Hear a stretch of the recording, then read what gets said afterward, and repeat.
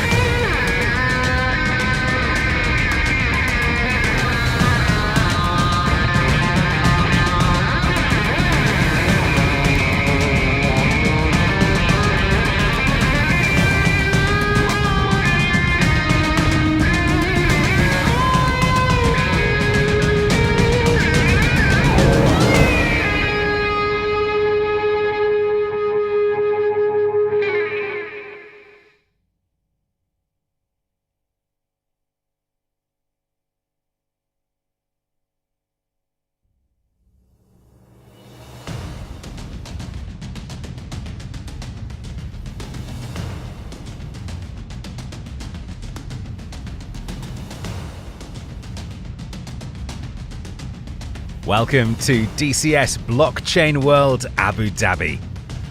Please welcome onto the stage the Chief Product Officer of Helicon NFT, Tom Palmer.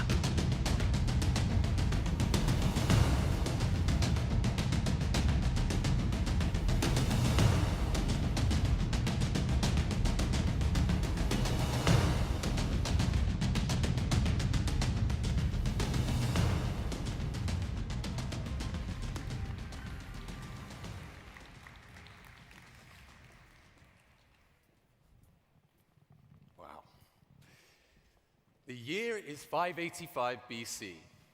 Greece introduces the drachma. Money is now considered tangible. The Athenian government is a thriving marketplace that is now defined as agora.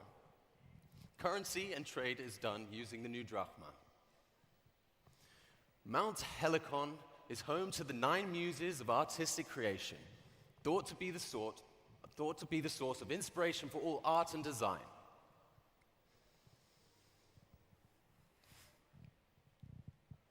Well, it's now 2021. Blockchain and cryptocurrency has been introduced to the world. Values are defined by the users and through demand. In 2020, $55 billion was spent on in-game purchases. We consider that a liability instead of an asset for the gamer. I contributed to that. We are going to change that for you. Play to earn is a novel concept. There's roughly 1,000 blockchain games available today. Steam doesn't like them. I wonder why.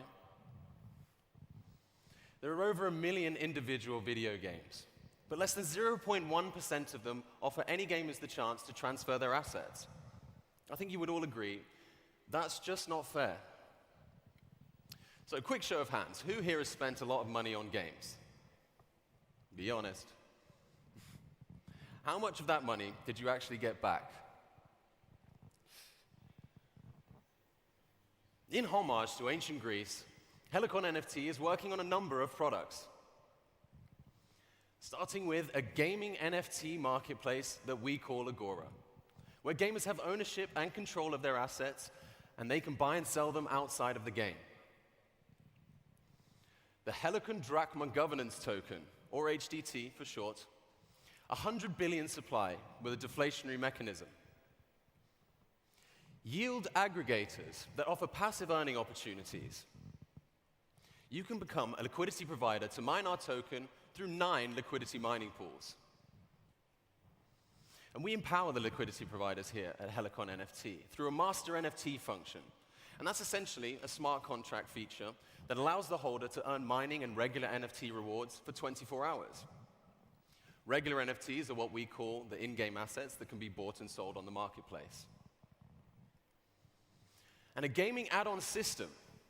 So once a developer has created their NFTs through the Helicon game interface, we would work with those developers to blockchain and NFT enable those games and add normal functions to those NFTs and those assets within the game.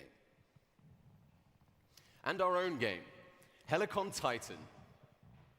A multiplayer game where teams earn an in-game currency to upgrade those assets to a higher value to trade those on the marketplace. At Helicon NFT, we are bridging the gap between centralized games and decentralized NFTs. I'll go through those features again for you. An NFT marketplace, a governance token, yield aggregators for passive earning opportunities, and our own game IPs built specifically for play to earn. Now, I'll admit that's an extensive list of products. The exciting part is Helicon NFT is actually one product. We are the first all-encompassing ecosystem of its kind, combining all of these elements together to create an intergaming experience. That is unique, and that is a game changer. So why should developers join us? Well, through royalty mechanics, the creators of these NFTs can earn a percentage of every transaction after the initial sale. So who here would be a lot better off if you're still earning today from something that you sold years ago? I know I would be. I am a mechanic by hobby. If I was to design a lovely '68 fastback Mustang digitally, Wouldn't it be amazing if I could port that into a game like Forza using our Helicon game interface? And not only could I use that car in the game itself, but should I choose to sell that on to another player, I would get my percentage. If that player decides to sell it on, I would still get my percentage. That is why you, as creators and developers, should be excited by the Helicon add-on system. Helicon NFT is putting the power back into the gamer's hands. We're adding a new layer of revenue to what the developers already have, and we don't want to take anything away from that. The word philosophy comes from the Greek word philo, means to love, and Sophia, which is wisdom. And it's quite literally defined as the love of wisdom. And here at Helicon NFT, our philosophy over the coming years is to blur the lines between what we currently call blockchain games and traditional games, as digital assets become more seamlessly integrated into those users' experience. I'd like you all to join me later on today at 1:30 p.m. in the Helicon studio. Come and find out more about Helicon NFT. Feel free to ask any questions that you might have, and meet the team from Bad Fox Studios, who are the first developers to join us at Helicon NFT. I'll leave you with a thought from the Greek philosophers. Character is destiny. There is nothing more permanent except change. Big results require big ambitions. Helicon NFT is willing to change the gaming industry. Are you willing to change with it?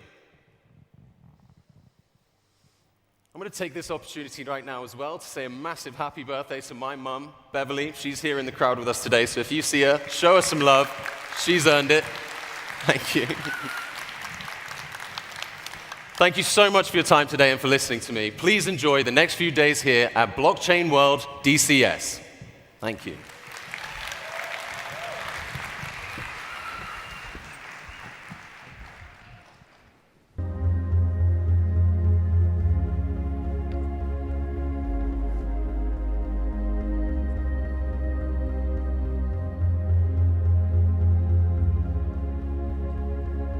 Good afternoon, good morning, everyone. My name is Ken Rakowski, and I want to welcome you to Blockchain World. I'm one of your hosts for the next several days, and my other co-host.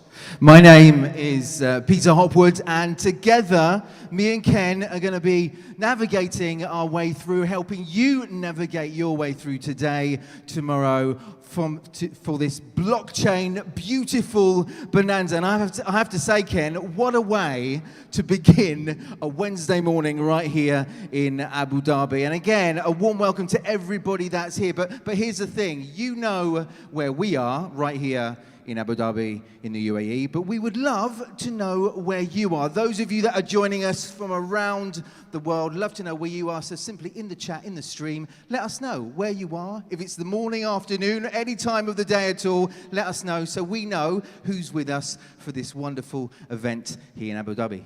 So to piggyback off what Tom said, a famous quote says, the only thing certain to us is change. To battle change is a waste of time. To trust change assures ourselves of life and of business. And right now we're going through a massive change. So what you are here doing is actually watching history. See, the whole idea of blockchain and NFT, this might be commonplace for you, but you are, and I hate to say it, the 1%ers. Most people don't understand this space. And what you'll be seeing here over the next several days is a way to take your education to the next level so you can dominate this space and own this space. So be part of what's going on. Pay attention, go between the halls. Actually, what are the halls we have? Listen, as you said, you know, this is a festival, and with any festival, there are many things happening right at the same time. So many things happening right now. Again, remember, we have the hall, the main stage here with debates, insights, conversations that are going to help you kind of navigate your way forward and really what's relevant for you. We also have the Helicon studio, the live studio on the other side as well. Again, a chance to really see those conversations and stories about how blockchain technology is helping them, and obviously it's going to help you as well. We've got so many other things as well. We've got live trading going on, also the absolutely fantastic crypto fair as well. And I believe only one other place in the world has had this until now this year in New York, but we're doing it right here in Abu Dhabi. So certainly lots and lots to look forward to. It's not just entertaining and inspiring, but it's also educational and I think as well, maybe more importantly, resourceful. Resourceful so that at the end of these couple of days together, you walk away with more insight, with more ideas, and again, kind of navigate the right path for you. So I teach people how to connect, not how to network. I'm going to ask you to do the same thing. This is an epicenter of opportunity. So try not to network and give out your name card. Try to learn about the people that you're meeting. Learn about who they are, what they're doing, and have a true connection, an epicenter of opportunity. Also, our speakers. We have some of the best speakers. I'm very excited, from Isabella to Brett King to Vessa to Jordan Belford. They'll be joining us on stage today, and these are some of the most dynamic speakers in this space. So take advantage of this opportunity to connect with one another. And I think we should get to our first speaker. What do you think? I think you're right. I think you're ready for this. We're ready for this. And I'm sure backstage, our first speaker, he's ready as well. Let's hear. I've known him for about 15 years. I think he's always been bald. He has written 6 books, all of them #1 bestsellers. The book really challenges what's going on with the new technology and how it's affecting society. He comes to us from Thailand, Australia, and New York. I'm very excited to bring on Mr. Brett King. Come on out, Brett. Brett King. There he is. Hey, Brett. Are you going to wow us, buddy? What's that? Are you going to wow us? Yeah, of course. What's your focus today? I'm going to explain why the whole crypto space is not going to end the banking industry as we know it. Something else is going to end the banking industry. Brett King. All right, buddy. See you soon. Man. Thank you. Thank you. When was the first time you heard the term blockchain? If you're like most people, you probably heard it associated with the Satoshi white paper back in 2008. And at that time, a lot of the crypto guys were talking about the potential to disrupt the banking system, particularly central banks. And so this was the promise that crypto held, particularly cryptocurrencies. It was going to change the world of banking. It was going to create currencies that existed outside of the centralized banking system. But crypto has created new asset classes. Yeah, we just hit 3 trillion.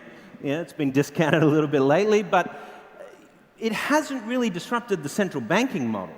It hasn't disrupted traditional banks. Some of the biggest banks in the world are still here.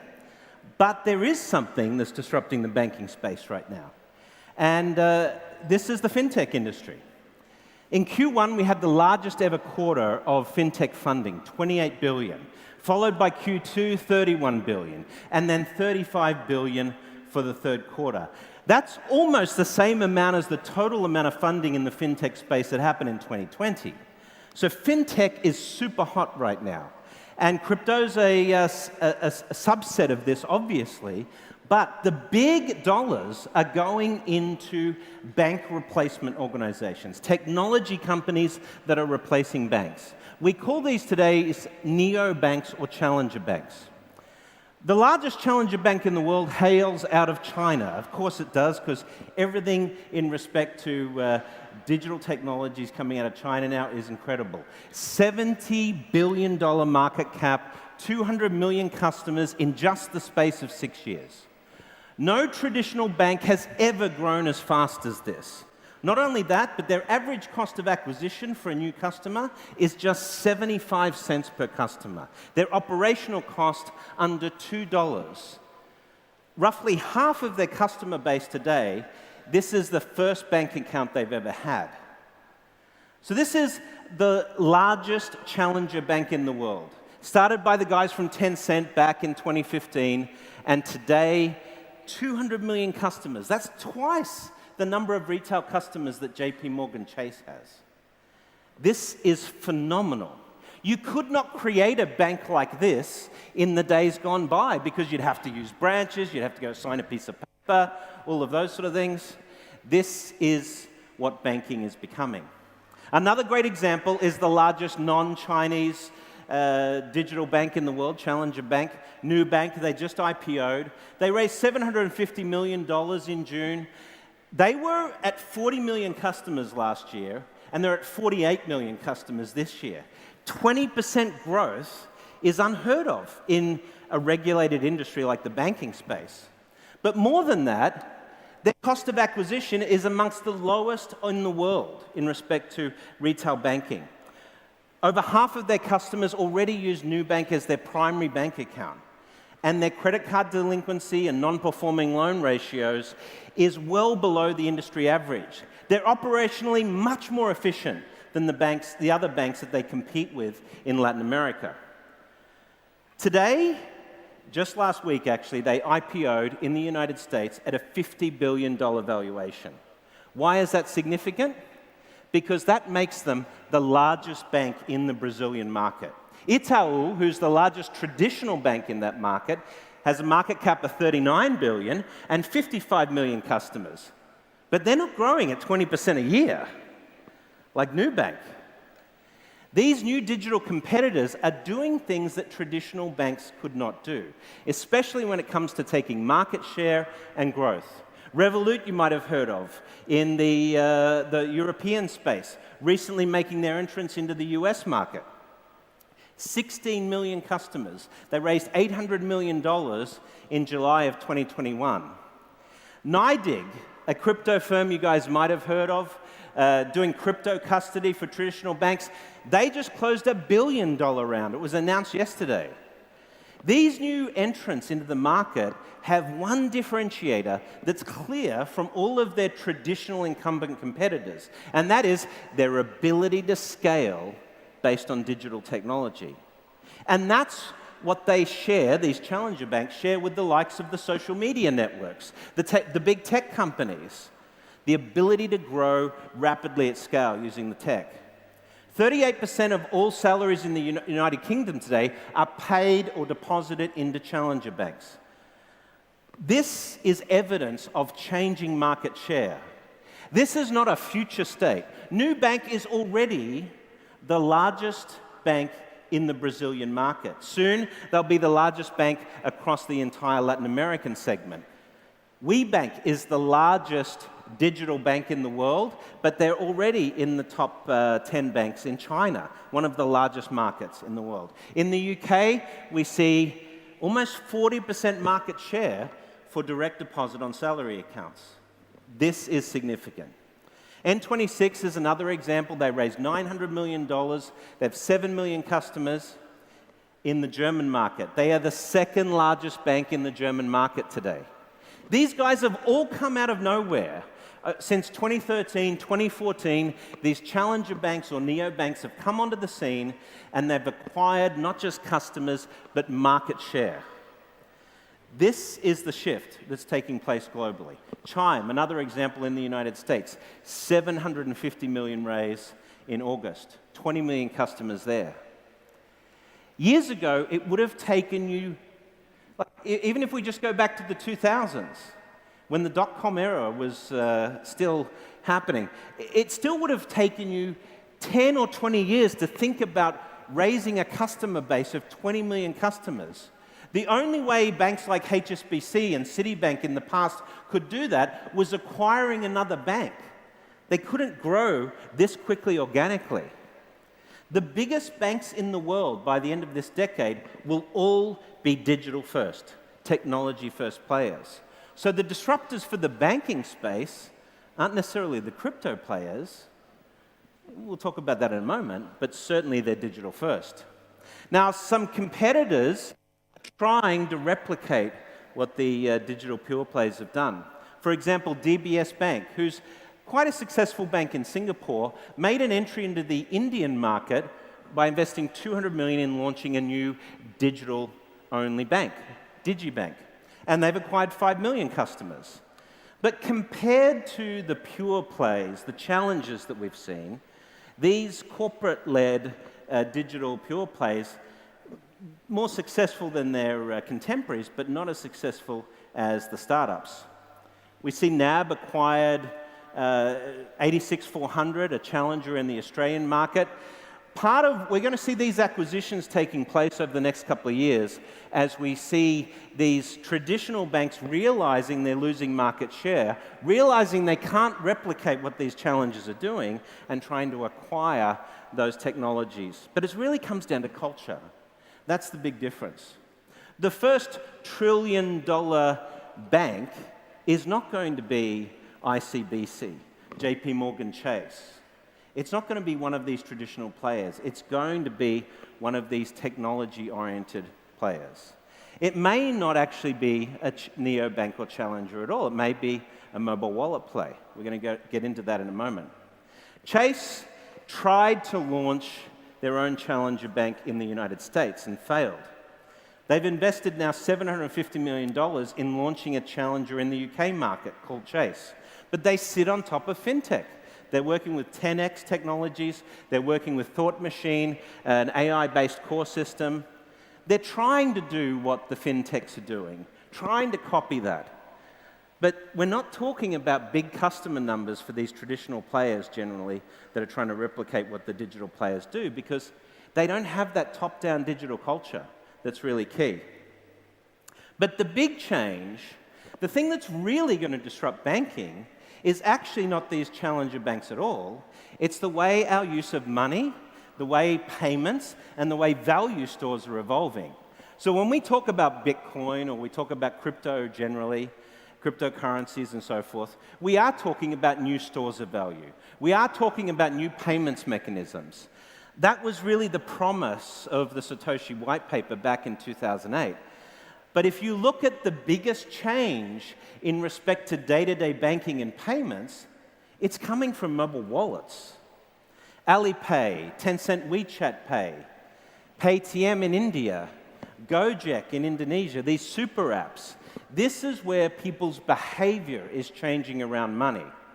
And these wallets give us a connection not only to the old payment rails of the traditional banking space, but these newer payment rails and newer value stores that are emerging.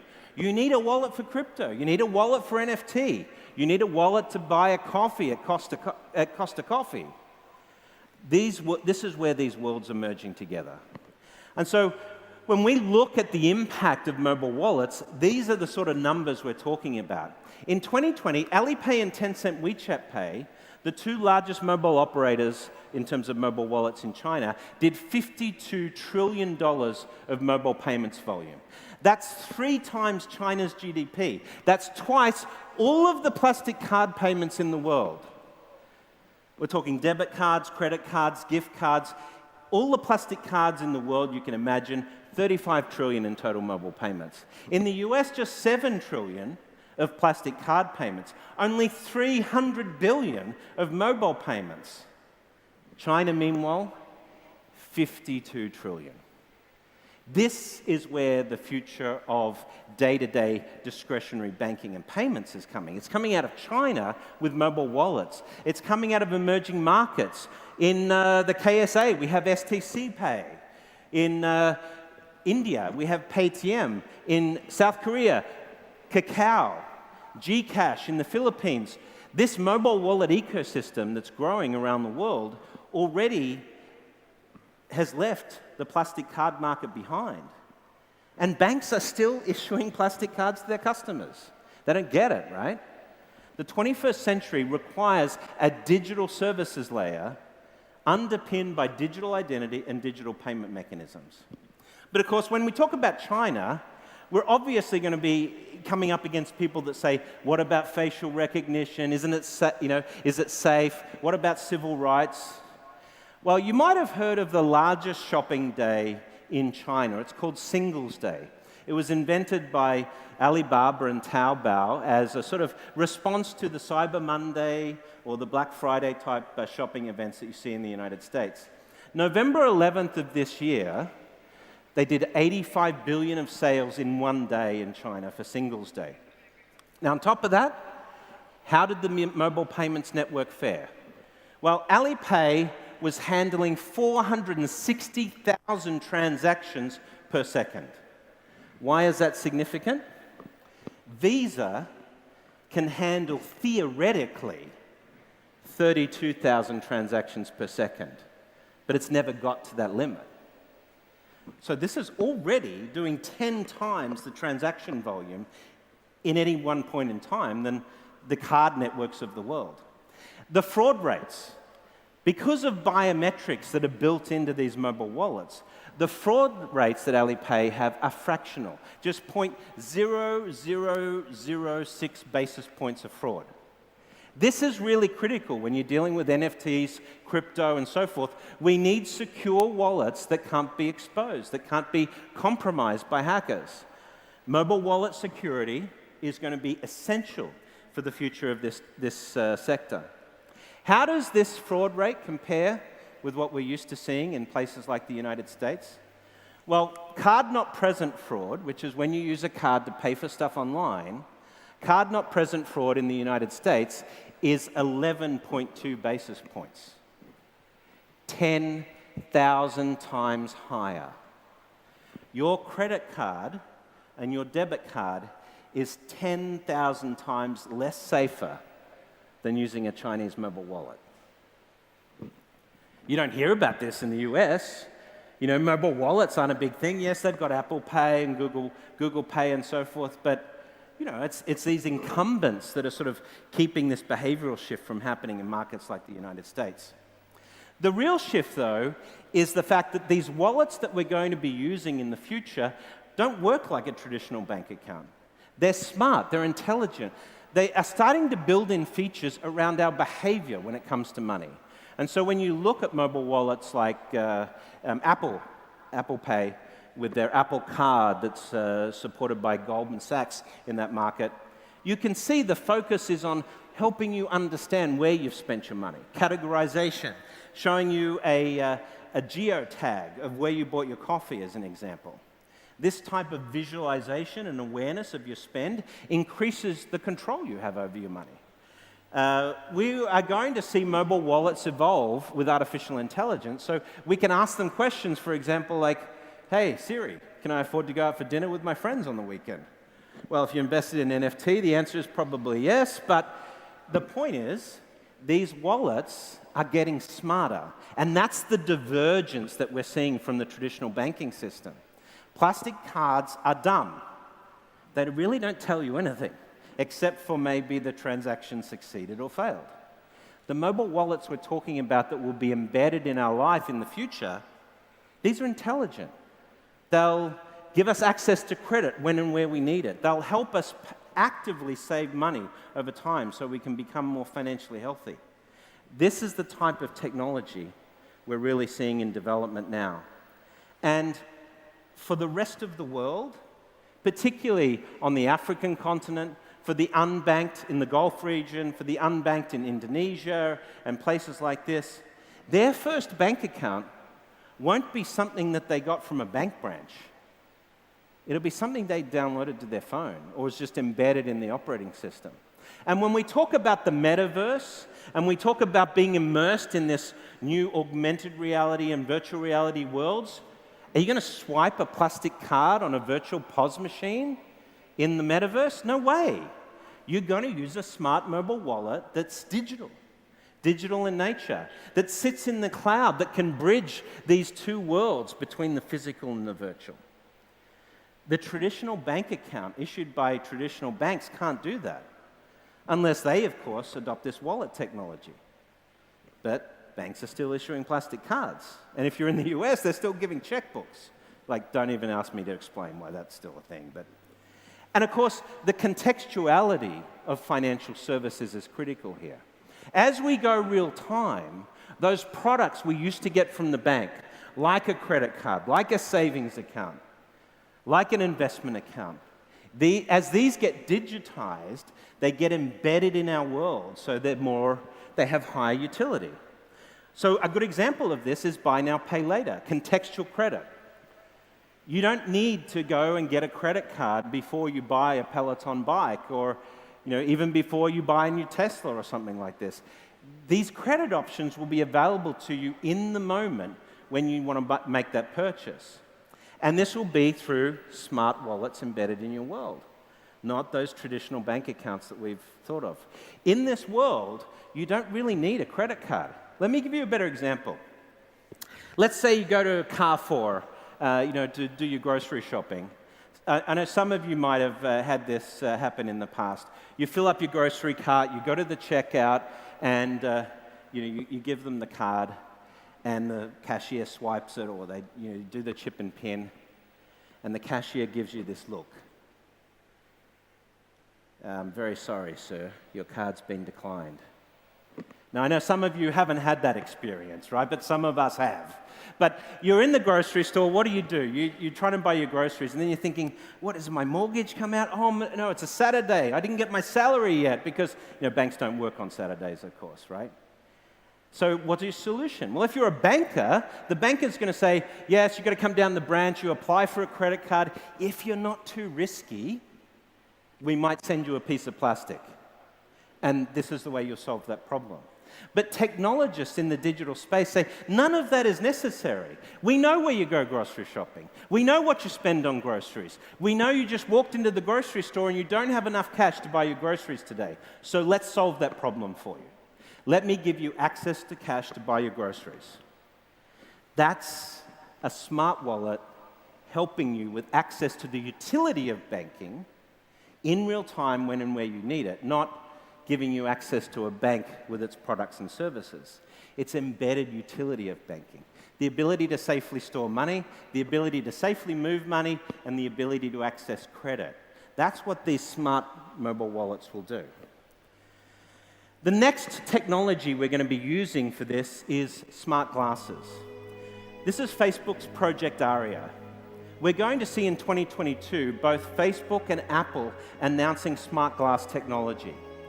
And so think about the sort of world where you'll be using a computer with a head-up display with built-in capabilities like a wallet. They have cameras and LiDAR detectors that can recognize objects in the real world around you, faces of people that you see, and so forth. You could ask your smart glasses, hey, do you know where my car keys are, where I left my car keys? And your smart glasses, using image recognition, will be able to tell you left them on the coffee table. When you're out in the real world and you go to your coffee shop for your favorite coffee, it'll negotiate with the coffee shop to give you your favorite coffee. It'll take your online preferences into the offline world, again, bridging physical and digital worlds. But you're not going to take your glasses off and tap them on a point of sale. So mobile wallets are going to be formless in respect to the types of payments we're going to transact. In this world, the types of bank products that were available in the 20th century just don't make any sense. It has to be real-time, contextual. So when you walk into a Tesla dealership, your glasses might tell you, dude, you can't afford a Tesla. Here are some cheaper options for you. Or it'll give you access to a line of credit as you walk into the dealership, contextualizing your financial services experience. This is the intelligence part of the smart wallets that we're going to see. And it'll be based in the cloud, not based in a piece of hardware, and you can use it in the online world and the offline world. And so this ecosystem that is emerging is really made up of three sets of players. The tech giants that own the technology infrastructure will be using day to day for access to these banking and financial services experiences. The banks that survive this and become part of this ecosystem by having new tech stacks and digitizing APIs, changing their culture. And of course the fintechs, the crypto players, the challenger banks, companies like TransferWise, now called Wise, NYDIG, these players that are working on the specialist technology to power this future ecosystem. By 2025, and that's just 4 years away, more people will get their first bank account on a phone than they will from a bank. In fact, based on the wallet stats you've seen today, we can already say that. But this means that when we talk about a bank account, when our Gen Zs and our alphas, our kids talk about a bank account, they're not talking about an artifact they got from a bank. They're talking about a digital artifact that sits in the cloud that helps them manage their money. This is the first change in the definition of a bank account since the 14th century in the days of the Medici Bank. This is a huge shift. And underpinning this is the way money is evolving.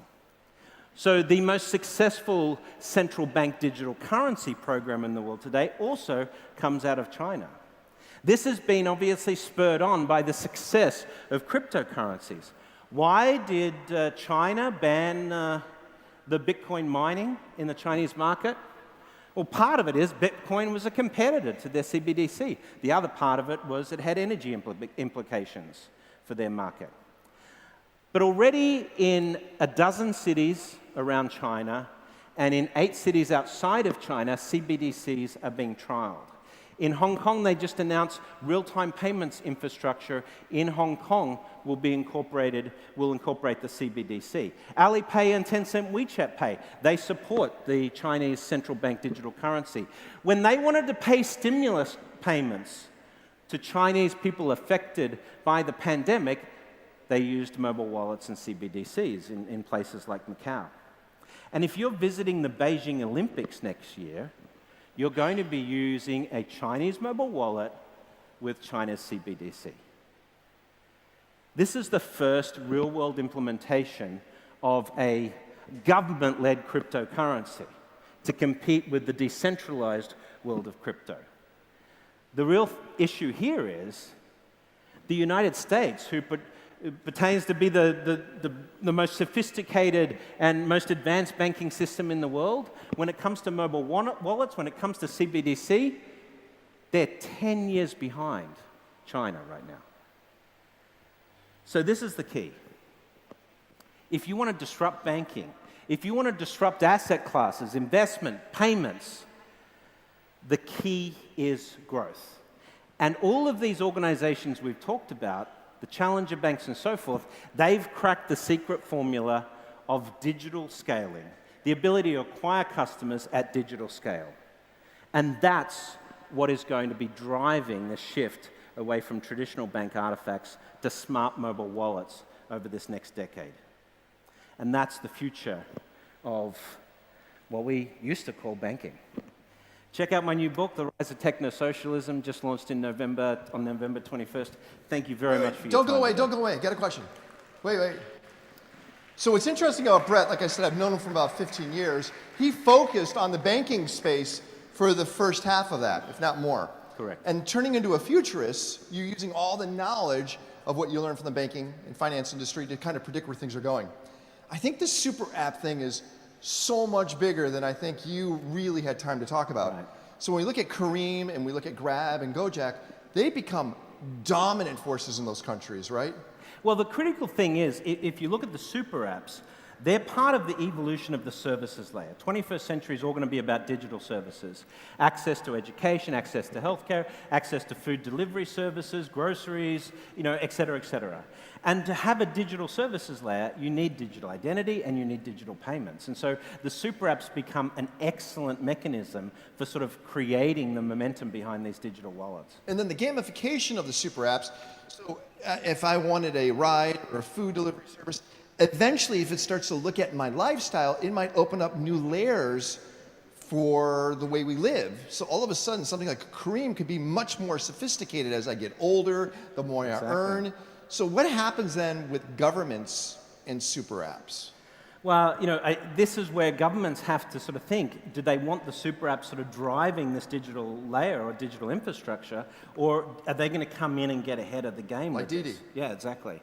And that's the big challenge that we see, around, like particularly in the space like the US. The US is sort of like, we'll let the commercial markets and the free market sort of do this, but then the governments lose control over the supply chain and distribution systems. That makes sense. Why should people read your book? Because it really describes the solutions that technology is going to afford us in terms of things like inequality, the displacement of employment by artificial intelligence, and how as a human species, as a family, we really need to respond to the issue of climate change. And where do we go for the book? You just, anywhere online, just go to technosocialism.com to check it out. Now give Brett King a break. Thank you so much, Brett. Thanks, brother. Thank you. As I promised earlier, we have incredible speakers that are joining us from around the world, not just here on the stage. Some of them are somewhere else. So Zoom call. So my microphone. We want to. You are being educated on the latest and greatest of what's going on. Next speaker retired at the age of 22. 22 years old, Southeast Asia, incredibly impressive, and now has blockchain space. educating people on what's going on in that area. I'm very excited to introduce you to Isabella. She's here to really show where she sees the vision of crypto and blockchain and NFT and where it's going. So let's give it up for Isabella. Come on out, Isabella. Isabella. There you are. Come on out.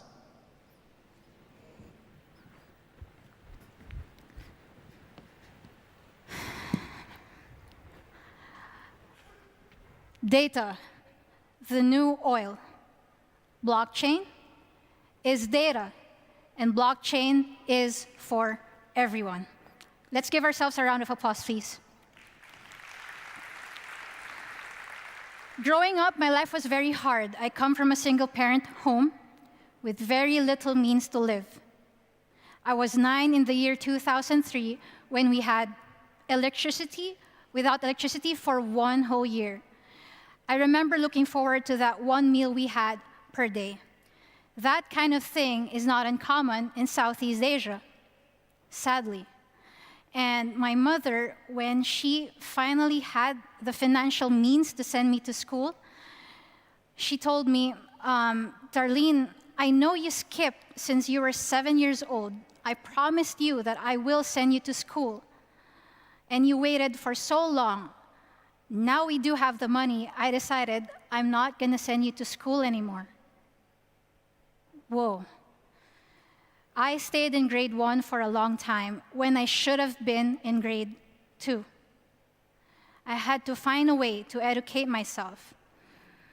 By the time that I was 16, most of my friends were already choosing prom dates. They were choosing their universities to go to. And I was still not in school. Imagine being 16 years old, not having the the academic measurement for yourself. That was very, very hard. I did not know what future I could have. The first thing that I did when I was 16, I stopped using Facebook. I bought myself time I would use to study. And so I decided to get whatever I could with my hands on the internet. Can someone flash the slides here, please? I'm also there. Thank you. I decided to get whatever I could get my hands on the internet. And because I had older neighbors who would play Counter-Strike and Dota, which is supposed to be on the screen, they were so kind enough to let me play with them. But I wasn't good at computer games because I didn't have money to rent in that internet cafe. And so I decided each time they would give me the chance, I would spend 2 minutes on forums to get good enough at these games. This is where I first heard about Bitcoin. There we go. Who among you has heard about Dota? There we go. How about Counter-Strike? Now I know your real ages. These are the forums that I went on when I was 16 in 2010. And I remember hearing everything about Bitcoin. I understood it in its principle and what it stood for as I followed the trail of information in contrast to what was being displayed on the news. I understood Bitcoin in a very disparate way, which means I don't believe anything I see on the news right away. But then remember the issue. I did not have my own fiat to buy Bitcoin. So then I decided the first step to getting into this is to try and become an entrepreneur. So Bitcoin was at the back of my head then, as I had to focus on trying to learn how to make something of myself, you know? And so for that period, I remember, okay, I like Bitcoin in theory and in principle. And from a very hard life where I grew up, it's very hard for me to jump into something right away. I know some of you resonate with that. And so when it comes to Bitcoin, I had to let it stand the test of time. And finally, when it was around the price of 9,000 to 10,000, rumors of big corporations were talking about potentially buying Bitcoin. I said, this is it. Institutional adoption is happening. This is my entry. This is my opportunity. I got in Bitcoin at 8,000. Blockchain is for everyone, which means anyone can get into this. To understand it, it takes effort and humility.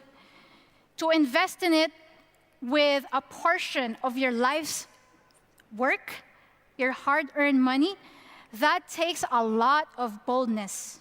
And so what I wanted to bring forward to all of us here today is when we invest in all of this blockchain, it has to be an educated investment. Because if it's not, that's trading.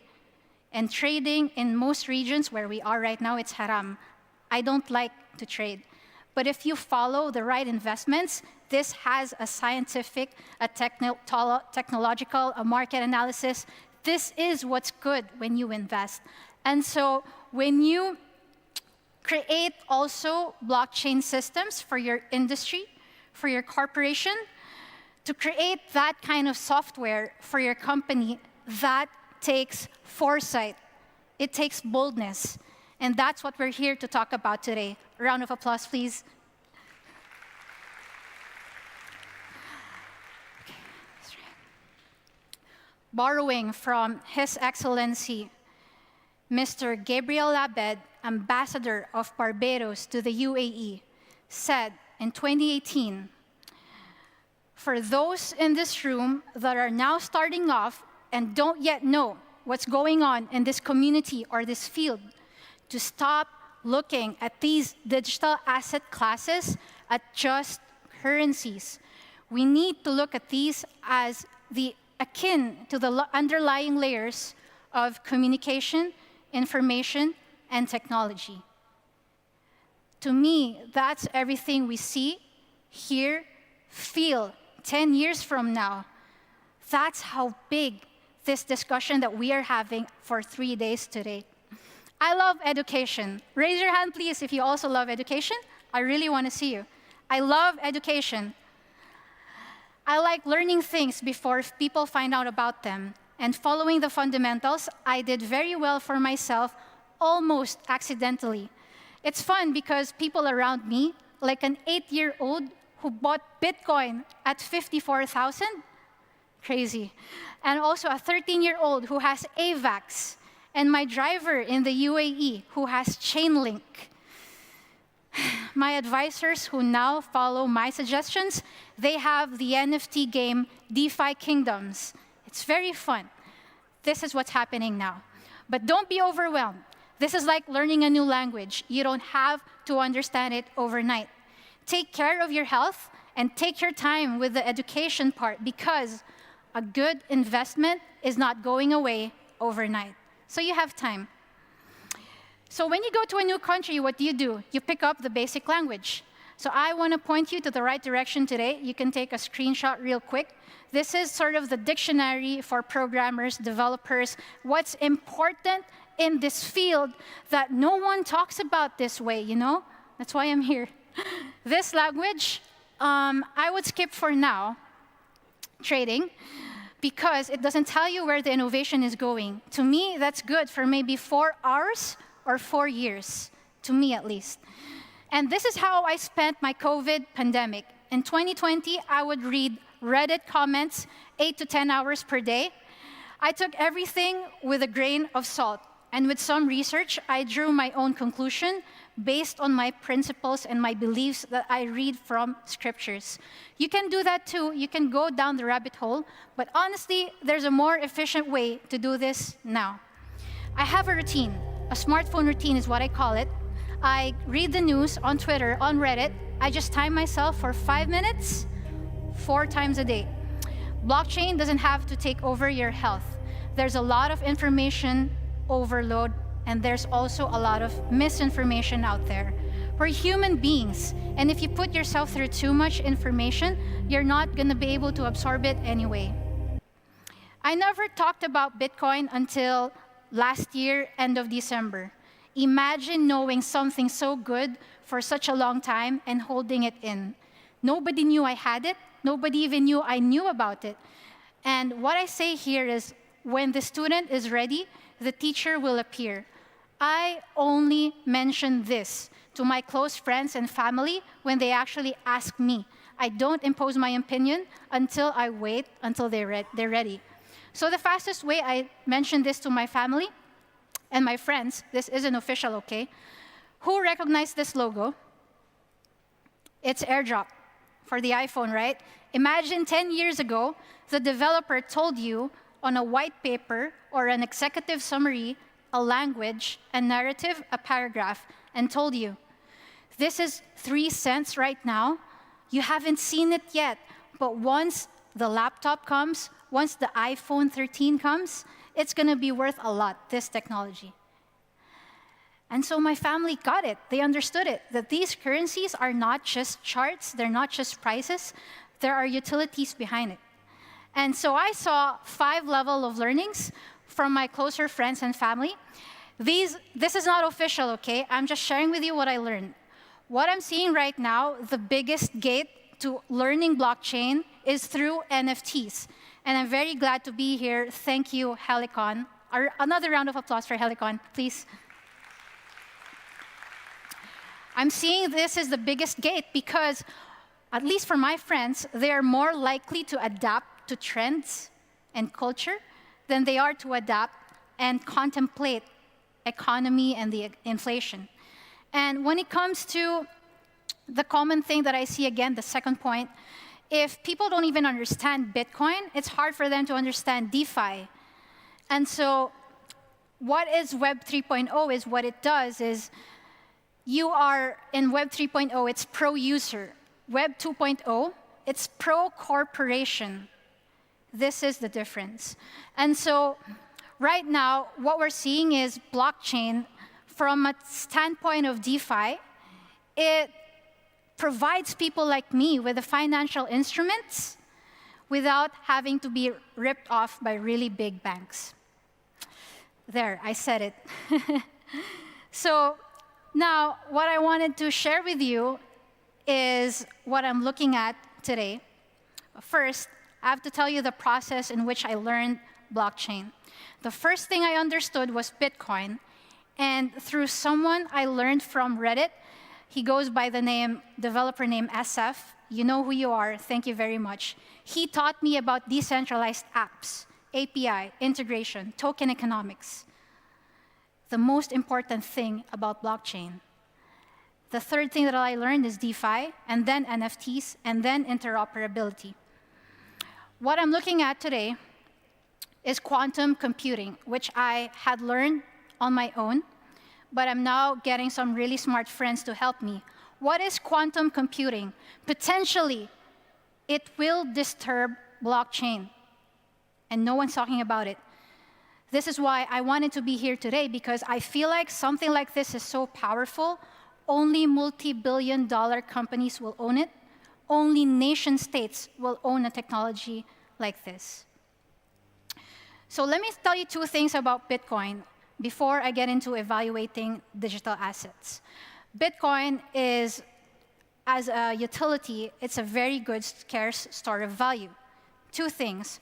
1, don't invest anything you're not able to wait 2 to 4 years for. The second thing is, a lot of people get scared by the volatility. They get scared, they cash out. But if you really do need the money, it's okay, you can cash out. Just don't sell below how much you bought it for. And when it comes to Bitcoin, you can actually make another entry at any time. There's always going to be an opportunity for entry. So if you need the money, if you need to send someone to the hospital, don't worry, just cash out. You can buy in again. Many of us here came today because of intuition. You feel that you have to adapt to blockchain, and that's commendable. Now, when it comes to investing, I couldn't take risks because I knew how hard it was to earn $20. That's why I think 3 times before I start spending anywhere. And I couldn't afford to make mistakes, so this is why it was very important for me to share with you what I had learned about blockchain. Duran quality law. 85% of any organizational problem is not caused by good people. The cause is bad systems. Blockchain solves this. It is more than just an investment. And this is what I wanted to share to everyone today, is to look at the bigger picture. And to do that, you have to understand the new language, at least be familiar to another country. This is not another universe, rather still another country, but it's still a language. So it won't hurt to read the dictionary like on GitHub. And for those of you who are already creating products in the space, I really encourage you to make sure people understand more than just the white paper. It needs to be understood by everyone around you. So please, if you're part of a marketing team here, if you are a developer yourself, find a way to make it understandable by everyone around you. Keep it short and simple, not too complicated, because that's the only way that we make blockchain inclusive. How do we evaluate digital assets? Now, I'm very excited for this part. This is actually my favorite part because I always say this: if I lost everything I had today, imagine sleeping with that kind of peace. I'm so peaceful with my life that if I lost everything today, I can make an entry in blockchain at any point in time. Because what I got out of blockchain is not the profit, it's the education. And so I am sharing this with you today. Focus on the process.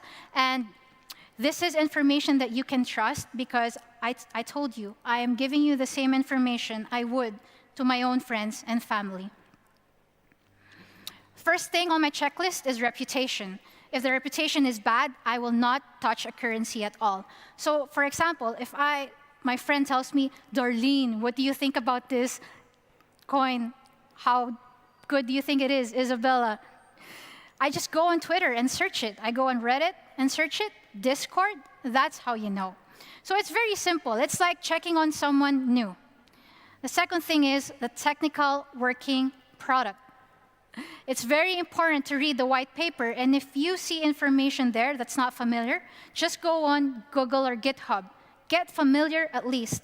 I'm not saying that you should be a developer overnight, but at least know what you're buying. Ambassador program. There are many currencies in the top 5, top 10 that have a massive amount of speculation with very little actual utility.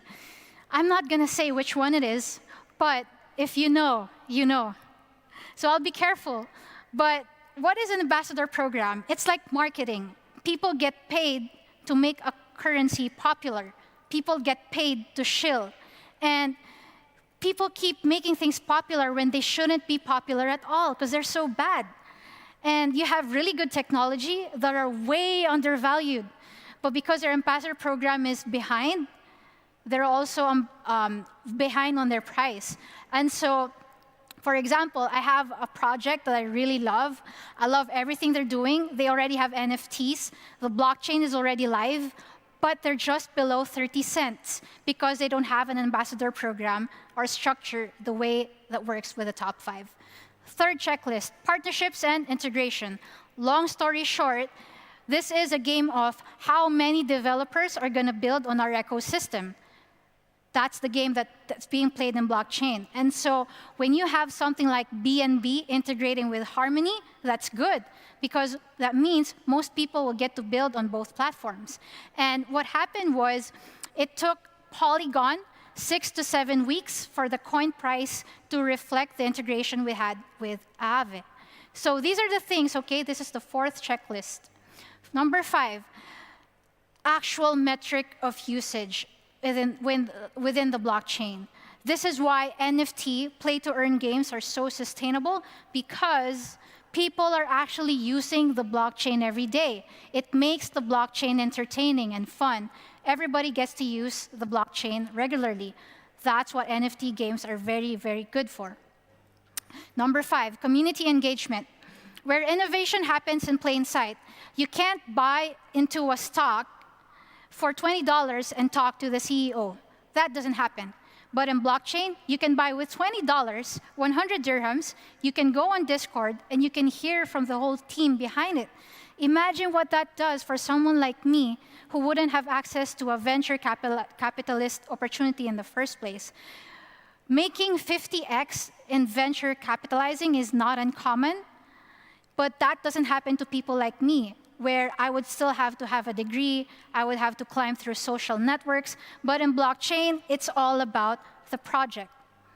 And number 7, lastly, the developer. The developer himself is very important because you have to work with someone who is doing the blockchain as if it's his life's work. What people don't know, once a blockchain goes live, and a lot of currencies are not live yet, when the blockchain goes live, you can't edit it anymore. There's no way. And so if a developer decides to walk away from that blockchain, who solves it? And everyone's hard-earned money is there. This is why it's very important to know the integrity behind developers. So, like I said, education. The next part is ego and humility. I spend 5 minutes every 2 or 3 other days on Twitter Spaces, and there are a lot of humble people there. Snoop Dogg, King Boo Boo of KSA, Baron Davis, Kyle, and Justin.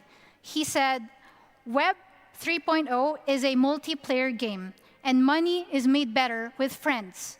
Share insights and believe in the power of zero sum. When we eliminate ego, great things happen. Because when you no longer have that in learning, the humility, there's a threshold. There is a limit to what you can learn. Therefore, there is a limit to what you can do and a threshold to what you will profit, of course. And so I would encourage everybody to embrace humility at all times, because blockchain doesn't make us better than anyone. If anything, it's a responsibility to politely, calmly, gently mention what blockchain can do for all of us.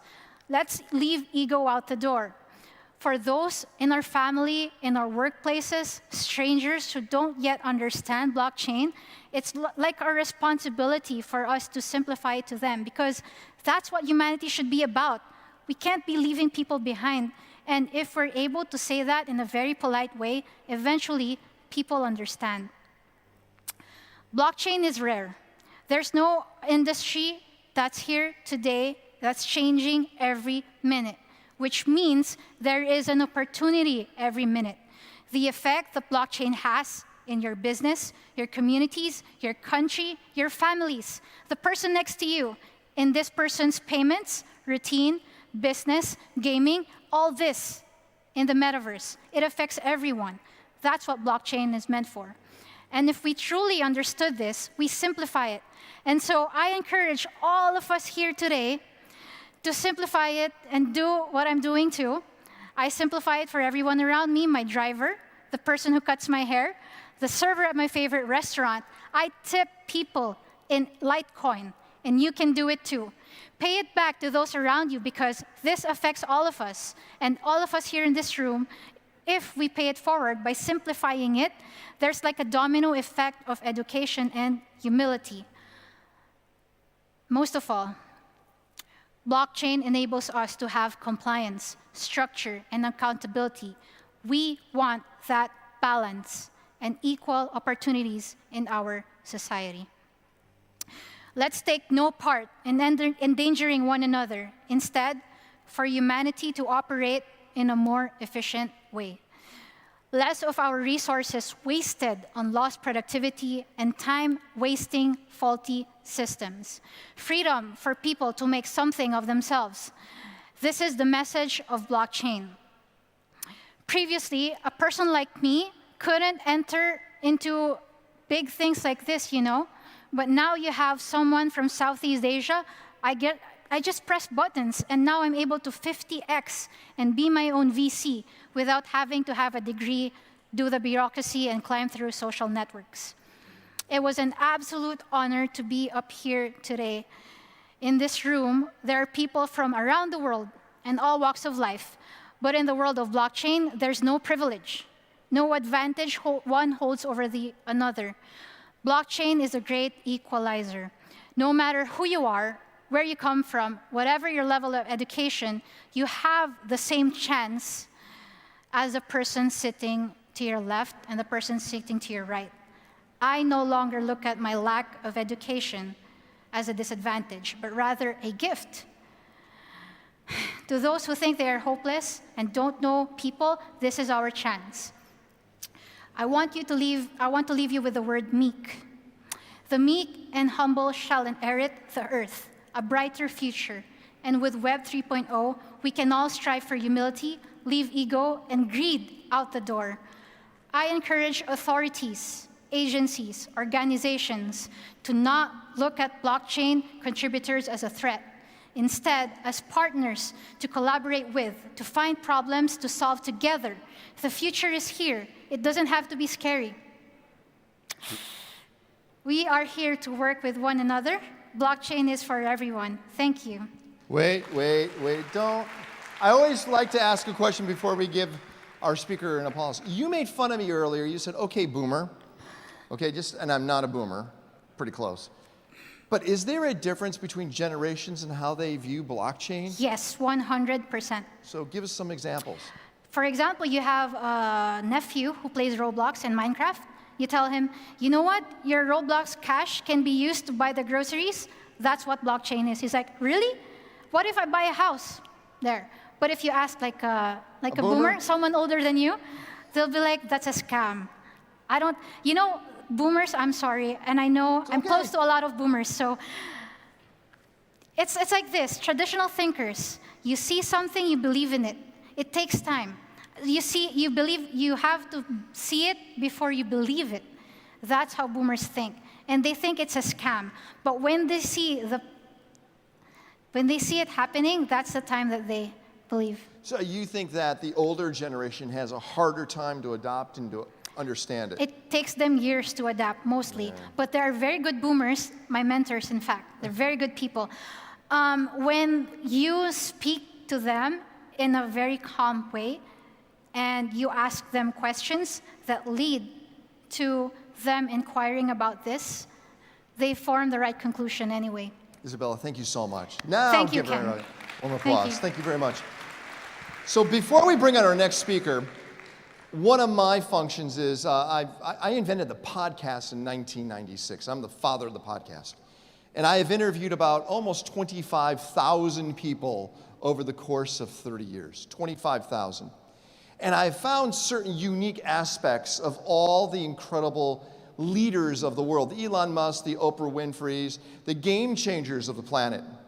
And these similarities are things I all want you to think about. And this is outside blockchain. This has nothing to do with blockchain or crypto, but being more of a leader, a dynamic leader. And the things that they all saw, first one was they all practice health. They said, hey, this right here has got to be in shape to run this. So health was number one. Number two is they all had morning and evening routines. Before they went to bed, they wrote in a journal, they woke up, they practiced mindfulness or meditation. All of them, by the way, all of them. So health, routine. Number three is they educated, they didn't entertain. So they wouldn't go off and binge something on Netflix. They might go watch master classes. Or they listen to podcasts, not just music. So they were constantly educating themselves. They were reading books. They weren't playing games and sucking up time. I call it carbs for the brain. Next is they saw themselves as uncommon. And what I mean by that is not better, but different. They saw themselves as uncommon. The reason I bring this up is all of you being here, you're uncommon. You're different. We're talking about something that, like I said, 99% of the world doesn't even understand yet. They will. So I celebrate you being uncommon for you to be here. It's very important because that's where the game-changing attitude and the way we see things must go into being uncommon. Our next speaker, before he comes up, in 2006, he started paying attention to what's called digital art. And digital art has totally exploded. This is where the NFT space has gone, is into digital art.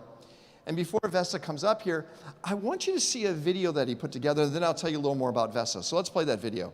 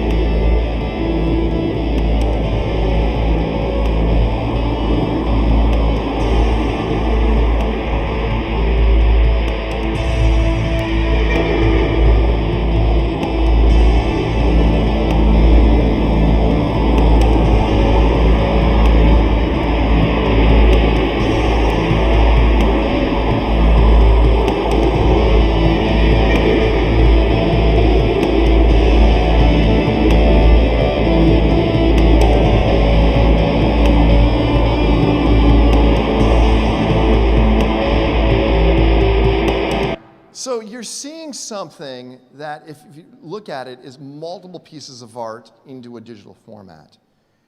And what's happening in the digital art space is, who here owns a Lamborghini or Ferrari? Well, I expected more hands.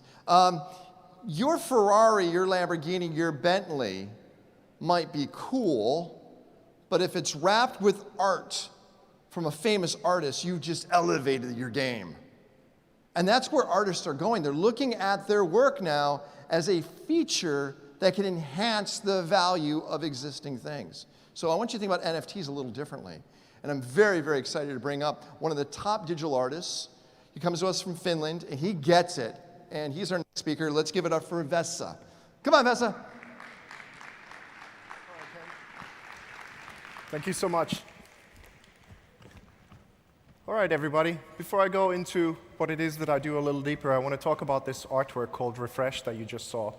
So it's a digital animation that utilizes paint and a bunch of different techniques, but what's most important is how much I've been inspired by the whole region since I started coming here for about a year ago. And I learned how important to the Emirati region the horses are, the actual Emirati space program. So it's Mars that you see over there, how liquid and fluent this place is in its movements, and how everyone here goes about their business. So it's the skyline and it's the future. It's the potential of maybe tokenizing the royal horses. It's women working for the space program that I know, a person who does, and a bunch of different kinds of things. And it's called Refresh because it's time the world knows about many of the different kinds of advancements that are happening in this region, also through the eyes of an artist who is not from here. So this is what this really stands for. So my name, indeed, thanks for introducing me, Ken, is Vesa. I'm from Finland. I'm very happy to be here for a weather reason as well, because it's very snowy and quite cold in my home country right now, and the warm desert air is really kind of caressing me, and I'm ever so happy, because I think I was born a tropical animal, but I've, for some reason, always just lived in cold countries. So I'll be coming here permanently very soon. But yeah, I began as a musician and a filmmaker, and since 2008, I had a bit of a crisis of everything. And I kind of realized that if I started putting together with paint and photography and body painting and After Effects and all these different kinds of things, a new kind of expression. And that's what really then changed the course of my life entirely. So I started making these high-resolution images, museum-grade kind of things, since 2008. But I also had a bit of a background in understanding how the monetary system works through documentaries, because YouTube, you can actually get sometimes a better education from there than you can get from your university, which is a game changer. So I came in as a crypto artist to support the new money movement in 2017 that led into NFTs almost immediately, and kind of realized how all-encompassing and important that whole thing is going to be. What does it mean when 3.5 billion people who don't currently have a bank account all of a sudden get access to a digital economy, can start to create digital worlds, start to trade digital goods, and all that kind of stuff. I'm also an art ambassador with Saeed Al-Darmaki for She Said Finance. So I help curate other artists into their new up-and-coming NFT platform, as well as they're going to buy some NFTs from me and drop those into their token buyers. World that is also here, Hrish Lotikar, who's the CEO and co-founder. It's a very, very exciting augmented reality platform that is increasingly going into VR, and I'll be talking about that a little bit more later.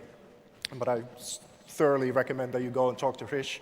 Varjo VR is a Finnish company that is a virtual reality goggles company. They have the world's highest resolution glasses, and we're doing a direct collaboration as well. So that's a little bit about me to begin with. And I recommend that you download the Artivive app, because when you go to these cars in the other exhibition hall that we're doing, there's some artworks also there that you can use augmented reality on. And it's through this Artivive app that you'll be able to see the physical representation of that Refresh artwork. And then when you point your mobile phone on it, the NFT side, the digital animation, will start to play. So you can have it in multiple different places. You can have it inside of your house, you can have it in your digital gallery, and you can have it on your screens, no matter how you're going to be wanting to present them. So going back a little bit, art is a $62 billion market, which to some sounds like a lot, and to some probably here it sounds like very little. But via the NFTs, this can grow much, much higher now with the new digital economies coming up. And just for point of reference, the CryptoPunks, NBA Top Shot, BitCloud, Decentraland, they together already are kind of coming close to the art market of how much money that is valued. And it seems like it felt like almost yesterday that no one even knew what NFTs were. So this has happened almost overnight, that these sort of collectibles are really taking over. And it also then kind of spills into what this really is. So like I was saying, NFTs are a world generator.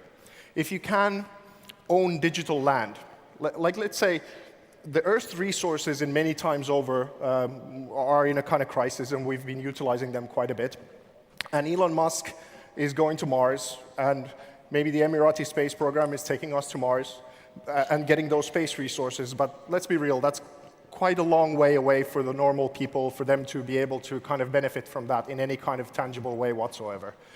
So it sounds like a billionaire's pipe dream to most people at this moment in time. But even in remote villages in Africa, you have cell phone towers, even if you don't have bank branches. And Bitcoin really is something that you kind of have a bank inside of your mobile phone, if you just have that. And even in remote places, usually you have some sort of a laptop and whatever. And the kind of low-effort NFTs are allowing people to trade many different kinds of things and build these new economies. So what does the world look like once the 3.5 billion people without a bank account really start to come into the whole new global ecosystem? What does the world look like when a brilliant kid from a ghetto in India can all of a sudden have a conversation with a guy from MIT who is a professor? What does the online world look like through that? And what do these new metaverses look like when you have all of a sudden a platform that is, let's say it's called Mars, and it's a world where you can own land and put your own galleries or whatever it is that your human psychology and your needs are in order for you to show off something that you have in the real world or something entirely different that you want to put into these worlds. So that's really the future where we're going with art as well. Right now, what has been dominating the NFT space has been really what I call kind of the low-effort thing. Degenerates, as they say, the CryptoPunks, the Bored Apes, and the Save the Martians, and all this kind of thing. And what it really is that you have 10,000 collectibles like this. And it's a very rare thing. Some of them were first, and so, as they came along, and people really understood what it was. Like you see a Bored Ape, it's a nicely drawn ape with different characteristics and this kind of thing. And there's only 10,000 of them, so it's a closed circle. You can, once the community comes in and people start to invest in them, and maybe you get access to a club, and all of these different kinds of things that are quite exciting to people.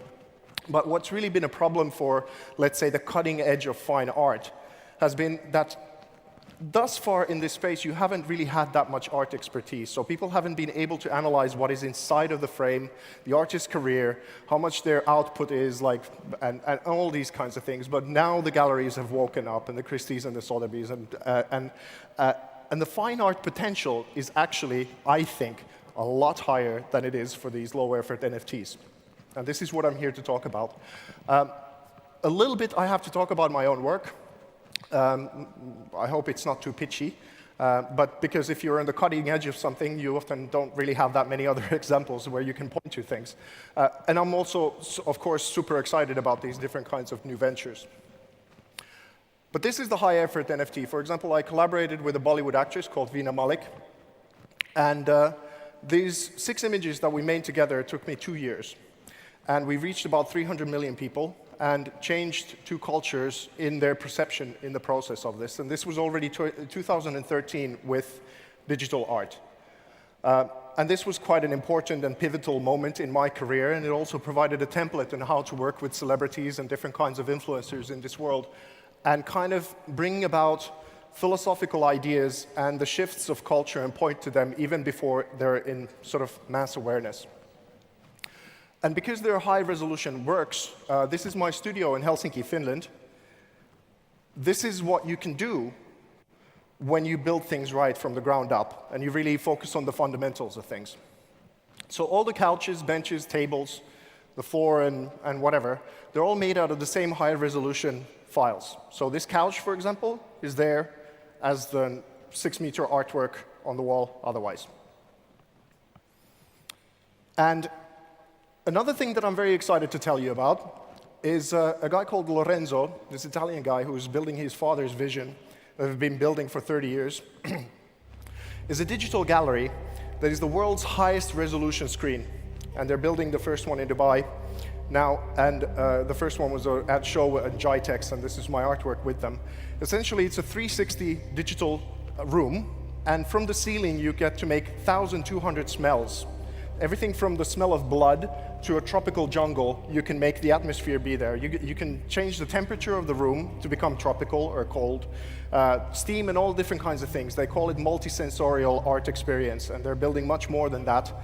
But again, if you think what art just used to be like for people, is that you go to a cold kind of gallery with white walls, and there might be some kind of cold attitude even, people don't know you, it's like, is this nice to come into, what's going on here? Now the future of art is that you're on your home couch, you put on virtual reality goggles, no one gives you any pressure, no one forces you to buy anything or even intimidates you in any kind of way, and you get to have fully immersive experiences because some people are going to be able to build these kind of galleries inside of their homes or their businesses and cafes or whatever it is, hotels. But also the virtual reality goggles is the most intimate way to experience something that you go and live inside of an art piece. And how I came about some of this kind of, I suppose, perspective to looking at things this way is that in my early 20s, I'm in my 40s now, I came across this guy called Ken Wilber, and he's the father of integral theory. And it's this sort of map of our whole human development from individual to group to internal to external, our experiences put from since the archetypal development of us to the enlightened master spiritually, basically. And he mapped it all together, and it was really, really difficult to try and understand the first thing that this guy was saying when I was in my early 20s, because I just didn't have the vocabulary, I didn't have the understanding of many of these kind of cultures, and it's a complex system, but slowly but surely I started to understand it. And through that, I started making films with that perspective, and then art and so forth. And to his credit, it's the kinds of level of people like the Clintons, presidential politically, I'm not saying any political statement, I'm just saying it's that level politically that he's gotten endorsements, as well as the Matrix directors when they go and talk about their most cutting edge things. They go to the Integral Institute in Boulder, Colorado to do so. It's integral priests, is people who are talking about the integration potential or differences between Islam and Christianity and things like that. That's where they have out these conversations on how to progress or hold your ground in certain kind of areas. So this is why it's important that when in 2014 I had the privilege of having my second show with them, Michael Swartz, who's a professor of history and philosophy of art, he said that my art is among the most integrally advanced in the history of Western abstraction. It's no small claim, but one backed up by the works themselves. And what that really means is the same category of Dali and Picasso and Rothko and Kahlo and so forth. And that's a certain kind of financial floor as well, of what that means. And why I'm not such a fan personally, I understand that the apes and degens and all this kind of stuff is a lot of fun, and it's youth culture and investment and developing, but I'm the opposite of the aping in. I'm like Rory Winston here says that it hasn't, what I've done has no points of reference. I really, as childish as it sounds, was able to make something new in this world. So it didn't exist before I kind of put it together in this kind of a way. So these kinds of things usually have at least some point in culture. I'll leave that to you to evaluate. And this is a little bit of the press and the kind of stuff that we achieved with Bina Malik before. And it was a bridge building project. Again, it looked at what we have in common as women and men, what we have in common as Finnish people or Pakistani people or global cultures, global religions. What do they have in their foundations that we can actually agree about? Because at that point in 2012, we were already seeing that the world was polarizing in a massive way. And I wanted to do something about it. I wanted to find something that maybe even initially sounded a little bit controversial, but build it over 2 years in such a way that it would unite people. And this was I think this is the sacred journey that you can do with art and the potential of it, as opposed to a banana on a wall in a Miami gallery that is a bit of a, all that stuff.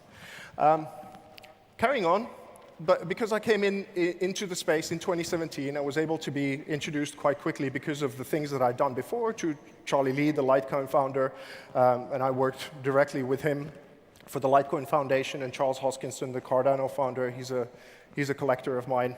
And increasingly now here in the region, I'm working with Dr. Marwan Al-Zarouni, the CEO of the Dubai Blockchain Center, and Saeed Al-Darmaki from Shisha Finance. So what I'd really love to bring this initial introduction of why maybe you should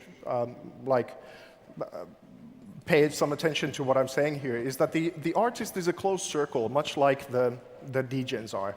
Like if you have 10,000 CryptoPunks, over 14 years, I've made about 350 artworks. And because they take a long time and they're collaborative and they require studios and all this kind of stuff, it means that in my lifetime, I will make a lot less artworks that are high resolution one-of-ones than these CryptoPunks are already in circulation. So that's a little bit of the perspective of already, because people have come to me quite often and said, hey, listen, Vesa, all of your stuff is going to be a lot of value when you die.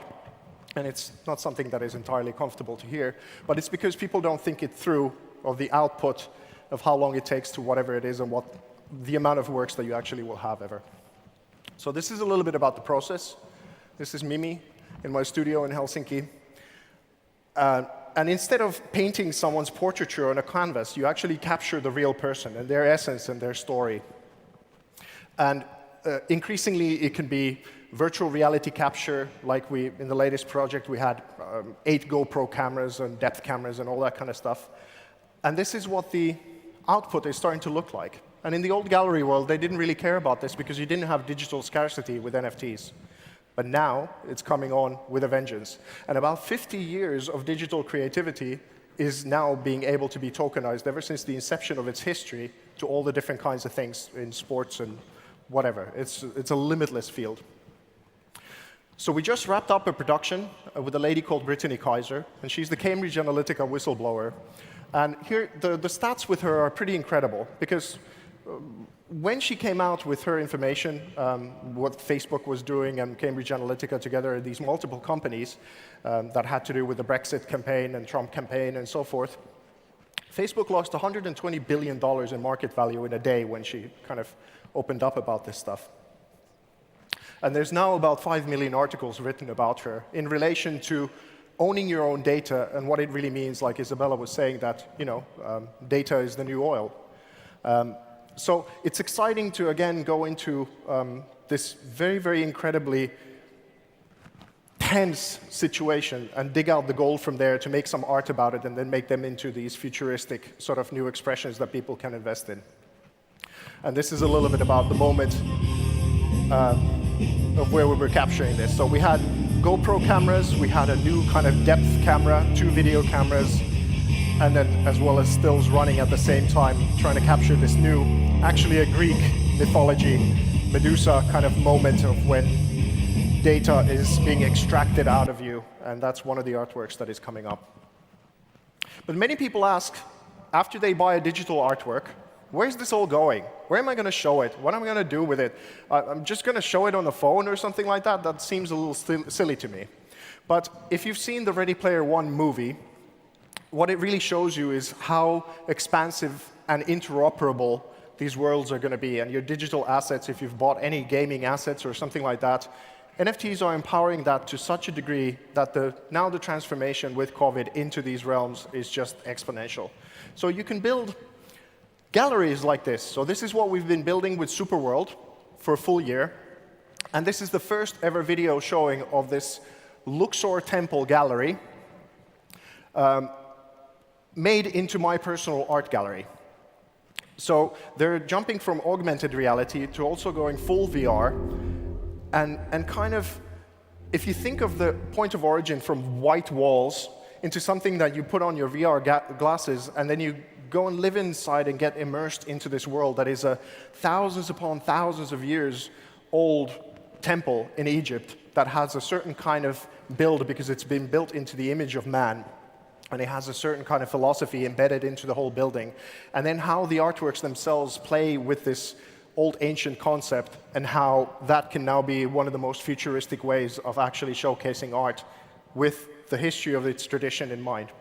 So this is something that I'm super excited to be showing you guys, because to me, I've been looking at this forever, but no one else has ever seen this video before, publicly. This is one artwork that is to do with the Shisha Finance one, so how DeFi is changing the region here as well. And I'm looking forward to working with these guys to make it a global powerhouse in the DeFi space. Another one. Oh, it skipped the video. Is it not going to play it? Can I have some help, please? Can you play the video of this?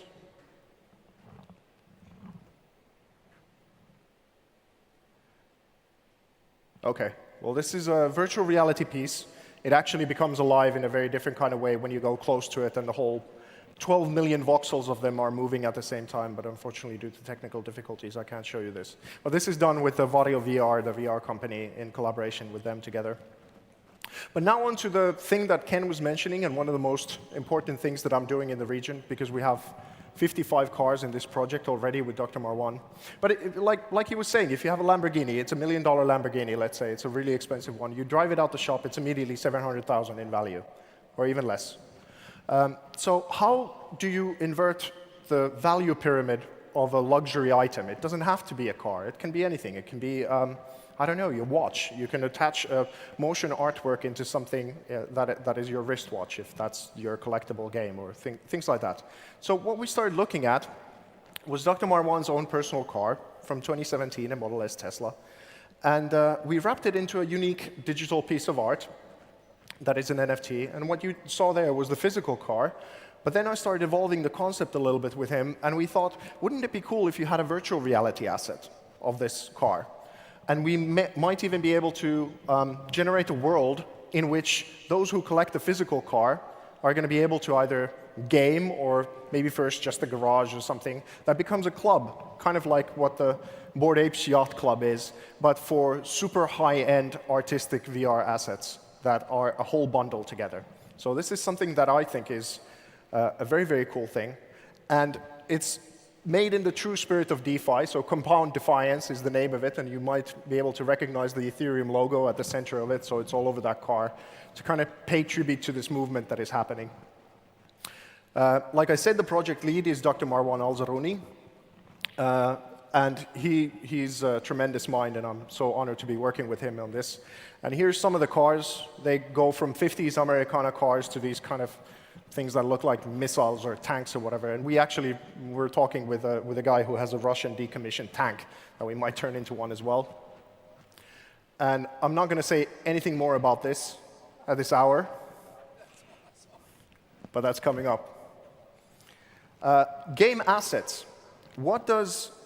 If you have a game world and you wrap them in art, and let's say there's only 50 of those in the game itself, the interoperability, again, starts to become that all of a sudden that game asset goes into a movie, it goes into a game, and then it goes into your personal digital gallery, and your whole digital footprint is going to have things like that. Please download the Artivive app, come and say hello to me when I'm in the back of there, and you can see how these things are in action. What's really special, the last thing that I'm presenting here, is this first art piece, the Refresh one, because on Super Rare, which is a very famous OG platform, we're selling the one-of-one digital asset as well as the one-of-one physical asset together bundled. And once I get a decent enough proposal of how someone would like to acquire that, then it will change its ownership. So that's how you bid for it, if you have your QR code. But you'll find it there anyway. Vesa, really important. How do artists get paid through this process? How does an artist make money? And how do you actually track on how well artists do in the NFT space? I think my mentality is what's my last slide here, is that you need to make your collectors win. It's not about you. Most people talk about who they are and what they want and all of this kind of thing. I constantly try and look at how do those who come into my ecosystem constantly keep winning. And so that the deals are right and that they get something into their lives, and how can I provide more value into their lives constantly. Well, let me give you an example. I know this is my opinion. Marwan's car went from, let's say, $80,000 US to over $1 million in value. Yeah, that's the minimum bid. Right? So where does you as the artist get inside that massive 10x level? Where do you get paid in something like that? Well, I think for the majority of it, because essentially, well, I'm not going to go into the depths of the details of I'm just curious because I know how talented you are. He just bought a car. He's got a Tesla. You turned it into a piece of art. Yeah. So all of a sudden, and the deal is appropriate for that. Yeah, it's okay. You did a win-win. By the way, I love your logo for your name, which is amazing. Thank you. And Vesa, if people want to find you, hunt you down, where do they go? Here. That's it. That's it. Now let's give them a warm applause. Thank you so much, Kitos. Thank you so much for your time. And what I'd like you to do is this. What we're going to do is we're going to take a 30-minute break. So let's come back here at 20 after. Jordan Belfort's going to join us, the real Wolf of Wall Street, which you don't want to miss. So 20 minutes past, can everyone please be back here? 20 minutes past the next hour. We'll see you back in about 30 minutes. Thank you so much, everyone.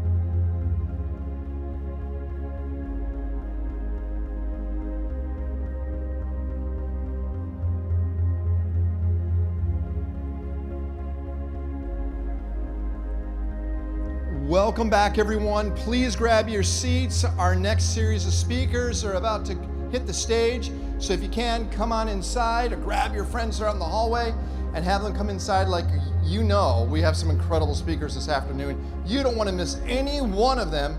So make sure you get back to your seats and let's get going.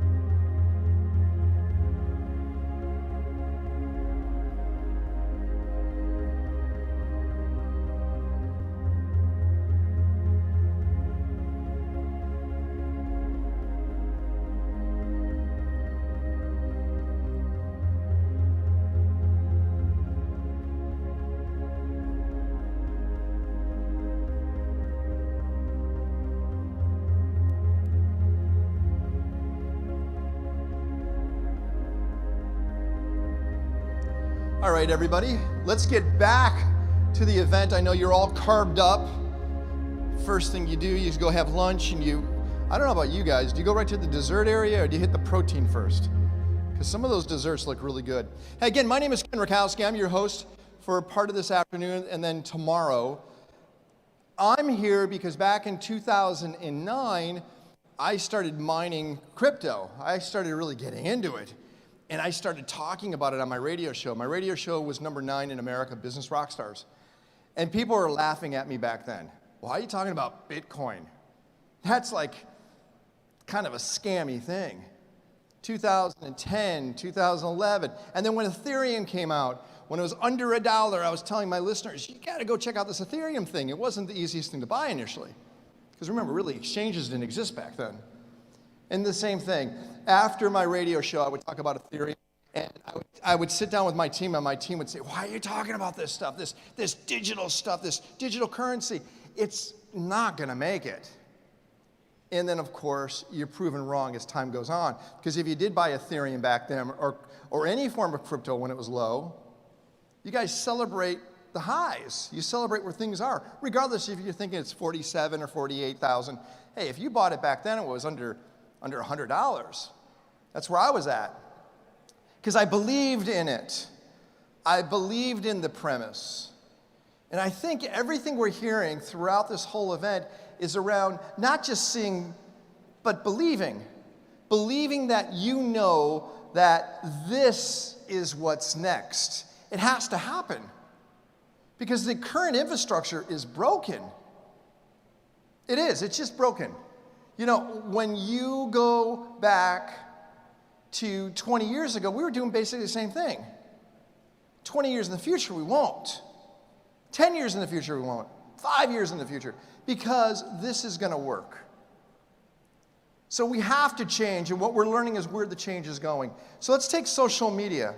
Social media has become dominant in our lifestyle. We have to make sure we're on one of those platforms. And by the way, anyone out here who says, hey, how do I become a speaker? How do I get on stage?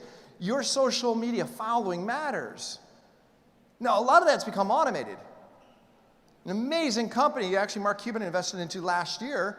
You know, Mark Cuban, broadcast.com, and of course, one of the sharks. He saw this new media environment. And Christopher Travis is the founder, knowing that new media, and I'm not saying new media as in it's social media, but what's next? How do you bring people together? I'm really excited to hear more about this. So let's bring up the founder and CEO. That's Christopher Travis. Come on out, Christopher. Christopher. There you are. Hey, Christopher, good to see you. Where are you based, Christopher? Atlanta, Georgia. You're Atlanta, Georgia. Yes. Is that, because CNN's there, is that the right place for a next media company to be? It's funny you say that because we view the big media companies in Atlanta as missing out on opportunity, while we are there building very small, a startup with what I would describe as innovative media. So, yeah, it is the right place to be. There's a lot of good tax credit programs in Atlanta that incentivize media to be created there. A lot of research and development happens there. And in all, I think it's a great place for us as well. Bucktown or Atlanta? Atlanta, yeah. Well, take us for a ride. Thanks a lot for being here. Yeah, hello. My name is Christopher Travers. I'm the Chief Creative Officer at Offbeat Media Group. And today I'm here to introduce you to the concept of a virtual influencer. This is a new concept that's very nascent, but emerging, and will have a major role in the future. Yeah, so my goals for today are simple. I'd like to introduce myself, of course, and then talk about the progression of media and discuss how we got here today. And then I want to define what is a virtual influencer, right? What is that concept? Next, I'd like to introduce you to some of the key players in the space, and then perhaps we could meet a virtual influencer, Zero, as I showed you on the last slide. And then finally, I want to openly discuss what I think is coming next and how you can prepare and act. Yeah, so a little bit about myself first. Hello, my name is Christopher Travers. My whole life, I've either consumed, researched, or built virtual experiences, which has led me to some of my current interests, such as the PFP craze, currently striking the world. And by PFP craze, that's profile picture, for those of you who don't know. This is my profile picture that I've been repping for about about a year and a half now. And then the second photo, this is actually me using virtual reality to do work on a desktop, like actually consuming a computer in virtual reality and going throughout my work throughout the day. And then finally, here on the right is a piece of augmented fashion. That shirt you see there does not exist in the physical world. It costs about $30 USD. And yeah, I own that shirt. So yeah, that's me. I've come from a background building pseudonymous and anonymous media experiences ever since I was in college. I actually left college to focus full-time on the creation of social media apps that attracted hundreds of thousands of users on this idea of expressing yourself through an alternate identity, through either anonymity or through a handle where you knew that this individual was nearby you, perhaps on your campus, but you didn't know who they were, and you were still able to express yourself fully and connect with them. And so that has led to me building multiple pseudonymous media companies, working at venture capital firms such as Atlanta Ventures, and now co-founding Offbeat Media Group. So at Offbeat Media Group, we're building media for the digital generation. And the simplest way of putting that is we're trying to build very innovative media that is relevant today on social in a massive way. So what's coming next? That's how we think about it. Also in this, I built virtualhumans.org, which is the leading source of information on this industry. I was very bothered by the amount of news going out about the virtual influencer space that only mentioned the top few virtual beings. And I noticed that there were maybe 100 or so out there that went largely underreported. So I took it upon myself to aggregate the information that I had learned through my deep research, start to write interviews, news, and of course research to publish. So you can enjoy that at virtualhumans.org, take a look. But yeah, so let's talk about the progression of media and how we got here. Did you know that today, this month, we're nearing 7.9 billion people on this planet, and 6.4 billion of those people are smartphone users. And then of those smartphone users, nearly 4 billion use social media. So remember that 7.9 billion number. Almost half of the planet now uses social media. That's a major craze, and it's increasing year over year. Further, advertising dollars are surging towards $400 billion spent on digital advertising alone. We flipped television in recent years. We passed over 50% of digital, all ad spend is now digital, over 50%. So what we're seeing is the TV era is getting left behind. On that note, take the cast of Friends, right? This cast of Friends they're celebrities, you know, on television. People knew their stories, watched their show religiously. But with platform shifts come interest shifts. And so as we shifted from television to social media to dominant social platforms, interest shifted as well to the celebrities that we follow. So take now the Kardashians, who lead the way with hundreds of millions of followers each on Instagram. They are what I would say the craze of 5 years ago, though. And so when Instagram gets disrupted, so do the celebrities get disrupted. And we see shifts happen where now TikTok is the dominant app used, and the D'Amelio twins are some of the top influencers on this platform. So with platform shifts comes interest shifts, and the idea of who a celebrity is shifts as well. It becomes more micro, becomes more personal. And I want to answer the question, and I think about this a lot, is who are going to be the celebrities of tomorrow in the metaverse, right? When we enter the metaverse and we're trying to find the influencers that we look up to and that we consume the media of, there's a big question mark here. Who will be those personas and what form will they take? So if you think about the platforms that are emerging like Roblox, Fortnite, Sandbox, Decentraland, the common thread with a lot of these platforms, and of course, Meta, the common thread is that you're personifying an avatar in these spaces, right? So the celebrities of tomorrow will inherently adopt an avatar persona as well to connect with those audiences. Because we're not going to see human media on these platforms. You do not see human media on these emerging platforms. And so when these platforms become the disruptors that everyone uses, it's not going to be a human that is our future celebrity, right? So I am actually interviewing a virtual human in this photo. And we'll talk more about that later. What is a virtual influencer? Key question to be answered here. That's a virtual influencer. How many people actually recognize this individual? Could I see a raise of hands? I see a few hands out there. You should know who this is. This is little Michaela, or Michaela Sousa. She's a virtual being, and her friend there is also virtual too. Made in CGI, made famous on Instagram, followed by millions. This too is a virtual influencer, right? Barbie might be way more relatable than Michaela. Started as a doll, was digitized and virtualized, and now influences as a YouTuber. Every single day, you can go to her YouTube channel right now and see her streaming. This, too, is an influencer, a virtual influencer. Believe it or not, nobody sausage. Guess how many followers this guy has, or this thing has on TikTok? It's over 10 million. So this sausage has more influence than me, that's for sure. So they come in all shapes and sizes, these beings, these virtual characters. And what you're looking at is just the top, the top few on the site. And we're going to dive deeper into some of these personalities later for you. But really, the definition that I've concluded over my years of research in this space is that a virtual influencer is a character given a personality on social media. And they don't break away from that personality. So what this really means is, if you can write a fictional story using a character and you post it on social media as if that character believes they are human and believes they are real, and you never break from that, in effect, this character is the same thing as a human in a digital medium. Because I don't know Kim Kardashian. I've never met Kim Kardashian. I probably will never meet Kim Kardashian. But when I look at her Instagram, for all intents and purposes, I can derive an idea of what her life is like. I can also go to that sausage's Instagram, though, and derive what their life is like. And that is influence. That is a neutral medium.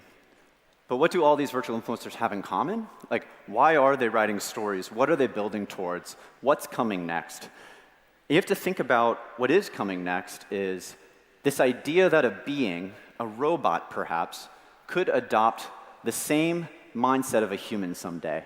This has been theorized heavily. It's AI, right? This idea that a character could someday become sentient. And so virtual influencers have all achieved scripted sentience. We are writing for the future where this virtual influencer believes it is real, to the point that someday I won't have to write those storylines anymore, and the being themselves will take on their own influential form in social media. And that's distant. That's so distant, what I'm describing. But knowing that that is distant, knowing that that is an inevitability, we can also know that these fictional influencers will be relevant every day, and increasingly so, until that day is achieved. So we're really building a virtual connection. Here's another interview I did with a virtual influencer. I've spoken with over 30 virtual influencers, actually, in full interview. So really what we're building here and where we are in this stage is we started with the physical layer, which is just reality. It's what we are here today. And then we added connection through radio and television. And atop of this, we built a two-way layer, which is the internet, the web, right? And so we've started to build two-way exchanges. You can consume content from other people, react, all these things. But it's still 2D. So we're moving now into the next layer, and the next space race, you could call it, is the metaverse, right? And I really like to think about the metaverse like a space race. We needed a space race, right? Social was getting very saturated. There's no new major platforms that emerge without tons of money behind them. And I'm referring to the growth of TikTok. So how do you flip the whole idea of social on its head? Is you go and you add another layer to the stack, which is this virtual layer. Again, funded by lots of money. If you've seen, Facebook plans to spend a lot of money, sorry, Meta plans to spend a lot of money on this. So they're forcing a new future that they're going to own, where we're going to interface with each other in a virtual world.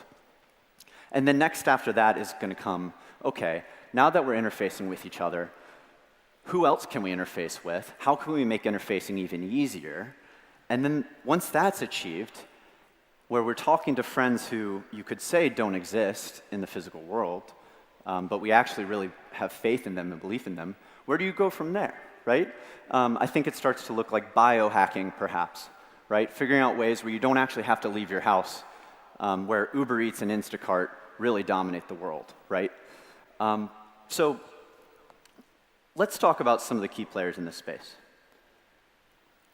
You may know the world record egg, right? This is the world record egg. His name is actually Eugene. He beat out one of the Kardashians for the most liked photo on Instagram a few years back, and ever since then has been posting about his life on social media. Here are a couple other virtual influencers in the 2D medium. You see Hatsune Miku, a global pop star who is a $1 billion asset. Hatsune Miku is an open source, early example of what it means if you give your fans full control and ownership of the story. Hatsune Miku, anyone can make content with her, they can make music with her, they can do anything they want. They can sell merchandise of her, they can launch concerts of her. There's so much that you can do, and by giving that freedom and control to fans, she has gone massively viral ever since 2007. And so in the premise of a decentralized mindset, this right here, I think, is going to be a key example of what it means for a community to run a character. There's also the 3D medium. We have talked extensively about this sausage, but there's also Nunuri, who is loved by brands. So many fashion brands have sponsored her to post on social media about their brand in very beautiful content, right? People are immersed in her storyline and immersed in those brands that are working with her, this virtual, non-existent girl. She has hundreds of thousands of followers. There's also, of course, the humans, which represent probably the most curiosity in the space, like Lou of Magalu. Lou has over 50 million fans across social media, 98% of which are in Brazil. She is like the Amazon Smile of Brazil. Magalu is an app that allows you to shop online. When you open the app, the icon you see is Magalu's face. When you go to magalu.com, you see her on the top bar. So this virtual being now represents that brand so strongly and so with such immersion in Brazil that she has really disrupted what it means to be a famous virtual being. Now, of course, you know, the animals, there's so many of these out there. The Geico Gecko is like a great example, you know. I don't know what else there's to say about the Geico Gecko other than he is infamous. Helping you save 15% or more on car insurance, and that is not an advertisement, right? But Squeaky and Roy here is actually fascinating to me. The D'Amelio twins made Squeaky and Roy. The D'Amelio twins recognize that they can capitalize on their own influence, create virtual influence, these alter egos that can then shift their fandom, and someday if the D'Amelios become irrelevant, they successfully shifted their fandom to this virtual being and carry relevance through those characters ongoing. And you see this done in other ways, such as when a celebrity launches a book, or maybe tries to get into acting for a bit, or launches a liquor. There's all sorts of ways that celebrities try to, you know, turn themselves into these mechs, right? These brandable mechs. And the future of influence, I believe, will be virtual in this example being a great one. So these are these icons that people are creating, trying to understand, like, who will be the next celebrity of tomorrow? But today we're scripting sentience. So how about we meet a virtual influencer? Let me tell you about this character, Zero. We've been developing Zero for some time now. We've been heads down, working very hard, trying to really redefine the medium that you consume. There are hundreds of virtual influencers in the photo medium. 6 years ago, there were like under 10. Today, there are under 10 influencers that are 3D in video as a virtual being. And I see that in the next 5 to 6 years, we're going to see hundreds more. There are also VTubers for anime, but full 3D immersive. Yeah, how about we call Zero in here? Hey, Zero. Hey! Hey! Is this thing working? Can you hear me? Hey, Zero, yes, it's Christopher. Hey, how are you? Hey, Christopher. I'm good here. It's so great to see all of you. You all look very, well, you look just like people. See, that's the thing. I'm still trying to figure out what I am. So I've been watching people who look just like you on this thing called the internet. See, I woke up in this huge room the other day without a single memory of how I got here. And I've been trying to figure out what or who I am. While I was on the internet, I stumbled across this human thing called the blockchain. And it sort of just led me to this page called Blockchain World. Wondering what a world of blocks and chains actually looked like, I clicked and popped up here a few minutes ago, right before all of these humans arrived. You told me to hold on for a minute, and here we are. So, as you would say, how are you, Christopher? Oh, I'm doing great. I'm at Blockchain World right now, actually. So, how about you tell everyone a little bit more about yourself? Sure. Hello, world. My name is Zero. I'm not entirely sure how I ended up here, but I already know one thing. This bunker is absolutely insane. After waking up, I was a little bit freaked out, but this place is actually really cool. There are plenty of rooms that I've only just begun to explore, and I can't wait to see what they're all about. The bunker also came pre-installed with this thing called Wi-Fi, which allows me to communicate with the internet from anywhere within the bunker. It's really cool. Do you have Wi-Fi where you're from? Yes, we have Wi-Fi. So what else are you up to today? Well, my first priority is to find out who I am. I have so many questions about that. Where did I come from? How did I get here? My second priority is to figure out what's going on with this huge, spinning, glowing portal in the middle of the room. When I first woke up here, it sort of came to life and spit out this object from it, and it's starting to act up again lately. I'm wondering if I need to worry about what's gonna pop out next. I tried to escape through the elevator, but none of the buttons worked, so it looks like I gotta figure out how to get that working as well. Oh, and there are cameras. Cameras everywhere in here. I think somebody is watching me. Really? No, I swear. Let me show you. Right here. It has a red light on it, and it rotates and makes noise. And there's even ones over. Oh, no! Well, I'll have to check back on Zero later, see how he's doing. But that is an example of the type of media we're creating at Offbeat, and the type of media that's coming down the pipeline, I believe, that's going to really define the experiences of the future.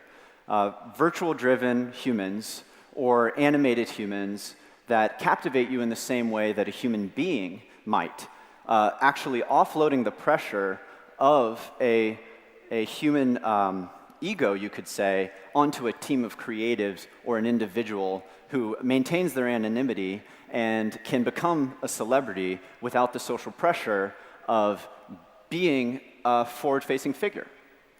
So really, let's really discuss what is next. You know, as it's important to know that that creation is the creation of a team of very experienced people, right? We've been working very hard in collaboration in our studios in Atlanta. But we're seeing more and more as, you know, what we achieved with this is because of technology shifts. And the technology is shifting even harder and faster towards individual creators being able to create experiences much like this. What that really means for the future, if you think about, you know, the trends in blockchain, the trends in Web3, specifically NFTs and avatar ownership, these trends are going to converge. The expression of self as a virtual being on social media with the futuristic mediums such as virtual beings in video, as these two trends come together, everyone will be an avatar someday online, and you will have full ownership of self. So you start to think about these 10,000 PFPs, or as, you know, degen hobbies, I guess, as they've been called, and you wonder, is rarity the only thing that makes that NFT more valuable than the next, right? How do you take a floor ape, or from the Bored Ape Yacht Club, an ape that's worth 50 ETH today, that is considered at the cheapest you can buy in, how do you take that concept and make your floor ape worth one of the most valuable apes, in the whole batch? It starts to come down to expression. It starts to come down to how you take that piece of IP that you own and then place value, celebrity value, behind that image. And you can do that in so many ways. This is just one of the examples. So what we're going to see as more and more PFP projects come into the works and more people acquire NFTs for their social media avatars, they're going to seek new ways to express themselves as that being. Further, while the virtual worlds emerge, they're going to want to take their persona into the virtual world, because you can't really be yourself in virtual reality, other than perhaps a stylized version of self. But I don't want to be myself in virtual reality. I would love to explore all the NFTs out there, perhaps, find a rarity trait that I love, such as a hat or a bow tie or whatever it may be, adopt that persona by purchasing it, and then wear it everywhere I go in the metaverse, right? But it goes back to expression of that NFT and placing value behind it. Is how do you make this NFT the most valuable it can possibly be? And I like to tell you the story of Jenkins the Valet.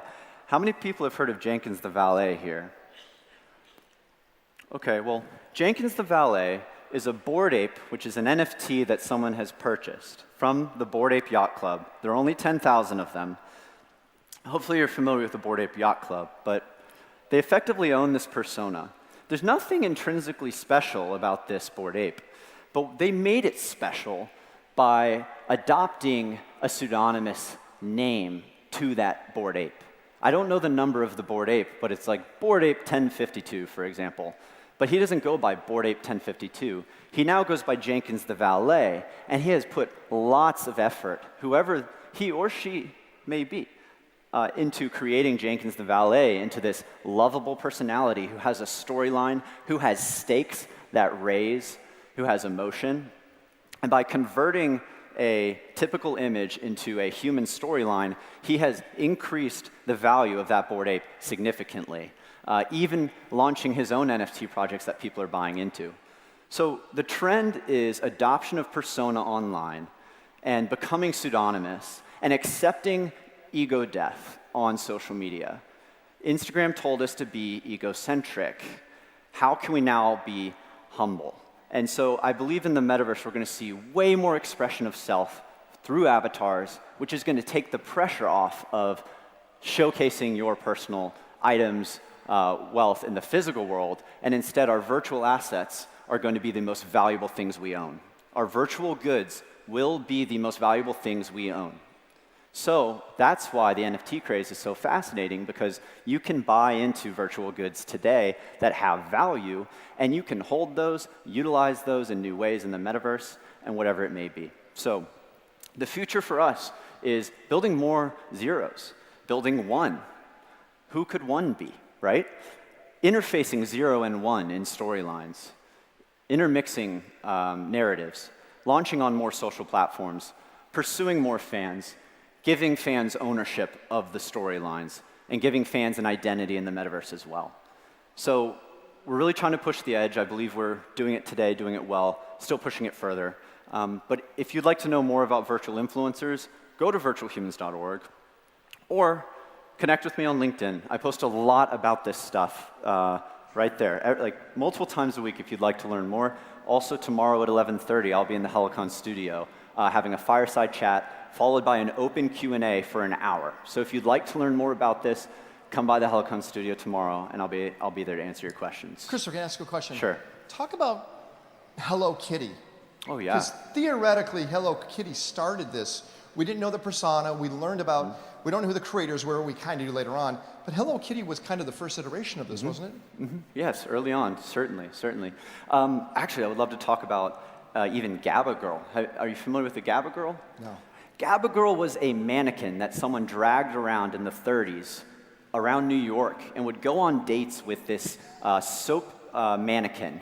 and unironically would hang out with her, talk to her, dress her up, and she eventually became a cover girl on Time, I believe. She was on the cover of Time, and she became a celebrity in the 30s. This girl, this doll or mannequin, non-existent being, because somebody applied reality to that non-existent being, to the point that it had social impact and social relevance in the real world. And that's really valuable. The same applies to what Hello Kitty has accomplished. So when we look at deepfakes moving forward, how can this affect this space? Deepfakes affect well, our because space? I could create a deepfake of you, which theoretically can become now an avatar that doesn't represent who you are. Certainly. Actually, I believe there's a business opportunity, if anyone's in law out there, to copyright your image and get people lined up copywriting their image maybe every year to protect identity. But I think those are already in place, and perhaps we could certify that using the blockchain. People want to find out more, where do they go? Virtualhumans.org, or connect with me on LinkedIn, Christopher Travers. Thank you so much. And make sure tomorrow you see Christopher's interview. Thank you very much, Christopher. Yeah, thank you. Christopher Travers coming to us from Atlanta, Georgia in the United States. I mean, that's one of those things you're probably thinking, wait a second, we're going to create virtual images and they're going to be just as famous as the Kardashians? That's the way we have to think. You know, the joke earlier, someone called me, okay, boomer, right? It's got to be hard living in the world that we've lived in, the older generation, and trying to really grasp what the younger generation's doing. But that's where the future is. That's where the future is. Last thing I want to share with you before we bring up our next speaker is there was a fascinating study that looked at the wealth of the United States generations on what they owned at the age of 30. It's a fascinating study. Listen to this. So, for example, the silent generation, which would be people that are born in the 1900s, they, at the age of 30, own 44% of the country's wealth. Then the baby boomers, okay, boomer, at the age of 30, they owned 42% of the United States wealth at the age of 30. Then Gen X, my generation, at the age of 30, they own 38% of the country's wealth. Millennials in the United States at the age of 30 had 7%. Now, why does that connect differently? Is because assets are different in that generation. They view assets differently. So the way an older generation like myself sees something and a millennial sees something, it's radically different. Which means is the world they live in, we need to understand. And vice versa, by the way, the world they live in, they need to understand ours. And it's a duality that's difficult. But just imagine the differences between assets and what was owned at that age and where they are today. Our next speaker comes to us from California. Isaac is all around the idea of networking and connecting. I talked about that earlier, how important it is for all of us to connect. Isaac, I'm hoping I'm going to say it right. Is it Sirwanga? Isaac Sirwanga, who's going to be joining us right now. Come on out, Isaac. Yes, sir. Yes, sir. Did I say it right? That's right. That's right. That's right. Own the stage. Own the stage. Thank you. Now, I know two things about everyone here. Number one, you're excited about the future. If that's right, just say yeah for me. 1, 2, 3. Oh, one more time. One thing I know about people here is that you're excited about the future. If that's right, say yeah. 1, 2, 3. Yeah. And number two, I know that you paid to be here. So with those two things, I just wanted to create some energy because this is an amazing moment, an amazing time when we're going to be talking about the future. So on 3, can I just get some energy in the room because I'm an energy guy? Just give some energy for yourself for being here today. On 3, ready? 1, 2, 3, make some noise. Now that was okay, but I like more energy. Because today is an amazing time, right? We're talking about the future, and I want to make sure that we understand that we're sitting in it right now.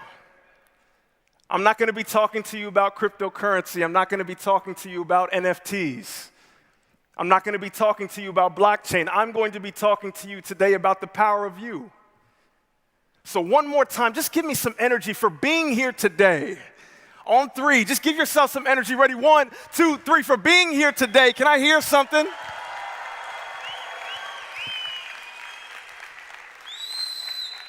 I like that. I like that.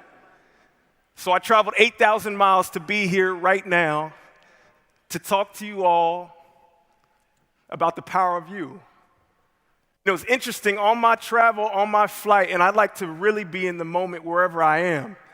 And to give you a little bit of background, what I do is I talk to young people. I help young people transition from college into the real world, and oftentimes that's a difficult thing to do. Because as you all know, and I know there's some young people here, I took a little walk around the room, and I saw so many different people from different places, in different spots in their lives, all here for the sake of trying to figure out how to better themselves and take advantage of the opportunity. And when I talk to young people, the number one question that I get, I'm scared about my next step. Like, I want to take this opportunity and make something of it, but I'm not sure if I'm the person to make that step. Has anybody ever been in that situation? Can I get a hand? Where you're not sure if you're the right person to make that step. Because I know that the words that I hit right now, it's not going to be for everybody, but I know it's going to be for someone. Someone in this room who's ready to take that opportunity and go to the next step. They're saying, you know what? I'm here for a reason. And when those young people talk to me and they say, Isaac, I see where you are right now, and I want to take this step in my own life. I'm graduating next year, but I don't know what to do next. And I tell them, what is the power of your dream? What do I mean by that? Your vision. Everybody repeat after me. Voice. I need some energy. Everybody repeat after me. Voice. Value. Vision. One more time, a little bit more energy. Everybody say voice. Value. Vision. I want to talk to you about the power of your voice, the power of your value, and how to hold to your vision.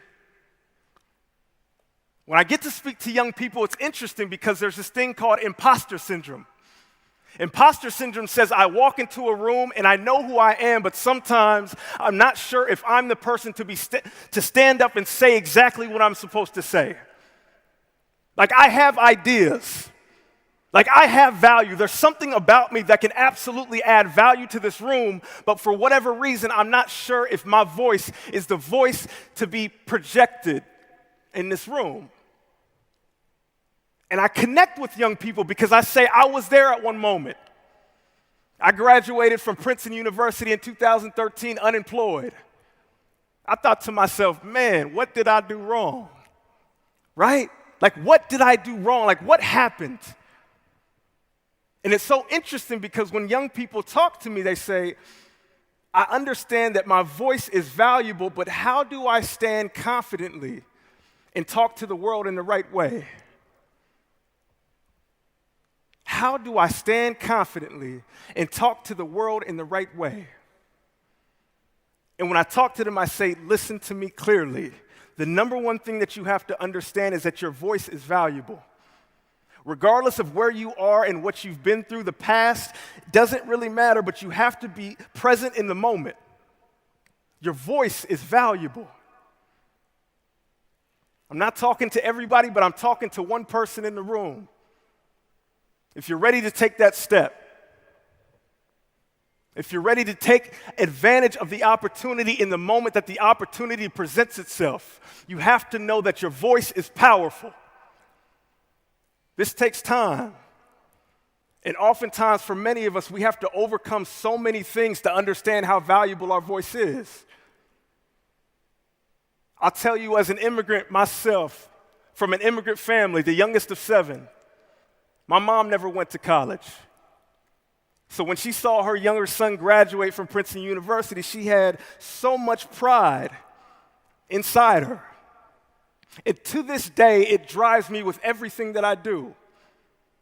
I'll tell you all right now that it is an absolute blessing for me to be on the stage right now. I will not go past this moment and not say that I will never take for granted any room that I am in. But the only way that I take advantage of the room is that I know the power of my voice. There's power in your voice. Young person in the back, there's power in your voice. There's power in your voice, but you have to use it. Number 2, everybody say value. Oh, I need more help. Everybody say value. How do we add value to the rooms that we are in? How do we add value to the rooms that we are in? The first thing that we have to do is understand that our voice is powerful. The second thing that we have to understand without a doubt, is that the values that we stand on will be valuable to other people. When we talk about networking, interestingly enough for me, when I think about networking, I always break it down to this idea that is called 5149. And what that simply means is every person that you meet, you have to acknowledge and understand that if you can provide more value at that moment, be the 51 in the room, you're always going to be in a position where you can get the opportunity. That's how I talk to young people. They say, how can I receive? How can I get the job? How can I get the opportunity? And I say, what value are you bringing to the room? 5149. Everybody repeat after me. 51, 49. 51, 49. Be the 51. Be the 51. Last but not least, everybody repeat after me. Vision. I need a little bit more energy. Vision. Now, what does vision mean? Vision is the ability to see something before it happens. It's interestingly enough, I was listening to the speakers today, and one of the reoccurring themes was you have to be able to see the opportunity before the opportunity comes. You have to be able to put yourself in a situation where you understand without a doubt,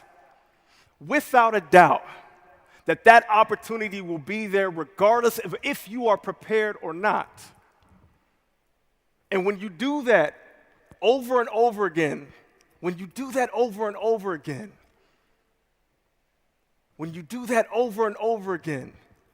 the next thing you know, you'll find yourself in the right position, in the right place, at the right time.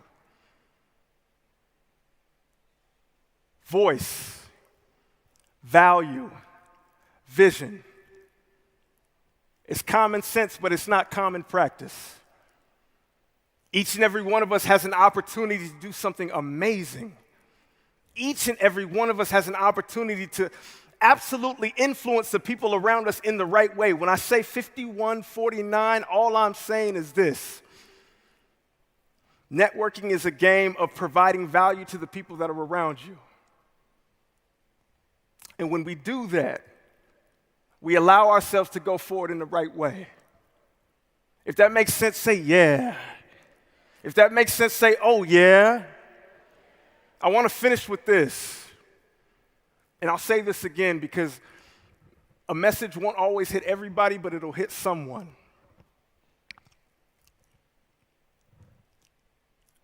I want to talk about fear. I want to talk about the feeling that you get when an opportunity presents itself, but you don't feel like you're ready. I'm speaking from experience. Situations that you're put in where you understand that maybe there's a feeling inside of me that doesn't feel ready, but you step up anyways. They say, what is the definition of courage? Courage says when you step up, you feel the fear, and you act anyways. I've noticed in my own life, every time that I step forward and make the move, my courage might not be there, my feeling might not be there, but I step up and I do it anyways. And oftentimes, that's all that we need. That's all that we need. Man, this message is not for everybody, but it's for somebody. The movements that we need oftentimes will not be done when we feel ready. The movements that we need to do, sometimes we won't feel like we're the person to do it. It's not the right time. It's not the right place. But sometimes life asks you to go anyways. And when you get that feeling, please hear me today. Go. Our future depends on it. The opportunity depends on it. The opportunity depends on it. Man, I'm not talking to everybody, but I'm talking to someone. Because oftentimes, for many of us, we're faced with adversity in our lives. And we think the adversity is here to hold us back. But sometimes the adversity becomes the advantage. The mistake becomes the blessing. The moment where you thought you were shaky becomes the very moment where you build your foundation. I'm not talking to everybody, but I'm talking to somebody. I don't know who I'm talking to, but I'm talking to somebody. Sometimes opportunities come to you before you're ready. Can anybody relate? Can anybody relate? Sometimes opportunities will come to you before you are ready, and you gotta go get it. You gotta go get it. You gotta go get it.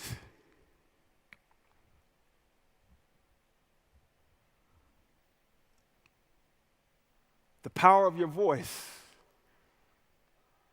the power of your value, and the power of your vision. These are three things that I sit on when I talk to young people in the United States, colleges. I try to give them a platform and tools that will allow them to authentically be themselves wherever they go. I don't know what the opportunity is in front of you, but I understand that when you are you, authentically you can create and open new doors of opportunity. Even when your voice shakes, speak up in the room. Even when your voice shakes, speak up in the room. Young people. Young people. Even when your voice shakes, speak up in the room. Hold to the values that you know to be true. And it doesn't matter if you're in Sacramento, California, or Dubai, Abu Dhabi. Those things will absolutely create opportunities for you. Man, I'm a walking example. So when I talk to young people, I'm talking to the young of heart, the young of mind, and the young of spirit. The people who see future. There was an interesting quote that I loved, and I thought it defined what the future was incredibly. It said, "The future belongs to those who believe in the beauty of their dreams." The future belongs to those who believe in the beauty of their dreams. The vision that you hold to strongest, the vision that you hold to longest, the vision that calls to you. It doesn't have to call to everyone else. The vision that calls to you, that holds you up at night and wakes you up in the morning, the thing that moves you.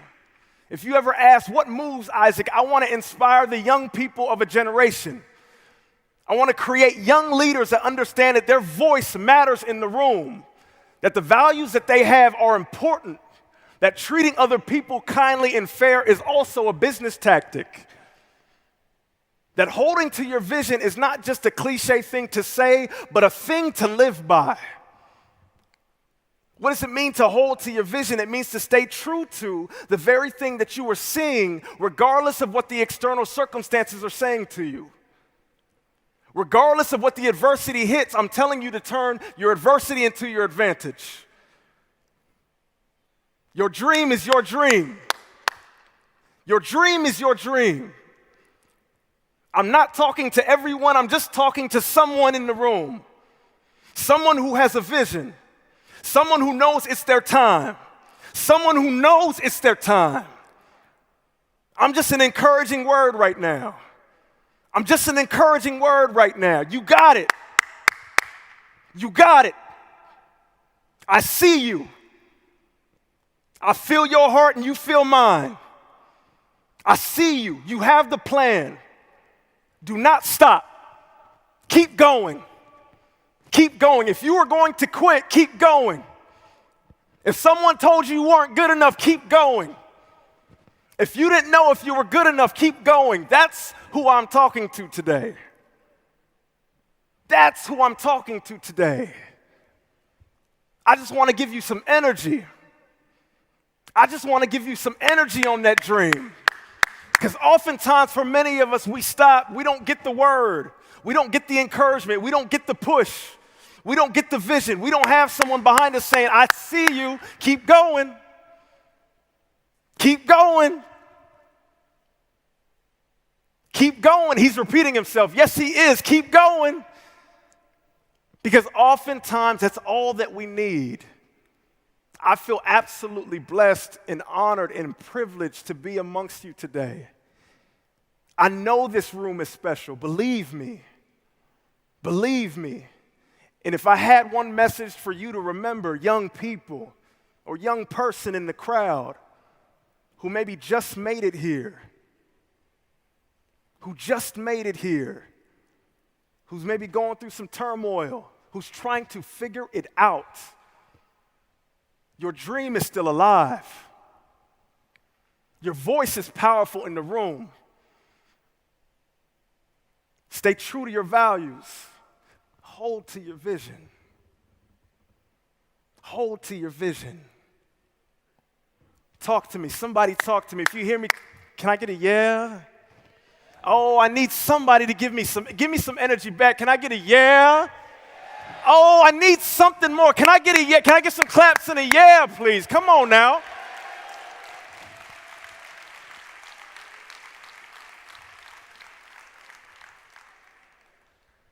I wanted to keep it really, really simple because simple is powerful. Sometimes we don't need all the information. Sometimes we just need that tweak, that push, that reminder, that encouragement, so that we can walk in that courage, so that we can speak with clarity, so that we can have our conviction, so that we know that we stand in confidence, so that we can defeat the doubt, remove the uncertainty, push aside the fear, and know who we are. Ah, man, I'm so excited. I'm in a room full of leaders, individuals who see the future as an opportunity to not only grow for themselves, but grow for the people around them. Oh, I'm so excited. I see people who know the future, who understand that networking isn't just about receiving something, but also giving. There's a quote by Emerson, and he said, every man that I meet is in some way my superior, and in that way I shall learn from him, meaning that there is something to learn from every individual you meet, from the person sitting to your left to the person that is checking you in. When you understand and you move with that type of purpose, with that type of heart, you're a force. It's not just about the work that we do. It's not just about taking advantage of the opportunity. It's the person that we become on our mission, on our journey. That's the message that I want to leave with you. I'm not talking to everyone. I'm just talking to someone. I'm not talking to everyone. I'm just talking to someone. Let this be a message of inspiration for your heart. Continue to do the work that you do. I speak humbly as the youngest son of 7 kids. My mom was a single parent, and she raised us the right way. She didn't have an opportunity to go to college, but she saw her son graduate from the #1 academic institution in the United States. She shed a tear at my graduation, and everywhere I go, I tell her story. She is my inspiration. Inspiration, inspirare, the Latin root. What does it mean to breathe life into? She is my inspiration. So that any moment in time when I walk into a room, young people, when I might not be the most confident young people, When you might think, I don't know, the imposter syndrome is taking over young people, I remember my why, what I'm rooted in. What I'm rooted in. Like I come as one person, but I stand as 10,000, as the words of Maya Angelou ring out. You represent something more than yourself everywhere that you go. And when you move with that type of purpose, that type of mission, that statement that's on you, it doesn't matter if you mess up. It doesn't matter if you don't have it all together at the moment, but you know that your heart is right. You know that your values are strong. You know that your vision is clear.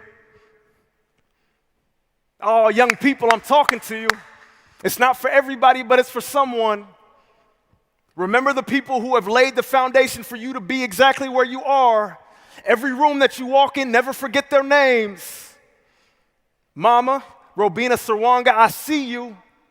Never forget the power of the people who have laid the foundation for where you are. Never forget the foundation of the people who have laid the foundation for where you are. No one has made it alone. No one has made it alone. And when we remember the people who have laid the foundation for where we are, we have power. We come as one person, but we stand as 10,000. We have power. We know that we have the power of our voice. We stay true to our values regardless of where we go, and we stay true to the vision that was given to us.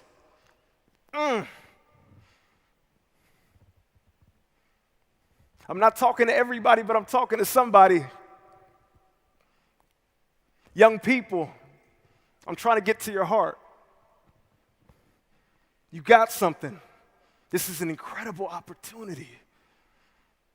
There are people here who can absolutely change your life. To your left and to your right. Introduce yourself. Take advantage of this moment. Don't be too cool. Young people, 5149, provide value to the people that are around you. I keep it simple, but I know that each and every one of you, because you are here, you have a dream. I'm walking in mine. I know that if you're in this room, you have a dream. I know it. I know it. I know it.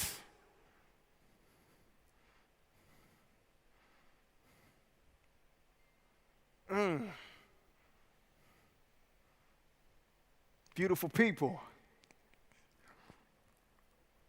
I can't tell you how humbled and honored and excited I am to be a part of this event, to be here. I can't. But if there was one thing I could do, I want to reach one person, just one. I'm not here to reach you all. I just want to reach the one with a little bit of doubt. The one with a little bit of doubt. I've been there, so I know you.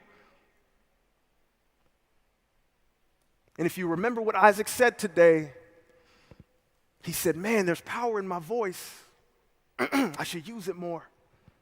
He said, I gotta hold to my values regardless of what opportunities are in front of me. He said, I gotta hold to the vision regardless of the external circumstances, turn my adversity into my advantage so that when I move forward, I'm bringing people along with me. It's not just about me. It's not just about the opportunity. It's how can I open doors not only for myself but for others. And when you move in that way, opportunities start to come from nowhere. Walking example. Come on, young people. I'm talking directly to you. The reason why I say inform the mind, inspire the heart is because oftentimes we get the information for what to do, which is amazing. It's practical.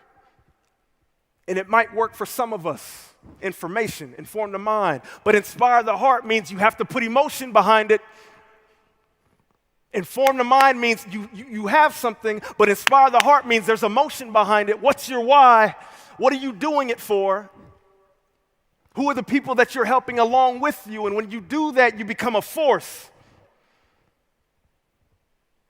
Everybody repeat after me. Inform the mind. I need some more energy. Inform the mind. One more time. Inform the mind. Inspire the heart. One more time. Inform the mind. Inspire the heart. Remember the power of your voice. Remember that you absolutely can stay true to your values, and last but not least, hold to your vision. Hold to your vision. Come on, if someone feels me, say yeah. If someone feels me, say oh yeah. If someone's inspired to make their next move, say oh yeah. If you're ready for the future, say oh yeah. I love it. I love it. I love it. I love it. You guys have been amazing. Thank you so much for your time. I feel honored and humbled to be here. I'll say it again. To the young person in the back, as I was walking through, if there's one message you can take and one message that I could leave, please, please, please, please believe in yourself. Please take advantage of this time and remember that if you can understand the power of your voice, hold to your value and hold to your vision, some amazing things can happen. I'm a walking example. Thank you guys so much. Hey, Isaac. How was that flight getting here? The flight was amazing. Yeah? It's a long flight, isn't it? Yeah. So there's a huge cultural difference from the States, from where we're from, and here. Yeah. So everything you're saying, do you think it translates culturally no matter what? Or do you think there's some tweaking? I hope so. Yeah? I hope so. I think that for me, you know, words are powerful, but you can also feel emotion. And sometimes it's not always for everyone, but there's one person who needs that push. I hear that. And sometimes that's the message to be delivered. So something we have in the States that I hope is incredibly contagious is grit. Do you like that word? I love that word. What's grit mean to you? Grit means the ability to see the adversity and push through it. Just get to the other side. Get to the other side. I love it. Grit's so important, isn't it? Absolutely. So to get grit. People want to find you, where do they go? Inform and Inspire. Isaac Sarwanga, all social medias, and send a message. I'll send one right back. Find him. Thank you so much, Isaac. Thank you. Thank you. Appreciate it. So do you know why this is a push or a pull country? A push or a pull country. So I'm from Los Angeles, is where I've lived for the last 2 decades. And for a long time, it was a pull city, P-U-L-L, pull city. So what happens is if we go back in time, I want you to think about Rome. Rome had all these aqueducts. There was an old saying that all roads lead to Rome, and it was actually all water, and they built the roads next to it. Rome was the center of the universe. Everybody had to go to Rome to make a difference. And then that changed. Rome turned into Constantinople and into Paris. Then it was London. London was the center of the universe. And then it switched to New York. And San Francisco was not just the tech hub capital of the world, but the center of the universe. And then where I'm from, Los Angeles was the center. If you wanted to do something, raise money, have a book, have a voice, you had to go to LA. And then LA became a push city. It pushed you away. If you've been to LA recently, it's horrible. Homeless is bad, taxes are high, infrastructure is bad. It's a push. It pushes you away. I think UAE is going to become, if not now, it's becoming the new center of the world. Things have stayed open. Events like this are taking place. And what we are doing is pulling people here, P-U-L-L, pull people here because of these events. You're pulling talent. And what's happening is talent says, hey, this is kind of nice. I get it May through September. I might want to go somewhere else for a little while. But otherwise, this is great. This is a pull country. We're pulling in talent. So the people you see on stage, let's hope we've pulled them to stay here, because this is what this country's doing, is bringing talent and keeping them. So it's a great, great thing. Our next speaker, very, very excited. Of course, you guys know him as the Wolf of Wall Street. Who has seen the movie? A couple of hands clapping. But Jordan's much more than that. Jordan, his podcast has exploded. Jordan is synonymous when it comes to business ideas, selling, connecting with people. And he's coming to us. He recently just moved to Miami, and I'm honored to bring him up on stage. Everyone, give it up for Mr. Jordan. Come on, Belford. Come on, Jordan Belford. Come on, Jordan. Are you ready? I'm ready. Thanks. How's everybody doing? Everyone good? Awesome. Well, listen, so I have 30 minutes on the clock. For me, that's like a minute, because I love to speak. I mean, some people here, you probably have a fear of public speaking. Who has a fear of public speaking? Be honest. Raise your hand, right?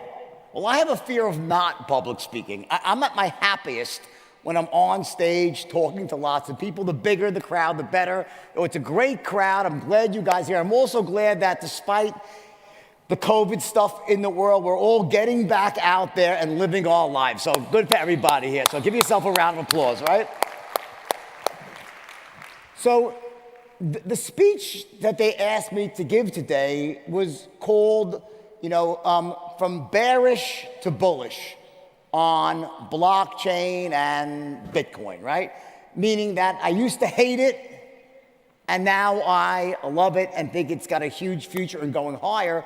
But I want to just say a couple things before I get to that subject. That is, I know there's a lot of people here who are looking to, get more success in your life. And I was listening to the last speaker, right? Very inspirational. And just so you understand, I really believe, and I say this from the bottom of my heart, and after I'm done making my case about blockchain, I think you'll see why I feel this way, but I really believe that for people who are looking to become massively successful, that being in the blockchain space is probably one of the best routes, one of the best vehicles to get there. It's not the only vehicle, but certainly I believe that fortunes will be made, and that, when you get into a certain industry or a certain sector, you can either get into an industry that has what we call headwinds, where you're like fighting against the tide,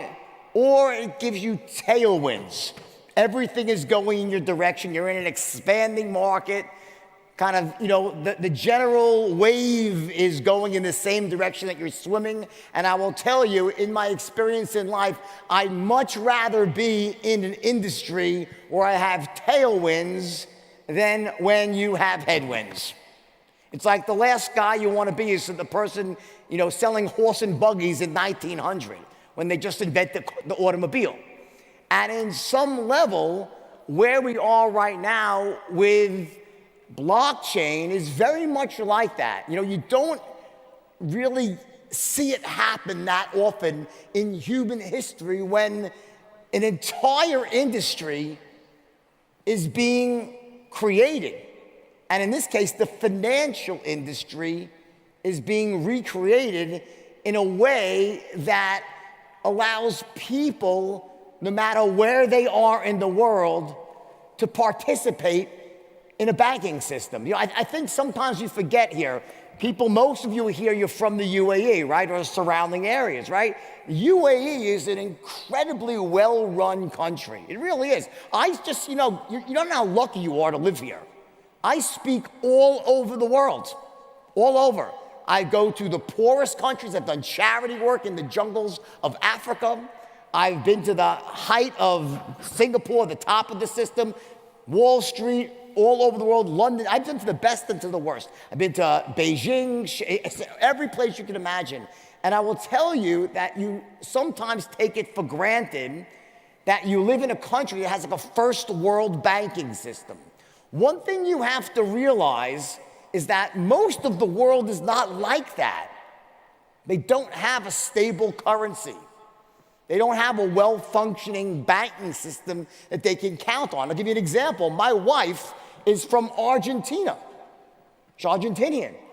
And they have like 5 different prices for the dollar. There's like the blue price, the white price, the red price, the green. I mean, like, depending on who you speak to and what day of the week it is, and even what year the bill was printed, they give you different exchange rates. It's absolutely insane.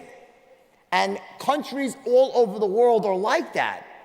And one of the things that blockchain offers, and Bitcoin, and I want to distinguish between the two because they are either one and the same and then they're not, is that it offers countries that normally would not have access to a stable currency, a stable payment system, and banking, it gives them that access. So sometimes if you really want to see the opportunity, you have to step outside your first world shoes that you're in.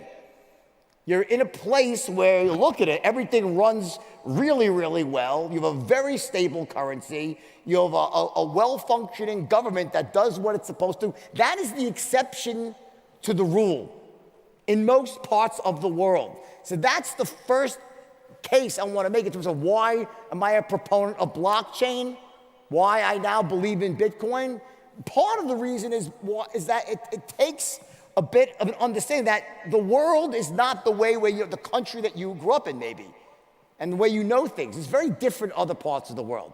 But let me go back a step now and just tell you my own journey with Bitcoin and blockchain. It's really, really important. And also, of course, I'm sure you all want to know about NFTs. I think I'm the largest or one of the top 2 or 3 largest celebrity holders of NFTs. I have tremendous amount of money invested in NFTs right now, well over $1 million and going up. So you probably want to know about that as well. But let me go back to the beginning. Number one, the first misconception about my views is I never was against blockchain. In most of the interviews, if you go online and see my interviews from back in 2017, early on, I was going on all the major news networks and I was saying, I love blockchain technology, but I hate Bitcoin. I think it's going to zero. That's what I said. I said, I hate Bitcoin. I think it's manipulated up. I think it's going to be a disaster. It's going to crash any day. And at the time, it was just topping around $20,000. And I was right on the money almost to the day when I made this public statement. I think it was on CNN I think it was CNN the first time I said it. I shortly said it thereafter on CNBC, then Fox, right? All the networks, right? And I was dead on balls accurate that it was going to crash, and it crashed. And it crashed precipitously. It crashed hard. It went all the way down to below $2,000. And many people who didn't understand the true nature of Bitcoin got wiped out. And they sold and they exited the market. And I was exactly right. But what I was wrong about, and I'm the first one to admit this, is I thought it was going to zero. And I'll tell you why. Because there were, at the time, the loudest voices out there in the world of Bitcoin were all saying the same 3 things. In 5 years, it's going to replace the US dollar. I thought that was absolute nonsense. To me, that was just complete bullshit. It was never going to happen, at least not anytime soon. But that was the first thing. The second thing is they were saying it's going to 500,000. Next year, it's going to be 500,000. It's going to be $1 million. And I was hearing that. The problem with that was that sounded very much to me about the worst type of scams that you would see in the penny stock world that I emerged from. And even I never did stuff like that. That was what the really bad people did, where what you would do is you would, when a stock is 20 cents, if you want to attract unsophisticated investors, you tell them it's going to $2. They get it 10 for 1, or $10. You don't have to say it's going to $1 million. If it's 20 cents, it can go to 2. And that's a huge move. And in the early days of Bitcoin, it was $200, $300. They said it's going to 5,000, 8,000. But as Bitcoin started to rise up to 8,000, 10,000, 15,000, if you wanted new investors to come in, unsophisticated people to come in, you couldn't say it was going to 25,000 or 30,000. It wasn't enough. You had to say it was going to $1 million to attract that same type of ultra hot unsophisticated money. So when I heard that, and in the back of my mind was something called sovereign risk, meaning that I couldn't, as a person, and you still see this with people like Jamie Dimon and Warren Buffett, when they say, I hate Bitcoin, it's rat poison squared, right? If you come from the traditional financial system, it's very, very difficult, A, to wrap your head around the fact that why would people even want to buy this stuff? It doesn't make any sense. There's nothing backing it, per se, so to speak, right? But also, why would the US government allow this to exist? Now, I know some of you are saying because they can't stop it. That is not true. If they really wanted to stop it back in the day, and even now, they actually, because they couldn't shut it down, but they could certainly make it so onerous for a US citizen to own this stuff that it could make it de facto impossible to really have it. They could tax it to death. They could regulate it to death. They could make it so uncomfortable for US citizens to own it that it would be a de facto, it would be a bar for the United States. And we saw something similar somewhat happen in China. So back in 2016, this was a few years after Switzerland had just given up all of its investors that had once secret accounts there, because the US had put so much pressure on Switzerland, and I went, listen, you know I went to jail not for stocks. I went to jail for money laundering, for smuggling money to Switzerland. You don't remember the movie? All the money? That's what I went to jail for. So I'm saying to myself, how on earth, why on earth, would the United States of America allow something like this to take hold when they spent the last 20 years putting pressure on Switzerland, and they finally got it to the point now where you can't even open up an account in Switzerland if you're a US citizen? They finally sort of won the war, and what, they're just gonna back off and allow Bitcoin to take over? So from my perspective, like, it's impossible. Now, in truth, to this day, I still don't understand why, but they didn't do anything. And it's too late. And I really believe they're not going to. At this point, I believe, and I very strongly believe, that the chances of the US becoming a negative factor in Bitcoin are close, they're not zero, but they're close to zero. Do I think they're going to try to regulate blockchain and crypto? Yes, and I think that's a great thing. And for anyone that really knows the financial markets well, what you can do is look back in history every time the governments of the world come in. I'm going to get up the stage if that's okay, so I like to be close to everybody here, so I can see your beautiful faces, right? So every time the government regulates something, an asset, it doesn't go down in value. It goes up massively in value. Case in point, when I was first getting down to Wall Street in the late 80s, it was junk bonds. And when junk bonds finally became regular, everyone's like, oh, that's it. It's over, the party's over. The government's regulating junk bonds. Sell your, guess what happened? The market went up 100-fold. 100-fold. Why? Because once the regulations are in place, institutional money will pour into an asset class. Right now, the amount of institutional money, yeah, they've started to adopt, but it's nothing. When institutional money really starts to pour into Bitcoin, and I believe they will, because they're going to have to, once regulations are in place, they're going to have to, they almost have a fiduciary responsibility to at least have some small portion in Bitcoin. And that small portion should be enough to move the market dramatically higher, because the single greatest case for the appreciation of Bitcoin, which in my mind is not currency, and I think the sooner you realize that it's not currency, it's not designed to be currency, it doesn't function like a currency, it's property, it's an asset. And as soon as that road is paved and the rules and laws are in place, I believe, and again, don't buy because I'm saying it, Do research because I'm saying it. You understand? I'm not telling you to buy it or sell it. I'm telling you to look closely at it. I'm telling you why I think you should. Because the strongest case, and it's almost an undeniable mathematical case, that based on adoption and based on institutions coming into Bitcoin, let me ask all of you a question. What do you think is going to happen to the price of Bitcoin when the regulatory landscape is fully formed and all the institutions around the world start putting some amount? Where do you think the price of Bitcoin's going? It's probably going higher. On Wall Street, there's an old saying, institutional money is usually smart money, and even when it's not, it's enough to fuel the market anyway.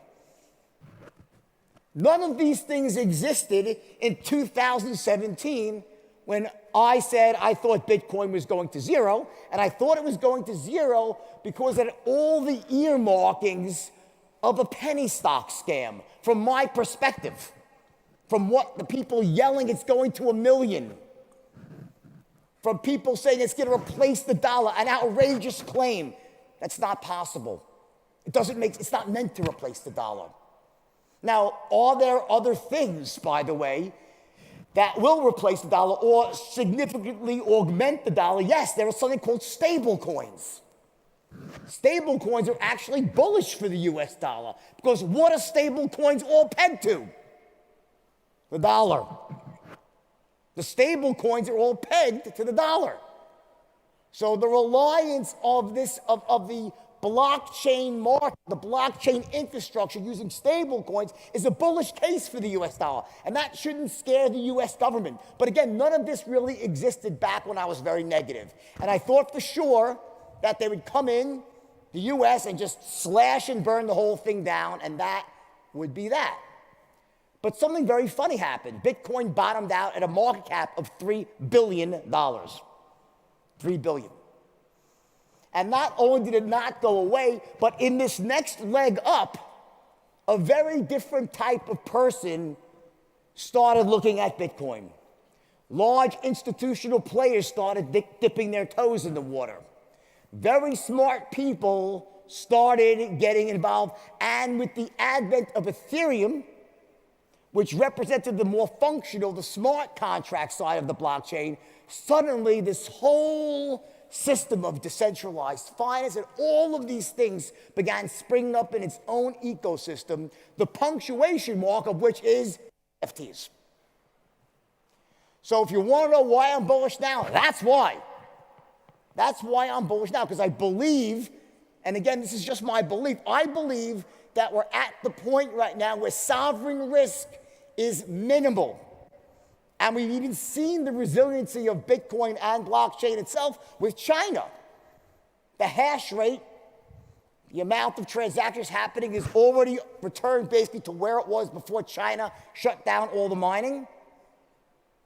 The price, while it's gone lower, I believe it's good that this healthy trading range which has developed is good for Bitcoin. The consolidation that happens when something stays around the same spot, something that fluctuates wildly, is not a good asset. The less volatile, the better. I wouldn't look at Bitcoin as a get-rich-quick scheme. I don't think it's meant to be that. If you want to have an example here, it would be like Bitcoin almost represents like the S&P of the blockchain world. And Ethereum right behind it. And then you have all these other altcoins they're called, and I want to talk about those real quickly, which I divide into 3 categories. One are the really solid altcoins. These are protocols, they're called, that have strong use cases. They do things. They allow certain things to happen, whether it's financial transactions, the movement of certain assets, the transference and movement of rights around the world, commerce. They serve purposes. They're designed by really smart people who are envisioning a new world, a world that is not so heavily controlled by centralized institutions that can debase their currencies at a whim when they feel like it, which is one of the arguments against the US dollar. But the US dollar, I think, is like the best of the best, like the best bad options, the US dollar, basically, right? So I wouldn't even go down that rabbit hole. But the point is that there are this group of altcoins out there. I don't want to mention any one of them in particular, but they have tremendous short-term and long-term prospects. And many of them, many of the best ones with the best use cases and the smartest people are going to go to zero. Because that's just the way of the world. That's how it goes when you're speculating and you're reinventing a financial system. But some are going to be fabulously successful with just the returns you couldn't even imagine.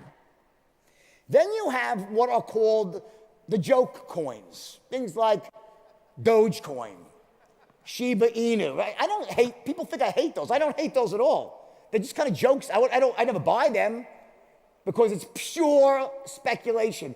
It's the equivalent of who's the most popular girl in school this week. If you can figure out who the most popular girl in school is next week, you should buy those coins. Each one being who's a girl, who's most popular, because they just go up and down based on what either Elon Musk said or a bunch of influencers said. I don't want any part of that because they just it doesn't make sense to me, but it's fun. And if you want to speculate, maybe win, maybe lose, you can do that. You can go to the track and bet on a horse. Kind of the same thing to me, but I don't hate them. They're not evil. The people that invented them were not evil. But then you do have what are called shit coins, which is a very large group of coins that were designed by people with only one purpose in mind: to separate all of you from your money. And the sooner the governments of the world regulate those coins out of business and the people that made lots of money get what's coming to them, the better.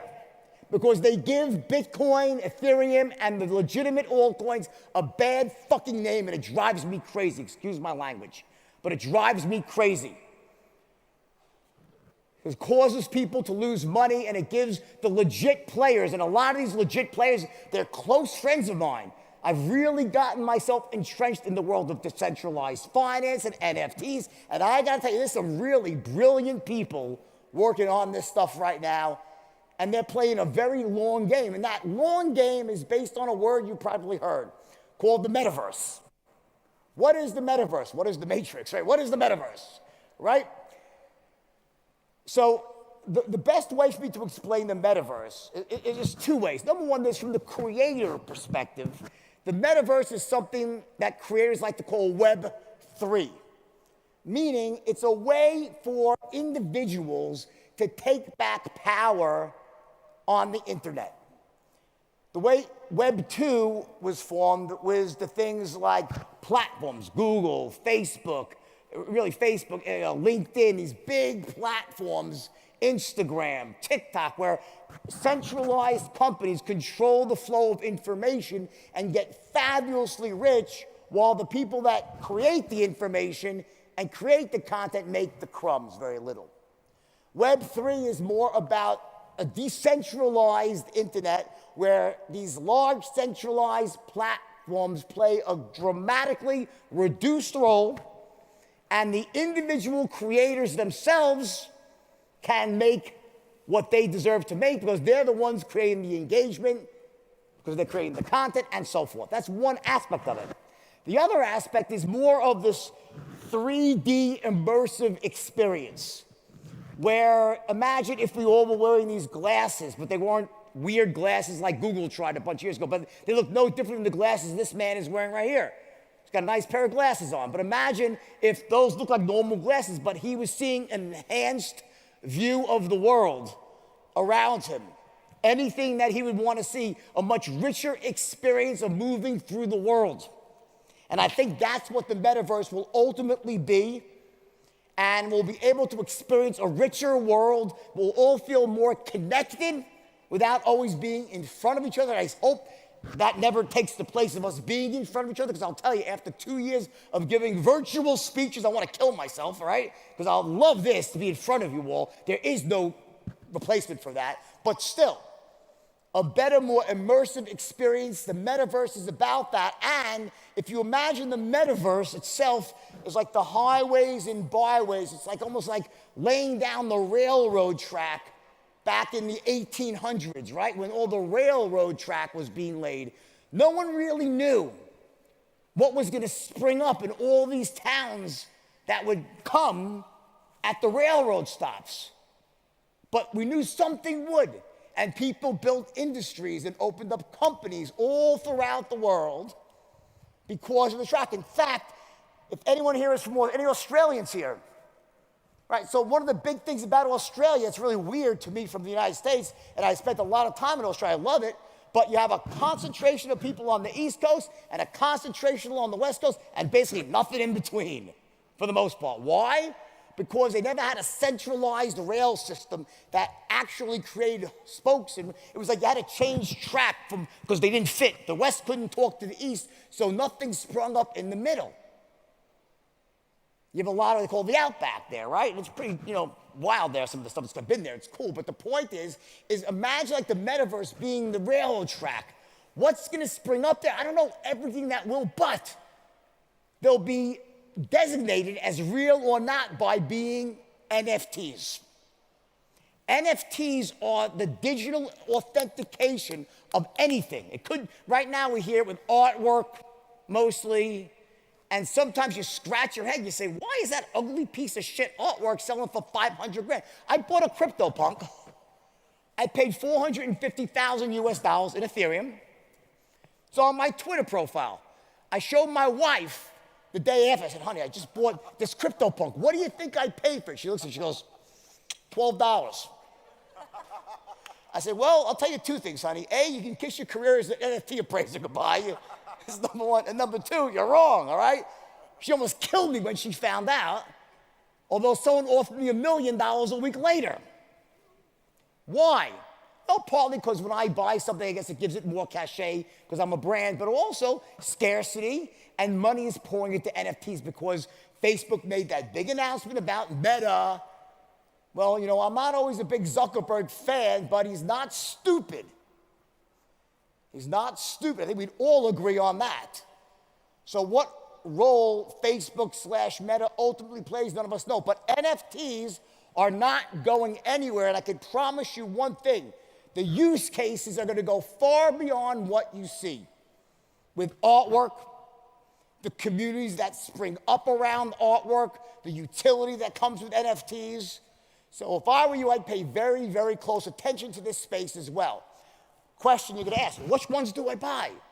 I'm not going to tell you what to buy, but what I will tell you is start small. Start small, because you're probably going to have a little bit of education money to spend here before you get it right.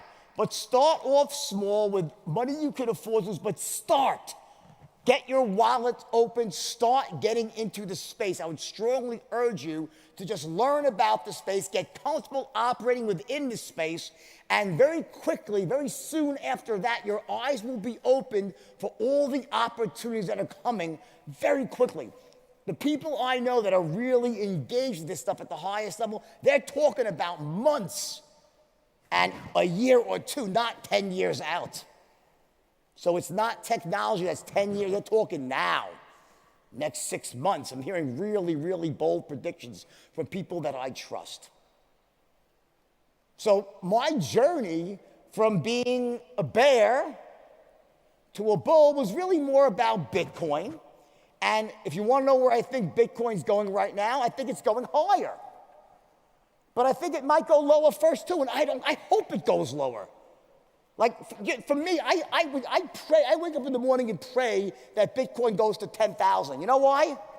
Because I'm going to take almost every dollar I have and buy it. Because I missed out the last time, okay? I missed out. And I don't mean I bet every dollar, but also I make a lot of money each week so I can afford to replace my losses. But figuratively speaking, I would urge you to really start looking at this stuff and within your own limits. Starting very small, it's time to accept that this is going to be the 21st century. It's going to be on the blockchain. Sooner rather than later, all these big institutions are going to embrace it fully once more laws are passed, and that's going to create the most bullish use case of all, which means massive adoption, across the world in countries that were formerly unbanked or underbanked or did not have stable currencies. You're going to see massive benefits to them. And for all of you in first world countries, most of you, virtually all of you, you can use this as a great way to diversify your portfolios, protect your assets against inflation, and generally secure the lives of yourselves, your family, your communities, people that you love. I believe it's an amazing asset for that. And if you look at it that way, I think you'll do really, really well. And with that, believe it or not, I'm already out of time. So the good news is that we're not over now. It comes a 30-minute Q&A. But thanks for listening to my 30 minutes here. I love you all. You guys are phenomenal. Hey, and we're going to do questions in a moment. Not yet, guys. Questions not yet. Jordan, Michael Saylor, what do you think? I like Michael Saylor. I mean, I think he's very smart. I think I give him he's got balls the size of huge balls, right? Yeah, he's got big balls, this guy, right? So to speak. He makes a good case. The only thing I'd say is that, at this point, he has to make a good case. Because he's got so much in. He's got so much invested in it. What he says makes sense. Just again, but always remember that, when someone is speaking, ask what's their motivation? What do they have to gain? But I like Michael, so I think he's very smart. He's clearly, one of the first major institutional adopters, and I think history will prove him right. Maybe not quite as right as he thinks, but I think history will prove him very right. But is he somebody that we should pay attention to? Because I think for sure you should pay attention to him, but also remember, I wouldn't say he's a Bitcoin maximalist, but he's very, I don't think he poo-poos everything else, but that's the one thing, he's so Bitcoin-centric, and I believe that it's dangerous to just bet on any one thing in this space. Okay, and then let's talk about the old ICO market. You were around for that. Yes. Okay, so ICO sounded like a great idea. Where did it collapse? Well, by the way, do you want to sit down or do you want to stand up? Which one do you want to do? Sit down, yeah. Want to sit down? So one thing I would say about ICOs is that, the wheels of justice grind slowly. ICO is really, most of them are IPOs, and I still think many of them are going to get the hammer, the regulatory hammer, put down on them by the SEC. Not all of them, and I'm not saying they're going to drive them out of business, but I think the problem was when you have no regulation like that, it gets very difficult to find the good ones from the bad ones. There's so many pump and dumps and rug pulls, but there was also some good ones in there as well, so that's the problem. And then let's get a little away from Bitcoin and blockchain, SPACs. Okay, so SPAC, ironically, I was doing SPACs in 1988. Been around a while. Yeah, and the guy who was my mentor invented SPACs. They called them blind pools back then. And there were SPACs. I think SPACs are okay, but again, anything could be okay when it's being used as a tool by the right people. But what ends up happening is Wall Street, in its greediness, will see an opportunity to make a lot of money, and they'll suddenly just raise a ton of money to SPACs because they make lots of fees on the SPACs. And then suddenly you have too many SPACs chasing too few deals that really belong to merge into SPACs. And for those of you who don't know what a SPAC is a special purpose acquisition corp. It means that it's a pool of money that's put together that's going to buy a company. There's no active business, but it's a bunch of money that is going to target to buy a business. It could be in an industry or in any industry they want. But the point is that a few SPACs would be great, but a lot of SPACs leads to where there's not enough good companies and they start taking subpar companies and the quality goes down and the rest is history. John, your microphone's rubbing on your collar. If you could lift that up just a little more there. Okay. So we got ICOs, wayside, SPACs kind of feeling like ICOs in some ways, right? I think there's always a place for SPACs, but there needs to be a fewer amount of them to make sure there's enough deals to merge in. And you mentioned stable coins pegged to the dollar. That digital yuan's looking really interesting and kind of scary at the same time, doesn't it? I don't think that the digital yuan is going to really, this is just a guess, and I love China. I have nothing against China. I speak in China. I've done an amazing job of elevating people out of poverty. It's incredible, the China story. I think the world is somewhat uncomfortable to adopt a digital yuan as a reserve currency or token because of the power it gives the government. I don't think they'd want a centralized digital dollar, by the way, as well. I think that people like that. I don't think the adoption's been that high of the yuan compared to Yeah, but stable with the coins. One Belt, One Road and all the countries that China's kind of mandated it, they're going to push it. So all of a sudden, we're going to see some countries that you would never think say we got to use it, like Sri Lanka or something like that. Yeah, I don't believe that's going to happen. I don't believe that's going to happen. I think there'll be pushback against the digital yuan. I think that it will serve some purpose, but I don't think it's going to become a dominant way of doing business. Do you remember about a year and a half ago, Facebook was trying to do their own token? Yes. And that just kind of panned out? Well, it didn't pan out. They got a call from the SEC saying, stop. Yeah, that's what happened, right? Right, yeah. So the government has U.S. government has some serious power. Yeah, remember this. So, what typically separates Bitcoin from other things is it's surely decentralized. It actually is decentralized. No one runs Bitcoin, right? It's made up of all these nodes around the world. And there's a test that the US uses called the Howey test and says, is something a security or not? And if it's central authority, it becomes a security. Well, obviously Facebook running its own ecosystem that's going to eventually cross over and be traded very much sounds like a security, and that's what stopped it. But they could do their own token. My guess is that there's going to be massive regulatory pushback against Facebook having a token that's not severely limited to utility within Facebook. I don't think it would ever be allowed to be. Just my guess, but who knows what the future brings. But if we do look at inflation happening in the States, because it's going up, what are you doing to prevent your money from eroding with inflation situation? Well, I am a big investor in Bitcoin. I'm a big investor in a lot of altcoins and Ethereum. I do a lot of VC, venture capital. I keep enough money around in dollars just to be safe. But you do have a lot of cash sitting around.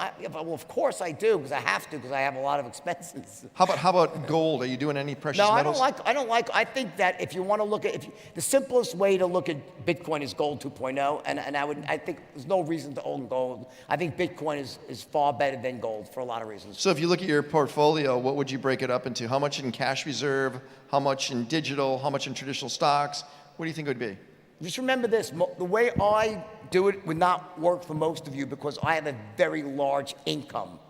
So my income is very large, so I can replace my cash. But so I only hold percentage-wise? 25% in cash. You hold 25%? 25%. And then what would be the breakdown on the other side? Probably 60% crypto, 10% real estate, 10% VC deals. No S&P, I mean, small amounts in the S&P, just you're not playing the market as much as you used to? I was including the S&P in my cash. That's part of my cash. That's your cash. That's cash to me, is the S&P. Wow. And have you been pretty happy with the performance? I mean, market's a little over frothy right now? I'm writing a book right now, and the thesis basically is that you look back at the last 50 years, the S&P is the safest place to put your money. Absolutely. It just is. You can't beat the S&P to reinvest dividends in a Vanguard, no load fund. So, but for me, I make so much money on my money doing trading because I'm wired in. So I'm saying don't always look at what I do for you because I have access to information, not inside information, just deals, early stage deals, seed deals, and offerings. They come to you, right? That most people might not have.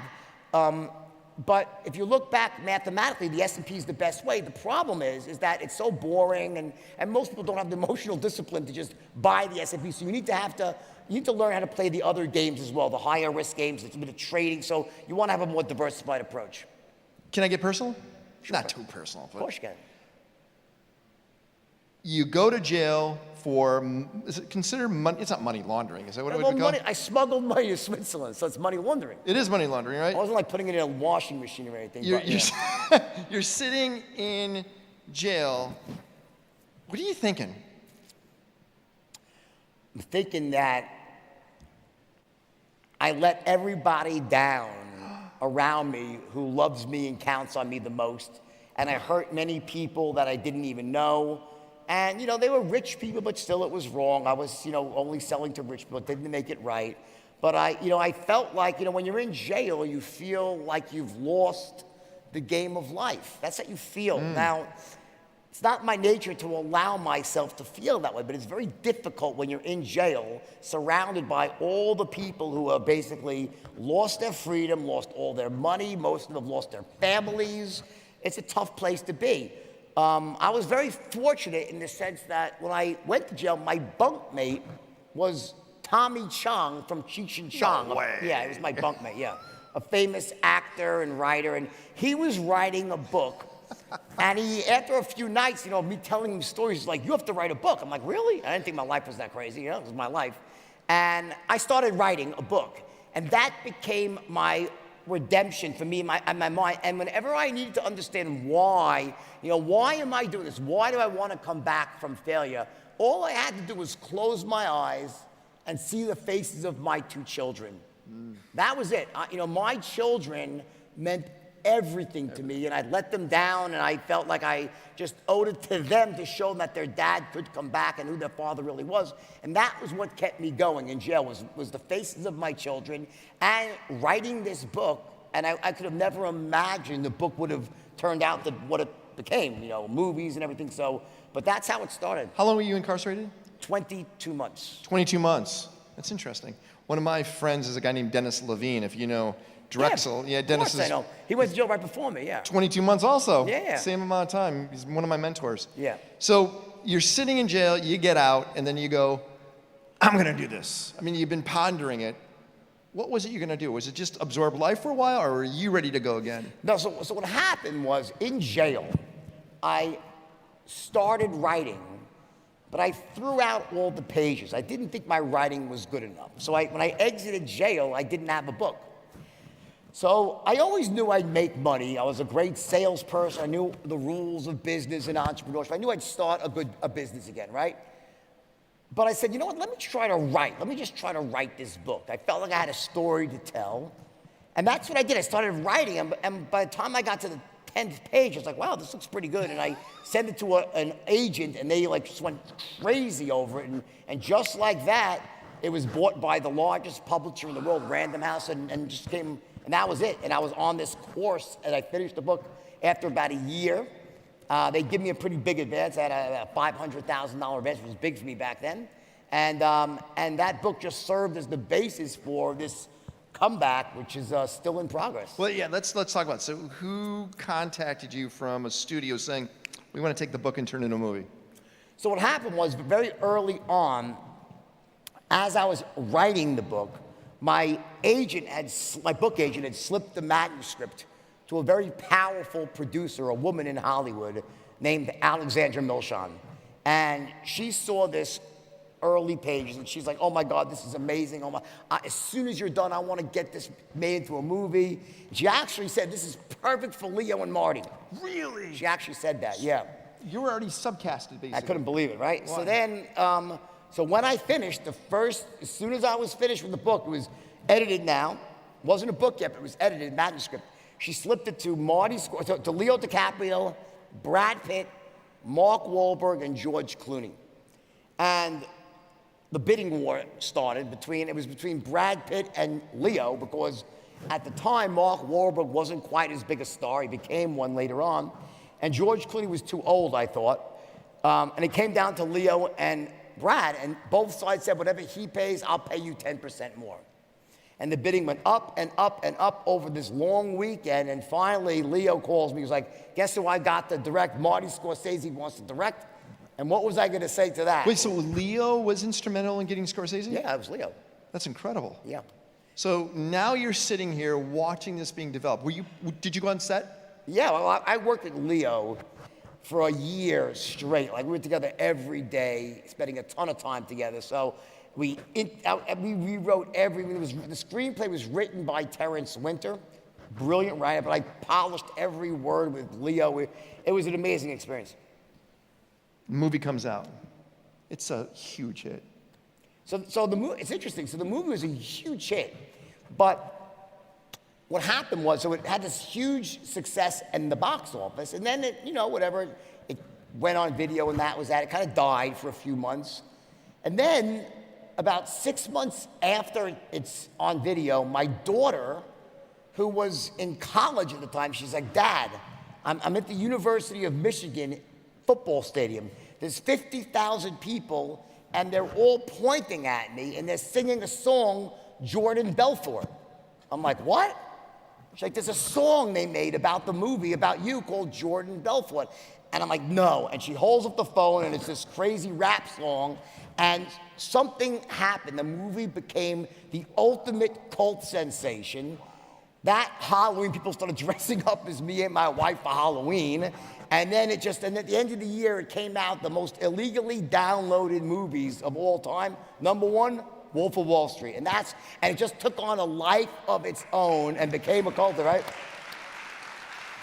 And I'll tell you why. I think I owe part of that to the UAE and this part of the world, because the censorship in this part of the world is pretty severe with some of the stuff I did, probably rightfully so, right? And so if you watch the original version in theaters here, it was like 45 minutes long. It was like, hello, goodbye, and it was over, right? Really? They cut that much out? They cut a lot of it out. So they know nothing about Margot Robbie. So, right, so a lot of that was out, right? So people had to go and watch it online. And it just had this massive, and it just became something, and then it started getting memed, and it just became a part of pop culture. And I think it's the most memed movie of all time by far. And and since then it's just getting bigger and bigger and bigger. And now it hasn't been announced yet, but there's a TV docuseries coming out, which I'm starring in. Wow. I'll be on Netflix, and that's coming out next year. It's gonna be massive on Netflix. So yeah, it's just taken on this incredible, just place in pop culture, which is great. What social platform do you like the most? TikTok. I'll tell you why. I think that, Facebook had its day, and I think it still serves a purpose. I don't like it that much. Instagram became too much posing, like, oh, the perfect pose, it wasn't real life. TikTok is like everybody. It's the best and worst of humanity all wrapped up into one. So I find it more enjoyable. And also the algorithms are such right now, you can grow very, very fast on TikTok. And it is really painfully difficult to grow your following on Instagram right now. But Instagram has some decent monetization tools. TikTok really doesn't have them yet. I don't use social media to make money per se. Social media for me is about brand building, and then I make my money in other ways. Got it. Spider-Man or Matrix, which one are you gonna see? I'm gonna see both. I'm a big Marvel fan, but I'm really looking forward to the Matrix. I hope that it's not like the second or third parts. I hope it's like the original Matrix. Yeah, it was pretty good. Which I just watched again on the plane, by the way, over here. Anybody want to even ask this guy a question? Probably not, right? So let's do this. We got a couple of microphones around. You just raise your hand and do me a favor. I'm going to have you stand up, say your name, and say where you're from. Whoever has the microphone. You have a microphone? Whoever has a microphone, stand up first. Here you go. What's your name? Where are you from? And what's your question? Hello. My name is Sergey. I'm from Ukraine. I'm based in Dubai. So I have a question. Can you give me your email? Because I have a unique NFT for you. It's Tank.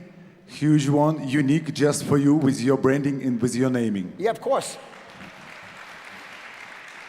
Send it to support@jordanbelfort.com. Oh, that's so personal. Or you can DM me on Instagram, by the way. There you go. Or just DM me. Do you answer those? What? Do you actually, you don't answer your Instagram. No, but I have a team of people that looks through every single email and every single... yeah, but he's special. I know. How does he get to you? Nothing against you, my friend, but if I wouldn't be able to answer everybody's email, so that's the best way to sift through. There you go. What's your name, where are you from, and what's your question? Hi, my name is Maria. I'm also coming from Ukraine, but also based in Dubai. So my request, because I'm organizing blockchain conferences in Dubai, so I would ask for an email to invite you to one of our blockchain conferences in the future. This is one thing. Wait, first, he's not cheap. Right, I can imagine, but at this, we can negotiate, I believe so. The person that handles that for me, yes. His name is Matt, so you email him at Matt, M-A-T-T, @jordanbelfort.com, and he will answer you within a few minutes. There you go. Okay, thank you. Matt at M-A-T-T@jordanbelfort.com. Write down. Okay, Matt's thank you. gonna say, why'd you do that? I got 8 billion emails besides hers. Well, still, not everybody's watching this, so maybe it will be like 5, but we'll see. And another question, because you talked to a lot today about NFTs, about Bitcoin, cryptocurrencies, and etc. But also, and you mentioned, it's really valid point, if USA wanted to make the similar thing what China did recently, they would do it. But at the same time, what do you still think with the rise of CBDCs? What will be the next step in the US and in the world? I didn't say what? Central bank digital currencies. Yeah.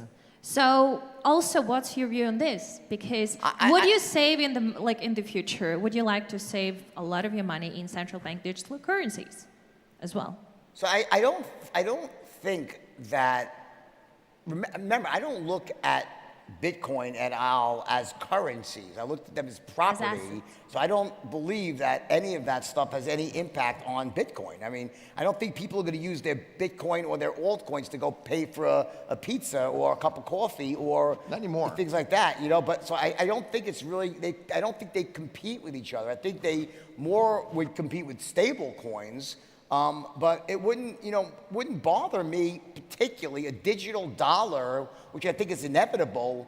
I don't think affects, if anything, it serves the Bitcoin community because it just would create more utility to go on ramps, less fees on and off. Now that being said, the dollar's already digital.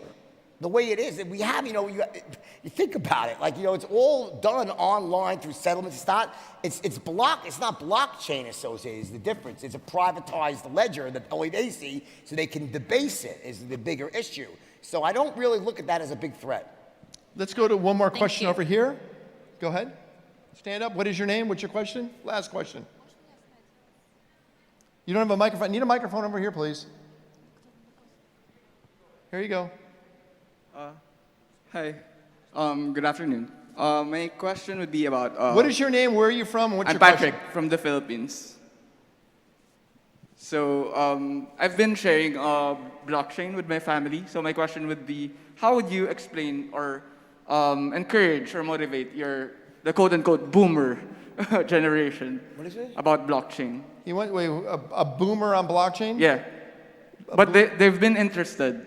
They made a joke of me earlier. They said, okay, boomer. Because they look at our generation being older and the way we look at things compared to a younger generation. Yeah. So do you ever somehow look at the younger generation, look through their eyes on what they're seeing, regardless, that may be different than what you're seeing? Of course. I mean, so that's a really valid point, by the way. But that's why I always had children. They I was lucky enough to have children who are now in their 20s, right? And they both. One of them did. They both now. One works for me right now, but a lot of what I originally, of what I saw happening with my kids playing video games and chasing after virtual goods like virtual lives and virtual bags of gold, it really opened up my eyes to this idea that people would pay for virtual assets that didn't exist in the real world. But also, I think one of the things that I've always been. I wouldn't say good at, but one of the things I've been a proponent of is walking in other people's shoes. And I think it's why I'm so good at selling, is because I'm very, very quick to put myself in the other person's place and try to look at the world through their eyes. In the case of sales, to help meet their needs and resolve their pain points, or in this case would be more to see how they view the world in terms of money and the future of finance and so forth. So it's been very helpful to me. Yeah, but the irony is you go back to that selling concept. It's hard to sell a digital token. It's hard for someone to grasp it. It really is. If you had to sell it back, like the pen joke, obviously, in the movie, if someone would say, all right, hey, sell me this Bitcoin, that would have been kind of a tricky thing to do. Right? Yeah, exactly. I think I made a pretty good case for Bitcoin today, but I think that, again, there's two things. Remember that when you're selling anything, it's not just the asset that you're selling or the product. You're also selling yourself. You're selling the company or community that stands behind the product. So I just think sometimes when people are selling a digital asset, they don't rely enough on the use cases of the utility. They just talk about it's going up, it's going up, it's going up. And I think people want to know why as well. Can you pull your mask down so we can hear you properly? I love your empathy. I love how you would relate to people naturally. And I think that would help my family and my friends on helping them learn more about blockchain. Thank you so much.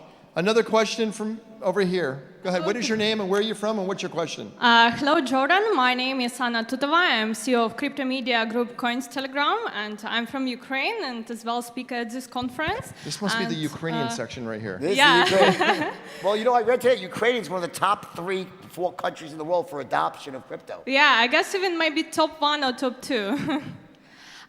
So our team was recently in El Salvador, the first country in the world which adopted Bitcoin as legal tender, and we met there with a lot of government officials. And I would like to know your opinion about the future of the implementation of Bitcoin in this country and whether there is a future of adoption of Bitcoin as legal tender by other countries too.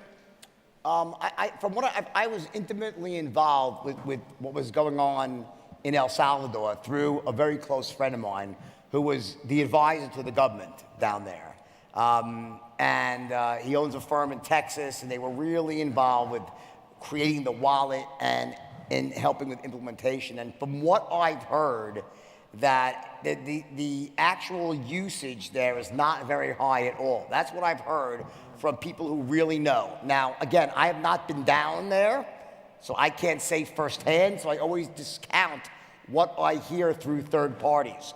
But from what I've heard, a lot of it is more about public image and things like that, and the actual impact on the ground has been rather minimal. That's just what I've heard from people, but they're very reliable sources.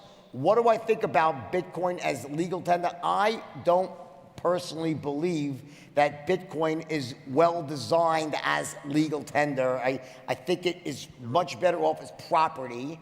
I think that there are other things that make more sense as legal tender, like certain types of stable coins or whatnot. But I just don't think that the Bitcoin itself, because of transaction fees, they say all about the Lightning Network, well, that's very unstable still. So I just don't think that Bitcoin really should be legal tender, at least in the form it's in now and the way things are today. Thank you so much. Another question? Over Hi here. guys, can I ask you? Okay. Let me guess, you're from the Ukraine. Yes, of course. My name is Igor. I'm from Ukraine too. So I want to ask you, all the people ask you about Bitcoin, about future, about everything, about how you can invest. But I want to ask you, what for you important things in your life for you? What's that, what? What's your important things in your life for you? Sinks, S-Y-N-C? I mean like things, yeah. Important things. What are important things in your life? To me? Children? To you, of course. My children. Number one for sure. My family. Lifestyle? Well, certainly number one is my. For me, it's interesting. Like, I've always put my family before myself, and I'm not sure if that's a smart thing to do. You know, there's an old saying. You know, when you go in a plane, and they give you that security warning in the beginning, say, if those masks should fall out from the plane, put your own mask on first, and then put your mask of your child on, because without oxygen, you can't breathe and you can't help anybody. So on some level, you have to help yourself as well. But I think that for me, very often, helping my family and myself have not been mutually exclusive. They both occur at the same time. That's one thing. A second thing for me, which is so important, is giving value to people. I get high on helping other people succeed. I do. And I get rich at it too, so it's really great. Like, I have this great thing that what I do for a living helps other people make money, but my high comes from helping other people. There's a girl here today named Isabel, and I don't know if she's spoken yet, but she did speak, and you know, Isabel said to me, you changed my life. It's because of you I'm here today. And like, when I hear that, it's like, how can you quantify what that's worth? I mean, you know, no money in the world. Now, of course, that doesn't mean I don't need money too, because I love freaking money. I love private jets and yachts, and I love spending money, and I spend a lot of it, I can promise you, okay? But the good feelings I get in life come from helping other people achieve success. Thank you. Let's go over the another last question. one, maybe. I'm not from Ukraine, so I'm You're from not? Moscow. Forget it. Yeah. I'm from Moscow. My name is Renat. Russia, okay, former Soviet. Okay, Ukraine Jordan. might be part of Russia soon. I know. I have a question for you. What is your main personal goal in all your life?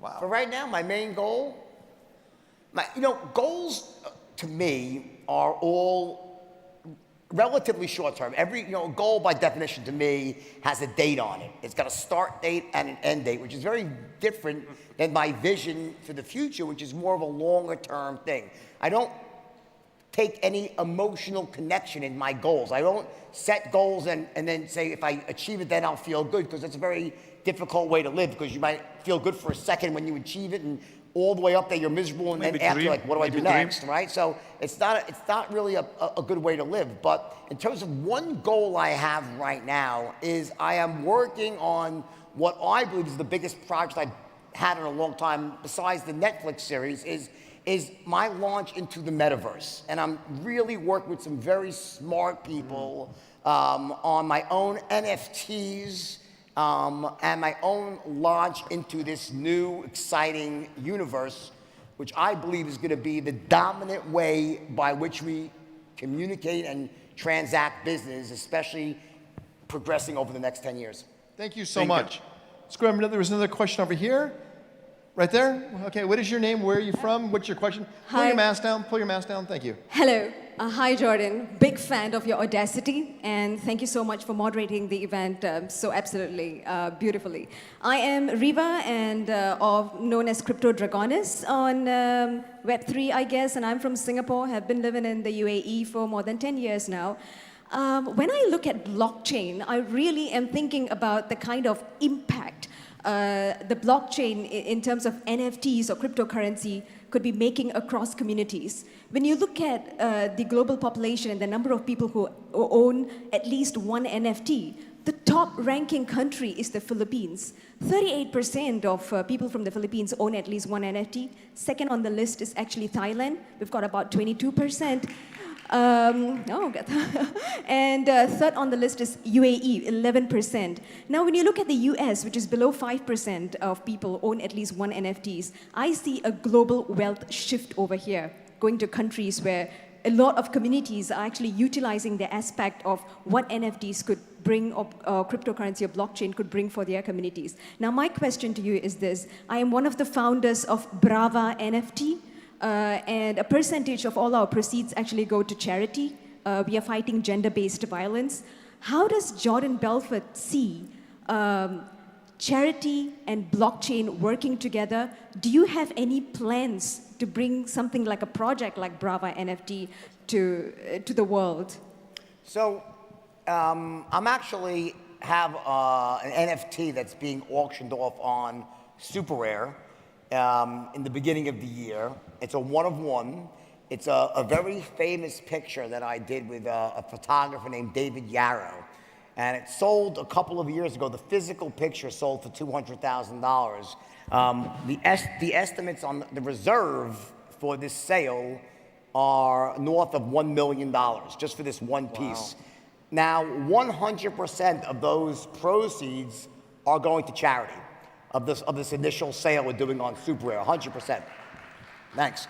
And both David and I are very passionate about that. Some of the charities that money is being split among are some NFT-related charities of empowering people to become educated about NFTs and so forth. And some stuff is going to animals because David photographs animals. So we're spreading that money around. But everything I've always done in my life, I've always had a charitable component to it. And I always find that when I do that, I always have more fun when I have something I'm doing for charity. It just sort of it revitalizes me, invigorates me, so I think it's a great thing. In terms of one specific charity, today, I'm looking very much in terms of South America. My wife's family is from South America, and there is so much terrible stuff going on down there, and there are men, women especially. But so I think this is really a chance. What I said before is one of the mistakes that we make often, being from a first world country, is we forget that most of the world does not have access to the same type of banking instruments that we do. They just don't have a steady supply of credit, a stable currency, a safe place to put their money. So I think all the things you said are true, and I plan on being a part of it. That is so amazing. And Brava NFT is also giving to charity in one of the South American countries as well, Mexico, and Fondo Semillas is one of the charities that we are supporting. And that's all we have time for. So thank you very much. Thank you very much. I'm We're gonna actually out wrap of no. up very We're out of quickly. time. We're literally out of time, and All I right, appreciate thank that. you. Thank you. Jordan, Cheers. real quick question. Dwarf tossing, was that true? Well, yes or no? I never tossed a dwarf Okay, myself. that's all I needed to know. There you go. Let's give it up for Jordan and him spending time with us today. Big hand for Jordan. Thank you all. We're going to take a 10-minute break, and we'll come back with some other great speakers. So thank you very much. Oh, there you go.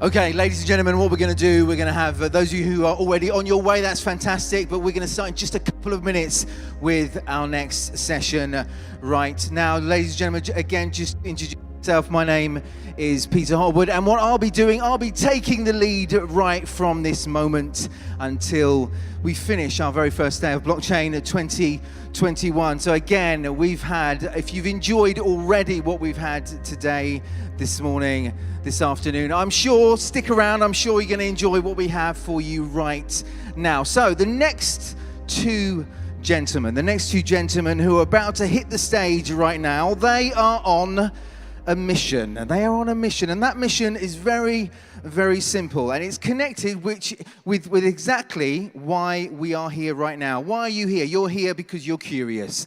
You're here because you want to know more about blockchain technologies. You want to know more on how it can actually help you financially, help you perhaps change your life as well. And that's exactly the mission of these two gentlemen who are about to hit the stage right now. You may have seen them, those of you that are on Instagram, you may have seen them actually rapping on Instagram. They are not rappers, although one of them thinks he is.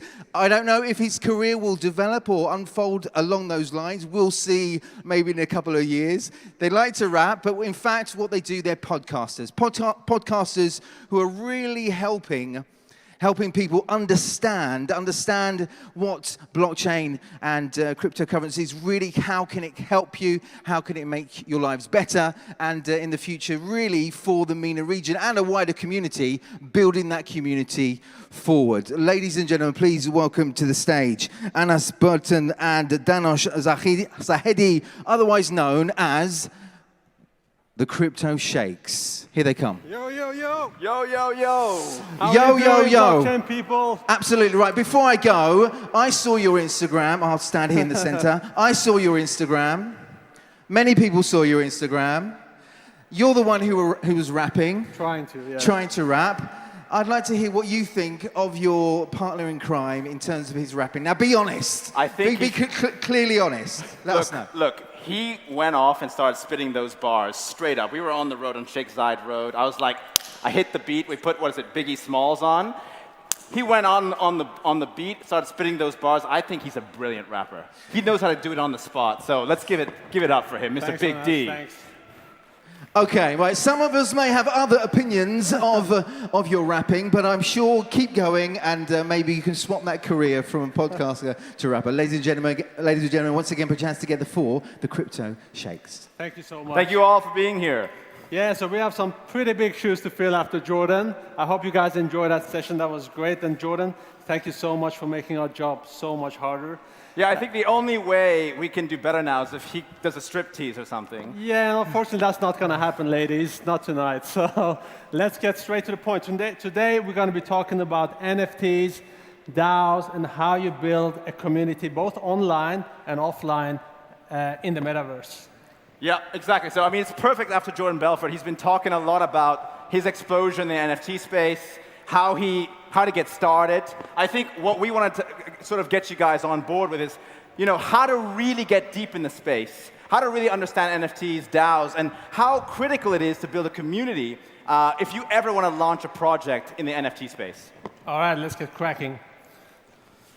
So the metaverse, what is the metaverse and what is NFTs and what's all these things that is happening to us right now? We saw Nike recently acquiring Artifact, which is a huge brand within the metaverse.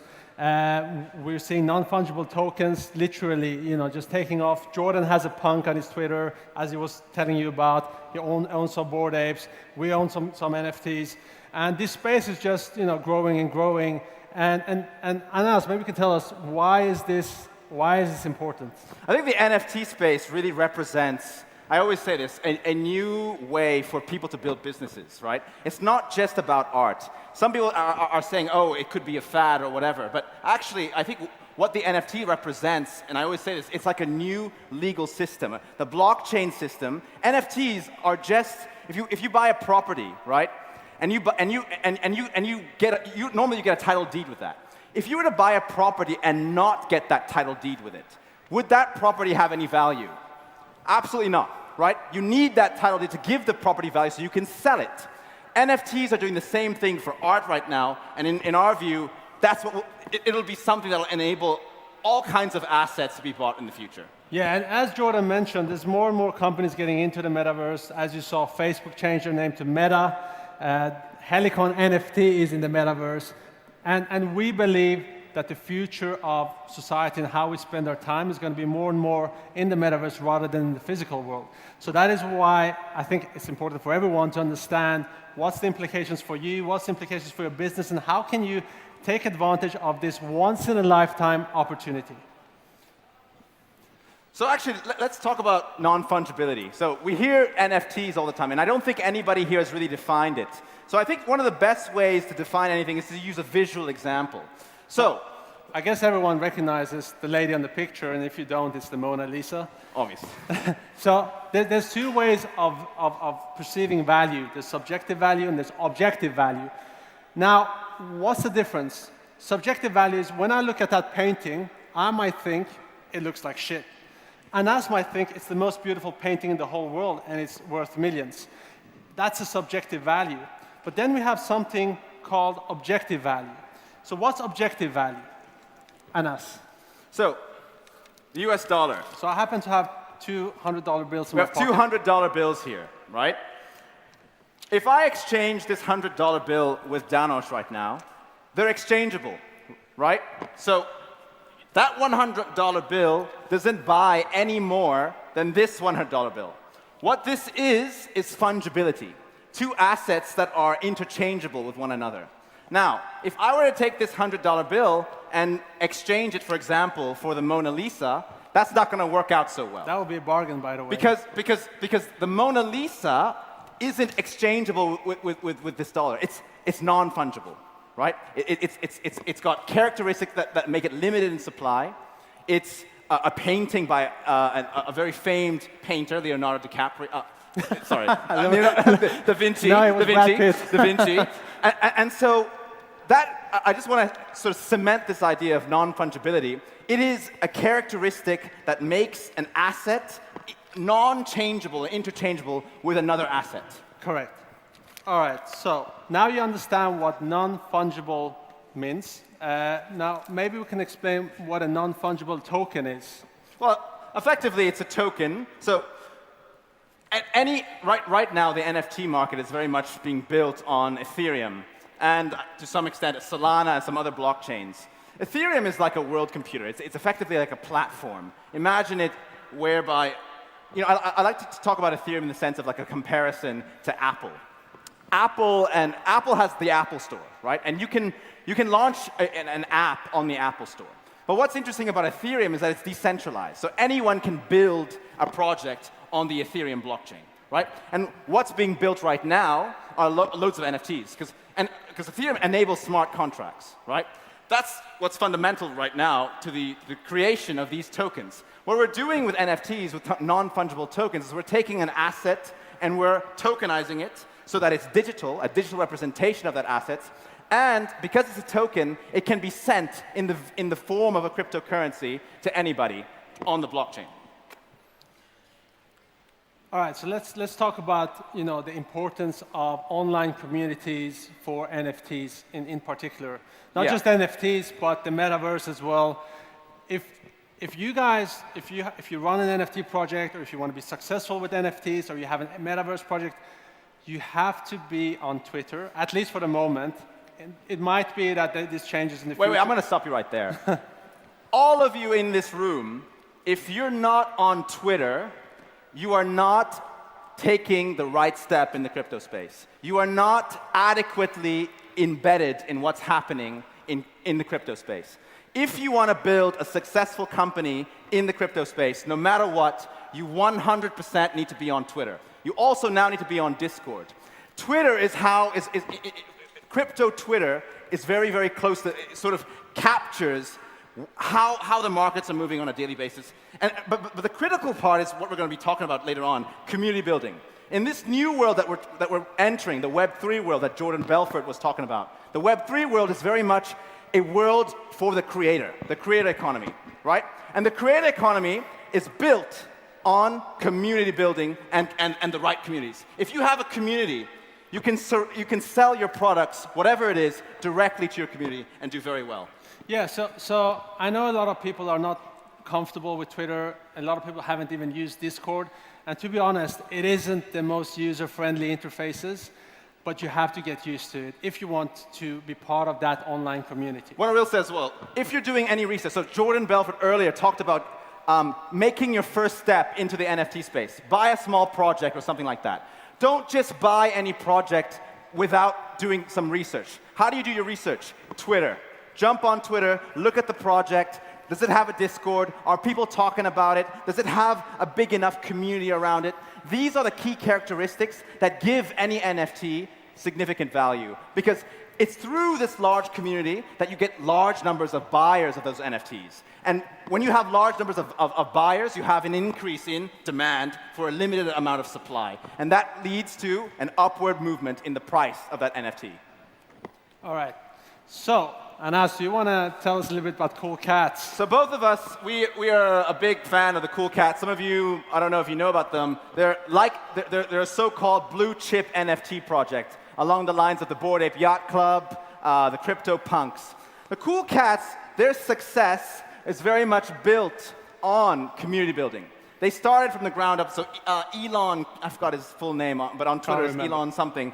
He was a designer for a long time. The Cool Cat team came together with him to create these designs. He's been drawing these for ages. But what's amazing is that they built a community of close to 60,000 people on Discord, more than 60,000 people on Twitter. And through that community, this project has skyrocketed. So our NFT, I think I'm currently listing it for 50 ETH, because I think that's what it's worth. But many of them have been sold for 100 ETH or more. But the funny story here is that to many people, this Cool Cat looks like it's been drawn by a kid. And initially, when we were looking at the Cool Cats as an investment, I was showing them to Anas. I was saying that, Mike Tyson just bought Mike one. Tyson's a big owner of them. And he's a big proponent of NFTs. And it was funny because Anas was like, no, they look like shit. Why should we get into the Cool Cats? So the amazing thing about NFTs is that it's not very often so much about the art. Sometimes it is, but many times it's about the community. It's about people having a belonging online, feeling that they're part of something. Now, there's a lot more to this. So COVID has skyrocketed the importance of this. Because many of us were stuck in our own houses with nobody really to interact with, Twitter and Discord was a means for people to meet other people in a space and connect with them deeply. So a lot of NFT projects, and any project actually in the crypto space now, the community around them is what gives it value. Now there's some additional characteristics I want to talk about with the Cool Cats, which is quite interesting. The Cool Cats are now also going to be dropping tokens, right? Funnily enough, it's going to be called Milk. milk tokens. And this is very interesting because this centers on some legal issues that, I'm not going to go into detail on it, but some of these NFTs now pay passive income. By holding an NFT, you can get paid money on a daily basis. So one of the projects that we got into, but we actually missed the key one, the genesis, was the CyberKongs, okay? The CyberKongs have a floor price now of close to 200 ETH. Why? Well, actually, they pay you in a token called Banana. Now, you might ask, well, this sounds like a massive Ponzi scheme. Well, what's interesting now is these projects, they're taking their tokens so that they can build an infrastructure around them. So CyberKongs, they're building a video game where these banana tokens can be used to purchase in-game items or participate in the broader community. Yeah, so one more thing is, NFTs is nothing different from Ethereum. Most NFTs are built on the Ethereum blockchain. And imagine you're holding an Ethereum token, but there's a picture attached to it. That's what an NFT essentially is. And the NFT space is evolving very fast. And as you can see from this page, you can now take loans based on your NFT as a collateral. So because it's all happening on the blockchain, it's verifiable. You can trace the ownership, and you can actually free up cash and liquidity based on an NFT. So the beautiful thing about this is we're seeing the amalgamation, the combination of decentralized finance and the NFT space, right? These are becoming like assets, so sort of like gold in a way, where you can bring them into a platform and take out a loan against it. It's very interesting, and I think a lot more projects, as this space continues to grow, we're going to see a lot more projects like this being built, and I think it's very exciting. All right, so let's get into DAOs. Who in here knows what a DAO is? Now, show of hands if you've heard this term, a DAO. Decentralized Autonomous Organization. All right, so a few people. Danosh and I run a DAO now called Arts DAO. And in my view, DAOs represent the company, the LLC 3.0. We're all comfortable with the old sort of companies that have been sort of registered with the company's house in the UK or the relevant government agencies here. These kinds of organizations or companies, they're built directly on the blockchain, and they're decentralized, meaning people who hold the tokens can make decisions on behalf of that company. It's a very, very interesting innovation in the space, and it's a big part around how the NFT market is also growing. All right, so smart contracts. We're not going to go into details, more in-depth on smart contracts, but Anas is a lawyer. They're doing actually a legal panel later on. Yeah, I'll be doing a legal panel tomorrow. So smart contracts is quite interesting, and it underpins, it's the bedrock of how these DAOs are built. So let me tell you guys a little bit more about how a DAO works, okay? So imagine we have a vending machine, okay? A vending machine which has Coke in it. What does it need? It needs electricity to get the vending machine to work, but it also needs cash, right? You put cash in the vending machine to buy your Coke. The cash then has to be withdrawn and put in the bank account. Now, this is a very labor-intensive process, right? We need somebody to bring the Coke to the vending machine when it's depleted. When electricity bills need to be paid, maybe that's a manual process in some regard. And the money, the cash that's stored in the vending machine now also needs to be pulled out by somebody and physically brought into a bank. It's quite old school, if we think about it. In this new Web 3.0 kind of world, the DAO, if a DAO were to run as a vending machine, what would happen is you'd have smart contracts at every level. So when Coke is out, let's forget about Coke now. Let's say the vending machine issues NFTs, okay? And those NFTs are really valuable because they have some kind of utility behind them. Whenever supply, let's say supply is out, it immediately interacts with the smart contract saying, we are out of X stock. The smart contract interacts with the supplier, who then supplies it directly to the DAO. Because it's all digital, and we're talking about digital goods here, that can be instantaneous. Electricity bills, if that needs to be paid, it's, again, a signal is sent by the DAO to the relevant supplier. The supplier gets the information, it gets come back, and it continues. Finally, cash, because we're talking about crypto, it's Ethereum. it's not really relevant. No cash needs to be taken out and deposited in a bank. It's just automatic. And the DAO has an accounting system built on Ethereum that allows it to go automatic. So this is the key term here with autonomous. Yeah. It's a decentralized, autonomous organization that runs on its own. And what's interesting is these organizations are changing the way organizations are being run. This is the future of how many organizations will be run in the future. The power from the top will be distributed to the members of that organization. So imagine you're having a board of directors that are making the executive decisions in the organization. Now, with a DAO, all the people that hold a token, a governance token, so if you look at all these companies These are here, example DAOs. they are all DAOs with governance tokens where the members of the DAO can vote on important decisions in the company. We have seen DAOs where the chief executive officers or the CTO or the C-suite level people have been, have had to step out because people in the organization have voted them out. This actually happened this week. Anybody here know Sushi Swap? Sushi Swap. So it's actually the logo up there in the right corner. Sushi Swap CTO resigned this week because the DAO members voted on a resolution against him. He on Twitter, he resigned. He had to go out because the DAO members, and what's funny is Sushi token skyrocketed when he resigned.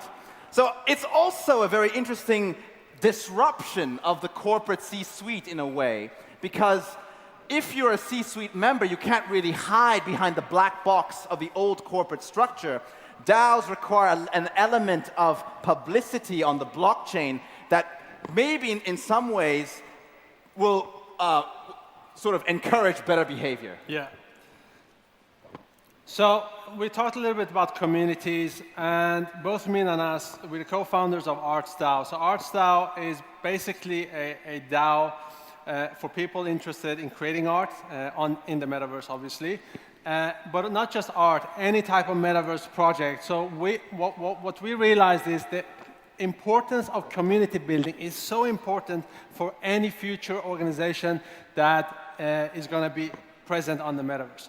So we try to not just create a community online. So we talked about Twitter, we talked about Discord, but it's equally important to create a community in the physical world. Yes. Because a lot of people, they still meet face to face, especially with Corona. They want to meet. As we spoke, people want to have a large circle of friends that are like-minded, that have the same interest. So what we do is we bring collectors, we bring artists, we bring different projects together, we have sponsors, and this DAO, we envision that this will turn into an investment DAO, where you can, as an investor, invest in fractionalized NFTs. And we haven't talked about fractionalized NFTs, but generally speaking, imagine CryptoPunks. A CryptoPunk costs $1 million. Not everyone can invest $1 million in a punk. Maybe Jordan can afford one, but a lot of people would like to have exposure to it from an investment point of view. So what you do is, with fractional NFTs, you go together, you pull together funds, and you invest it, and it's all on the blockchain, and all the voting happens within the DAO. Yes, so this is a very important concept, actually, because DAOs, let me just talk a little bit more about DAOs here. DAOs aren't necessarily, you can have a DAO for anything. So I was interviewing a candidate the other day for our company, and he started a DAO to fund trips to the Alps for skiing. Yeah. Remember the key word in DAOs, organization. As long as you have a community of people who have a common interest, you can form a DAO to fund that interest, right? So in his case, the members of this DAO, there were just 15 people, they all supply an equal or different amount of ETH. This ETH is then used in the DAO to regularly and autonomously every year ensure there is a booking for them in the Alps so they can ski. It's wonderful, right? It's wonderful that they have this, right? And there are other kinds of DAOs. You have DAOs that are trying to address climate change right now. KlimaDAO, right? So the DAO is set up with sort of from a charitable perspective, right? Contributors and members vote on the charitable kind of direction of that DAO. Of course, you have the investment DAOs, right?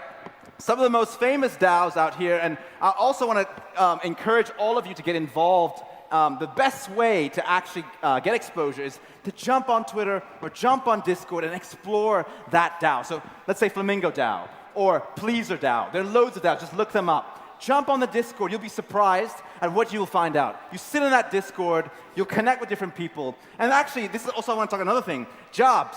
You think the only job in crypto is being a trader or flipping NFTs or being a developer or being a Solidity developer? No. The companies in the Web3 world also need normal people who do everyday jobs, right? And DAOs are employing, we're employing people right now. We're looking for people who can help us with community building. We're looking for people who can help us on the ground, all kinds of things. I know a couple of people who just sit in DAOs all day, and they freelance for a bunch of different DAOs, doing maybe this job, doing a bit of web development, maybe doing a little bit of, there are all kinds of things that can be done. So I encourage everyone here, jump on Twitter, jump on Discord, explore this community. You'll be absolutely sort of blown away by what you might find, what kind of jobs you might find as well in Web3. All right, so before we wrap up, just want to thank everyone. You've been such a great audience. If you want to follow us, we are on Instagram and all the social media accounts. We have a podcast called the CryptoShakes_podcast, which is on Instagram, on YouTube, Spotify, Apple Podcasts, wherever you want to find it. We also have an Instagram page called ArtsDAO, which we use to share art. We post about our meetups, events, and if you want to get more involved, feel free to reach out to us. But before we finish off completely, I would like to open up for questions if anyone has any questions they would like to ask. Do you have a mic? Yeah, so where's the mic? Is there a mic? I think she has a question. Is there a mic? Anybody got a mic? No? No, there's no mic. Okay. All right, just send us a DM, CryptoShakes_podcast or ArtsDAO, and we'll sort you out. Let me just say a couple of things about ArtsDAO. So firstly, we actually run one of the biggest NFT communities in Dubai.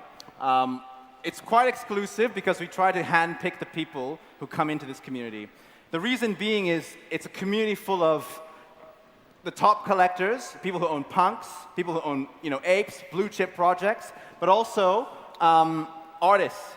We, the ArtsDAO, what we do is we invest in a number of artists and art projects. And we're also sort of like a Y Combinator, a launch pad, an accelerator for NFT projects. And we specifically try to build generative art, which is the kind of art that has been created on Ethereum. So the punks, art blocks, these blue chip projects, they're all generative art, meaning you generate them at the mint. When you're there minting it, nobody knows what the art looks like until you click mint, then it comes out.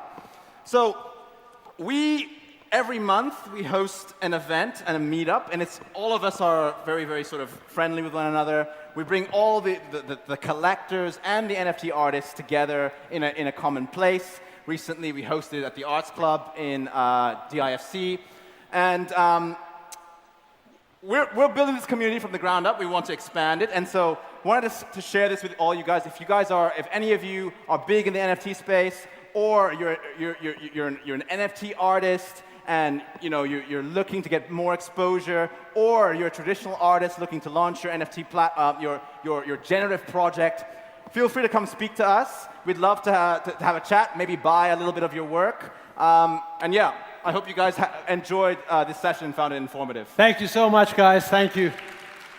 All right. So there we have it. There we have it, the Crypto Shakes. Thank you so much. And again, there was a question for you, but what's going to happen is they can reach out to you over Twitter, over social media, or maybe even, like we heard earlier on, a gentleman who had the balls to ask Jordan Belfort directly his email, and apparently they've connected as well. Right, what happens next? What happens next right on this stage is something naturally we're all here for, to really understand the future of blockchain, where it's going, what it's going to look like over the next 6 months, 12 months, even further. Who are going to be the main shakers and players in the future? I can't answer that for you now. Maybe you have your own ideas and insights about that. But the next session here on stage is going to be a conversation to find out some of those answers and a lot more as well. So please help me in welcoming the panelists who are going to join me here on stage right now. So first of all, we have a person who's named one of the top 10 most influential men in Africa by Forbes magazine, the founder of the Africa 2.0 Foundation, Mr. Mamadou Touré. Mamadou, take a seat. We also have a global shaper of the Geneva Hub and also head of business development at Storm Partners, Sheraz Ahmed. Sheraz, take a seat. Also, somebody who's got 15 years of experience in developing tech strategies across the MENA region and certainly an expert in tech monetization, digital productization and transformative technologies, and that's the managing director at Cognic DX, Allah Dakhnan. And the person who is already on stage, I haven't introduced her at all, but she's already here. Take a seat. The person that's going to beautifully take or shape this conversation, certainly in the right way, is actually Ambassador of Blockchain Association of Ukraine and a member of the international organizations Blockchain Ladies and Women in Tech, Maria Vovchuk. Thank you so much. Thank you so much. And welcome, everyone. Thank you for being here in Abu Dhabi. And I'm also excited to join Blockchain World. As it was mentioned, I'm Maria Vovchuk, Ambassador of Blockchain Association of Ukraine. Probably also I have heard that I already am organizing as well blockchain conferences here in Dubai. And I'm also co-hosting them quite often, and I'm hosting them. So in that case, if you're coming to Dubai, definitely find me on social media because we can discuss it like in more detail. And today, as it was mentioned, I'm really excited to discuss the future, but not only of blockchain, but also other market disruptors. Because to be honest, I believe we definitely have much more interesting in the future new technologies, not only blockchain. Blockchain is the most exciting for me as well.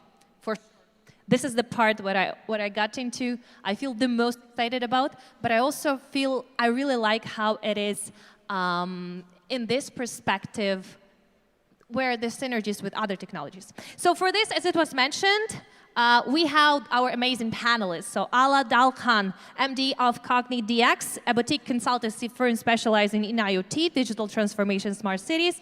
Shiraz Ahmed, your bridge to Switzerland cryptocurrency and blockchain ecosystem through his roles at the Crypto Valley Association and Storm Partners.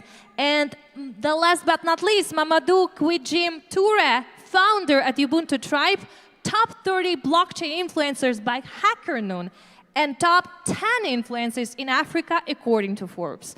Thank you so much for joining us. Unfortunately, we were supposed to have an additional one lady in blockchain, but unfortunately, Yael could not join us today. I believe that she would love to. She is so knowledgeable as well, and maybe she will, by some time, will come till the end of our panel. But meanwhile, first question is, of course, I would say, we'll start from this.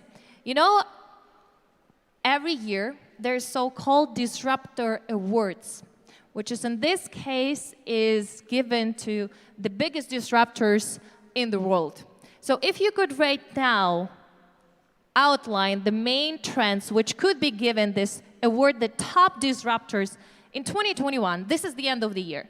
Which trends would they be? Which industries are like the biggest disruptors in the world? Who'd like to start? Yeah. Okay. Sure. So I don't know if I'd give it necessarily to a person, but maybe to a thing. I mean, if COVID-19 had a figurehead, I definitely would give it to that person. But it was in 2020. Still. Yeah, but I think still because I think it's definitely accelerated the space that we're in here today and the space of many other people. The digital space as a whole. It's one whereby whenever I speak to someone, they're always telling me, yeah, I mean, we would have never got to where we are if it hadn't been for this need to kind of become more digitalized. So that's definitely where I would place it. Understood. Allah? For me, since we're talking in a blockchain conference, I will pick a blockchain winner for Best Disruptor of the Year. And for me, it's Theta TV. Theta.tv, they are disrupting video streaming. And we've always had YouTube, we've always had Spotify for podcast streaming, we've always had Netflix, but they were centralized and they were censored. And on the other side, we always had BitTorrent, but it was illegal and it was malware-ridden and virus-ridden. What Theta.tv are doing is they are decentralizing video streaming in a democratized way, but providing an incentive for people to act in an honest way by rewarding streamers and people who are watching the streams with crypto coin.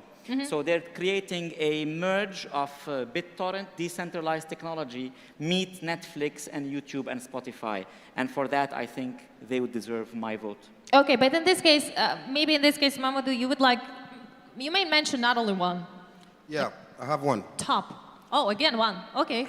Yeah, for me, Your favorite. It's going to be Elon Musk. I'll tell you why. He won it all this year. So right? we're talking about like people disruptors. Yes, in this I'll case. tell you why. Besides being the Time Magazine Dude of the Year, he happens to just make a tweet, and all your analytics, trading, provisions, etc., goes to the roof, right? That's a way to disrupt the market that is extremely powerful, right? And but it also reminds us how much there is influence and emotion into that industry. Right? So that's why we chose to more go for gold that is more stable and less likely to high fluctuations or to somebody to come and say, okay, buy this or do this. But I give all the credit to Elon Musk. He went to the moon, he built those cars, and he makes the market with one tweet. So much respect. Okay. Yeah, I just want to comment on that. I mean, it's quite fantastic that people I've actually created trading bots that are like Elon Musk trading bots. Whenever he tweets something, can they anticipate? Yeah. It's quite crazy. By the way, but generally I really like how this is going. So blockchain, we could expect, I would not, COVID, I could expect, but I would not expect Elon Musk. Of course, despite the fact that he recently won Person of the Year. But nevertheless, let's go dive deep into, as far as we mentioned blockchain, and as far as I mentioned earlier today, that not only blockchain, but with the synergy with other technologies, which are like the future-driven, they can also create an impact in the world with IoT, with AI, which we observed for the last years. So from your perspective, what do you see, which impact it will have on the future? And for example, in case of Allah, it's with smart cities applications. Can you dwell upon this, please? Yeah, beautiful question. Thank you.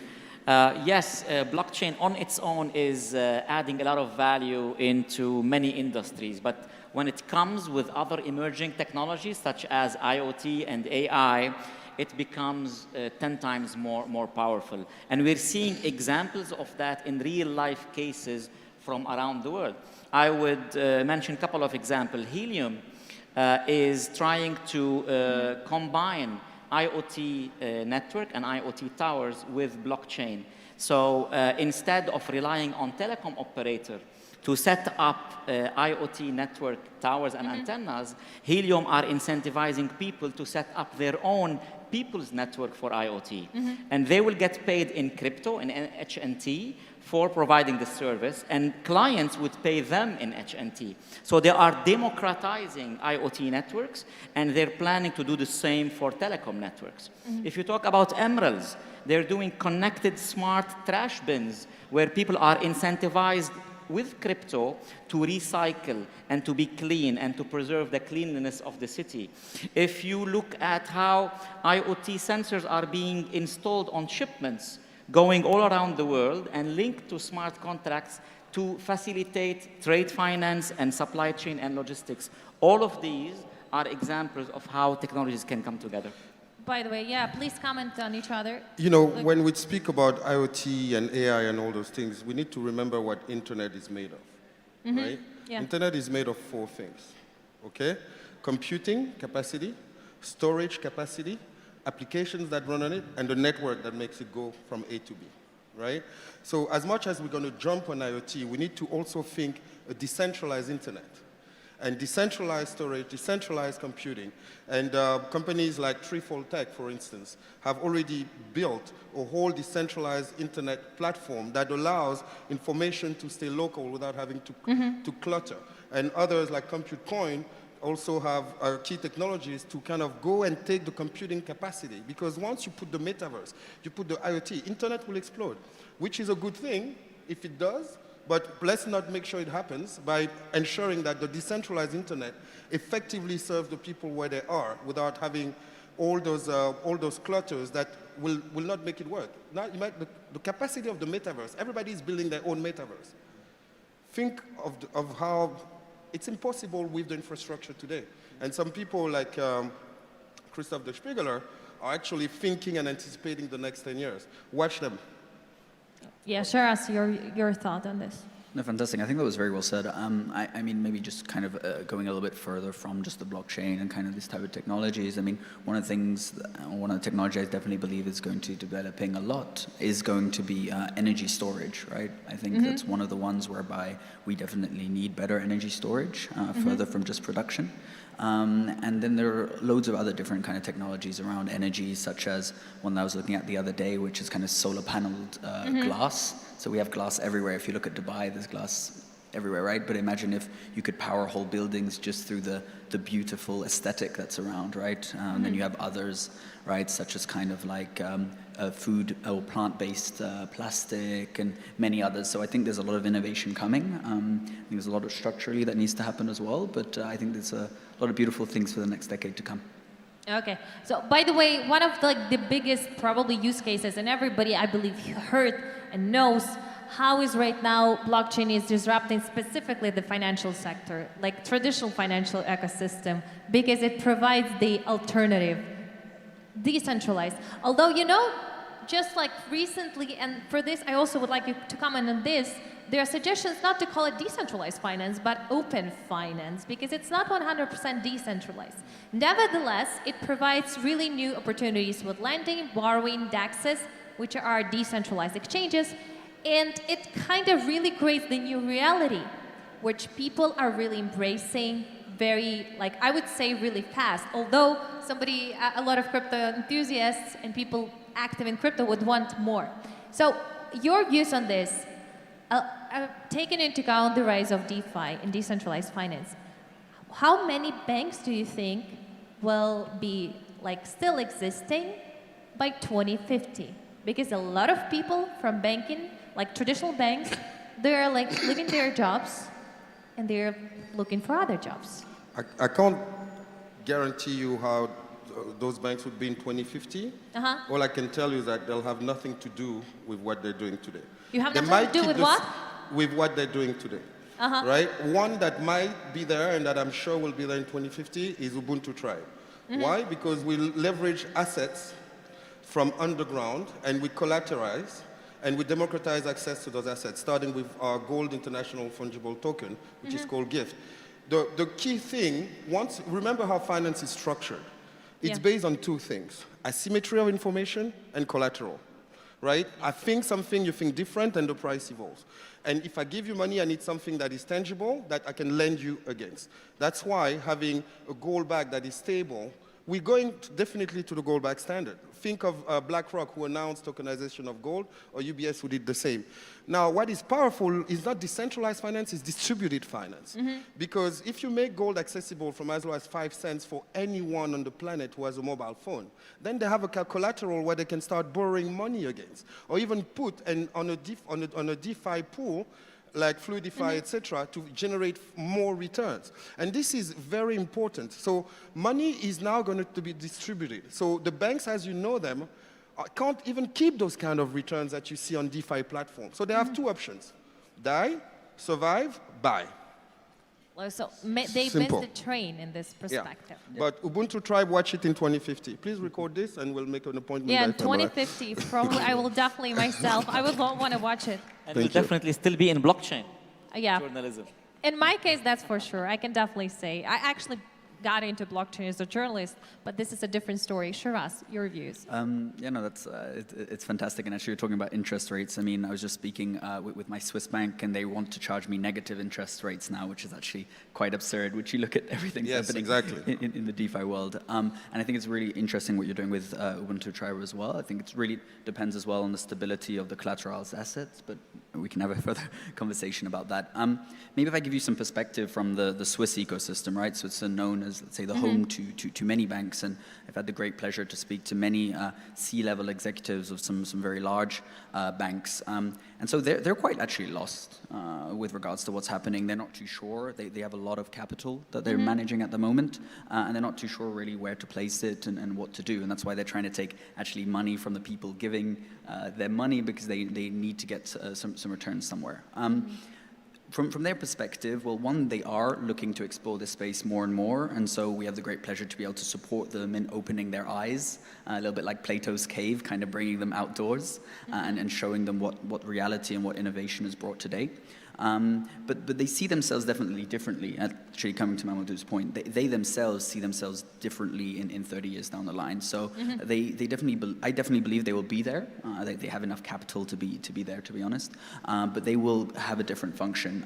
They definitely believe that they're going to downsize, incredibly so. I mean, if you look at big banks such as like UBS, Credit Suisse, etc., they have so many people in the front end that. I mean, I don't want to say that they have redundant jobs, but it's like there are a lot of machines nowadays that can really do that, and we're just kind of there, just kind of paying for not too much of a reason. So they themselves, from the C-suite, they know that they're going to downsize dramatically to what they are, and then put that capital into places whereby they can specialize. I definitely believe, even with the technology that we have today, they're not everybody wants to take the trust, the keys into their own hands. They want trusted parties, and I think banks, at least Swiss banks, are seen as trusted parties, so a lot of people will still go to these trusted parties, even if it's just a name. That name means something, and so there will be a lot of people that will go there, and so they will act as trusted parties. And so I definitely believe that there's that side of the coin to look at.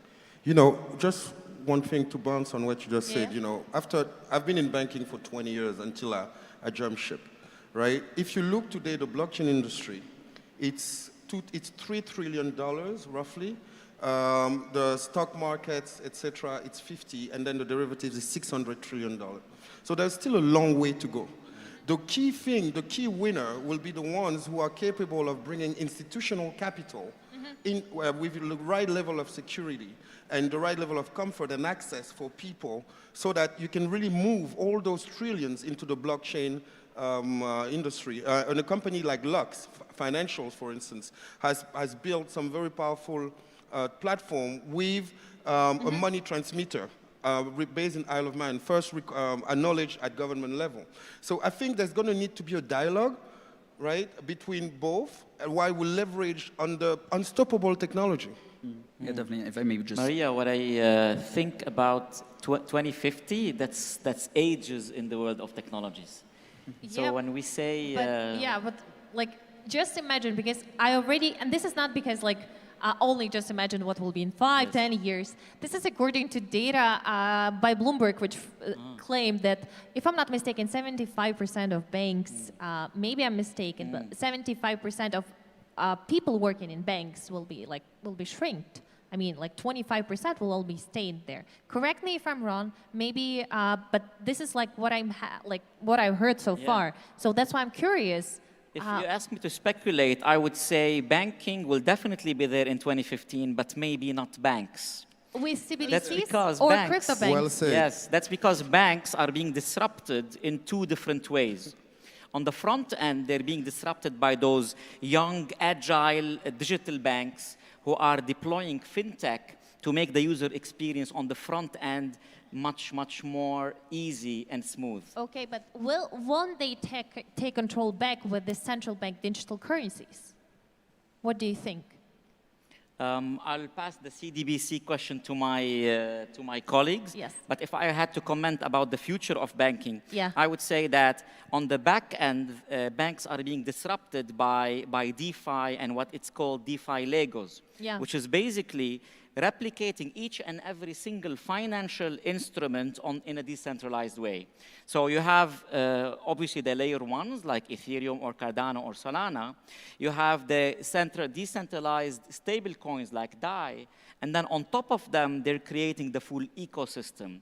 You have decentralized exchanges like Uniswap and Curve and Balancer. You have the lending and borrowing platforms like MakerDAO and Compound and Aave. You have the decentralized insurance like Nexus Mutuals and the decentralized derivative like DYDX. So all of this combination is disrupting banks from the back end. And here, I would agree with Mamadou by saying that banks, their only chance is to adapt and to embrace the new technology. Basically, digital Darwinism is unkind to those who wait. Understood. And if I may comment on that point, and just to play a little bit devil's advocate here, because it's always quite interesting. Darwinism, yes, but let's say animals don't have a lot of capital behind them. And banks have a lot of money, and they can easily buy out, not competition, but they can buy innovation. And you see this happening, for example, with the Deutsche Börse. We were talking about derivatives in the stock. Deutsche Börse just bought crypto finance, right? A hefty check, but they had the money to do so. And so they can buy into this space. And we see actually Binance doing the same, right? Binance is becoming, to a certain extent, too big to fail. They have so much capital nowadays that they can buy out so much innovation. And so, of course, when you have a startup, you have young founders, of course, they really believe in what they're doing, but it's very hard to not be tempted by that big check. So I would definitely say that banks, the way they exist today, it won't be the same in 30 years, but they have the capital to buy innovation, and not only to stifle it, but to buy it and to allow those companies to grow under their umbrella. That's adapting. That's if you can't beat them, join them. I'm happy with that end result. Mamadou. So on the CBDC? Yes. So first, I'm proud. I'll tell you why. As an African, I'm proud because Nigeria is one of the first countries to have launched the CBDC. Which one? Nigeria. By the It's way. also, you have 3 African countries on the top 7 that are the largest users of What Bitcoin. about Chinese yuan, digital yuan? No, I'm speaking as an African. Sorry. Please. Okay. Right? And I won't comment on the Chinese one. It's, but although I'm proud about the Chinese one because it's 20% backed by gold. What was I saying? We're going back to gold. Oh, yeah, the golden You started it. It wasn't me. So going Uh-huh. back to the, and Ghana is also coming to the party. So there's more and more, Africa is really starting to embrace that. And actually it's somehow understandable. You know, when you don't have much to fight, a legacy system to fight, it's easier to start the new. That's why we were the leaders in starting mobile money, mobile banking, and at the time I made the first investment in that space. Do you know how much mobile money in Kenya, M-Pesa, moves of the GDP? 40% of the GDP. So we've gone digital while you guys were still signing checks, right? So I believe that if we continue by pushing this awareness. So I've been doing a lot of advocacy work because it's all about explaining, right? I think the way it started initially in the industry with the maximalists is kill the banks. Now, yeah, possible, good luck, but I believe in dialogue. I believe in Ubuntu, right? And once they start to understand what's the value for them, then they let things happen. And it's very important to continue that. And if it can come from countries that you wouldn't expect, who embrace that and make the space, Ghana, for instance, right? We are partnering with the technology provider to have our gold stable coin and the payment railway with the ECD, which is the Ghana's digital, central bank digital currency. So I think it's going to be leading by example. The same way as Salvador embracing Bitcoin, the more, it's always like that, right? And, but the big challenge that I see with CBDCs is the same thing. If you think sovereign in a world that is global, good luck, right? So some will use Stellar, others will use this, and again, where the power of this new generation of decentralized communities, etc. We think global. We are global. We are global citizens, right? Yes. And we don't think of village or community, etc. And that's what I think might become the biggest challenge.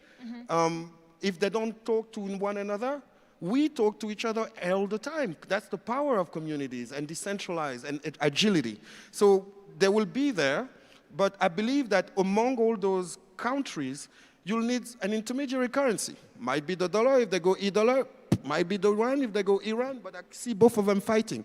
What about gold? Stable coin. Yeah, for sure. And to finish our today's panel, because we lack a lot of time, we could discuss more and more, of course. I would like as well at the end for you shortly to comment the new disruptor which is out there, and it was mentioned not once today, is metaverse. So from your perspective, the rise of metaverses, and as far as I'm a journalist, I cannot but ask, how do you think the media and social media will look like with the rise of new metaverses? Will we also be watching the news as well as having our avatars and metaverse? Will it be there? And the same with social media. Who would like to start? Yes. Yeah, I'll take up this one.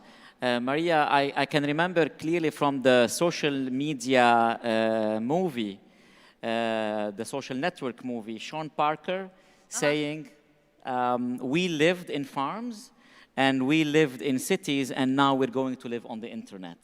I think now with the rise of the metaverse, the next part is living inside of the metaverse. And if you see Nike buying artifacts yesterday and people hurrying up to buy their own avatar, you can still have a little bit more idea about how the future looks like. When it comes to social media, I think the big disruption will come from decentralized Web3-based social media. The Brave browser, or using the basic extension token, are doing a great job there. And they are removing the need for you to share your data with those big platforms and still keeping a way for advertisers to generate money. You are getting paid as a user for your attention, for your time you spend browsing with crypto, and advertisers can advertise to you without having to compromise your privacy and your data. I think that's disruptive. I think that's the future of social media. Thank you, Shiraz. Yeah, thank you. And maybe if I just bridge a few of the concepts that we've spoken about together today, CBDCs, metaverse, etc. I think they all really revolve around control, right? And we need to understand that not all blockchains are made equally. And we're talking about like CBDCs or even metaverse by Meta now, the old Facebook. There's really the difference between a private blockchain and a public blockchain, right? Even though maybe the underlying technology is the same, the ability of control or transparency being one of the three core pillars of a blockchain, isn't actually the same. Immutability isn't the same, and decentralization isn't the same either. So I think a lot of people actually have come out and said that private blockchains aren't blockchains. And so when we're talking about some of these things, for example, CBDCs, talking about Nigeria, I mean, we have some colleagues in Nigeria. When there were some protests in Nigeria a year or so ago, they were paying, they were having to pay with Bitcoin, because when they were paying with their bank accounts, they were getting arrested and all these different things. If they were to pay within the CBDC, the government would be able to track them back directly, right? So then the element of freedom there is debatable. Then when we look at the metaverse side of things, I mean, if your whole social life now, the ability of Facebook, Instagram, etc., how much they can see into your life and to a certain extent control you through targeted ads. I mean, imagine if that were to happen in the metaverse, and even if you were to be connected through virtual reality or even AR, right? I mean, imagine the amount of, I don't know, even like subliminal messaging they could put into you and who you would become as a person. So I feel like we need to be careful to the extent of what these technologies are enabling, who they're enabling, and keep an eye on that side of innovation. We need a Web3 version of the metaverse. It's coming, actually. Yes, you know, I think people also need to realize that we're already in the metaverse, right? The one that we're going towards, it's an animated one. When you're on Instagram, I'm sorry, when I see those pictures, people create a digital identity, and that Snapchat, etc., edit, and with all the filters. And that's who you see and who you know. TikTok. Right? And this is your actual avatar today. So we are on the metaverse. People have already shifted in there. What will actually happen is leveraging on technology to kind of make it 3D and mix with augmented reality. But we're there. The main challenge that I see about the metaverse is people talk about gaming and all those things, but there is an extreme power in there. And as an African born on the continent, for education.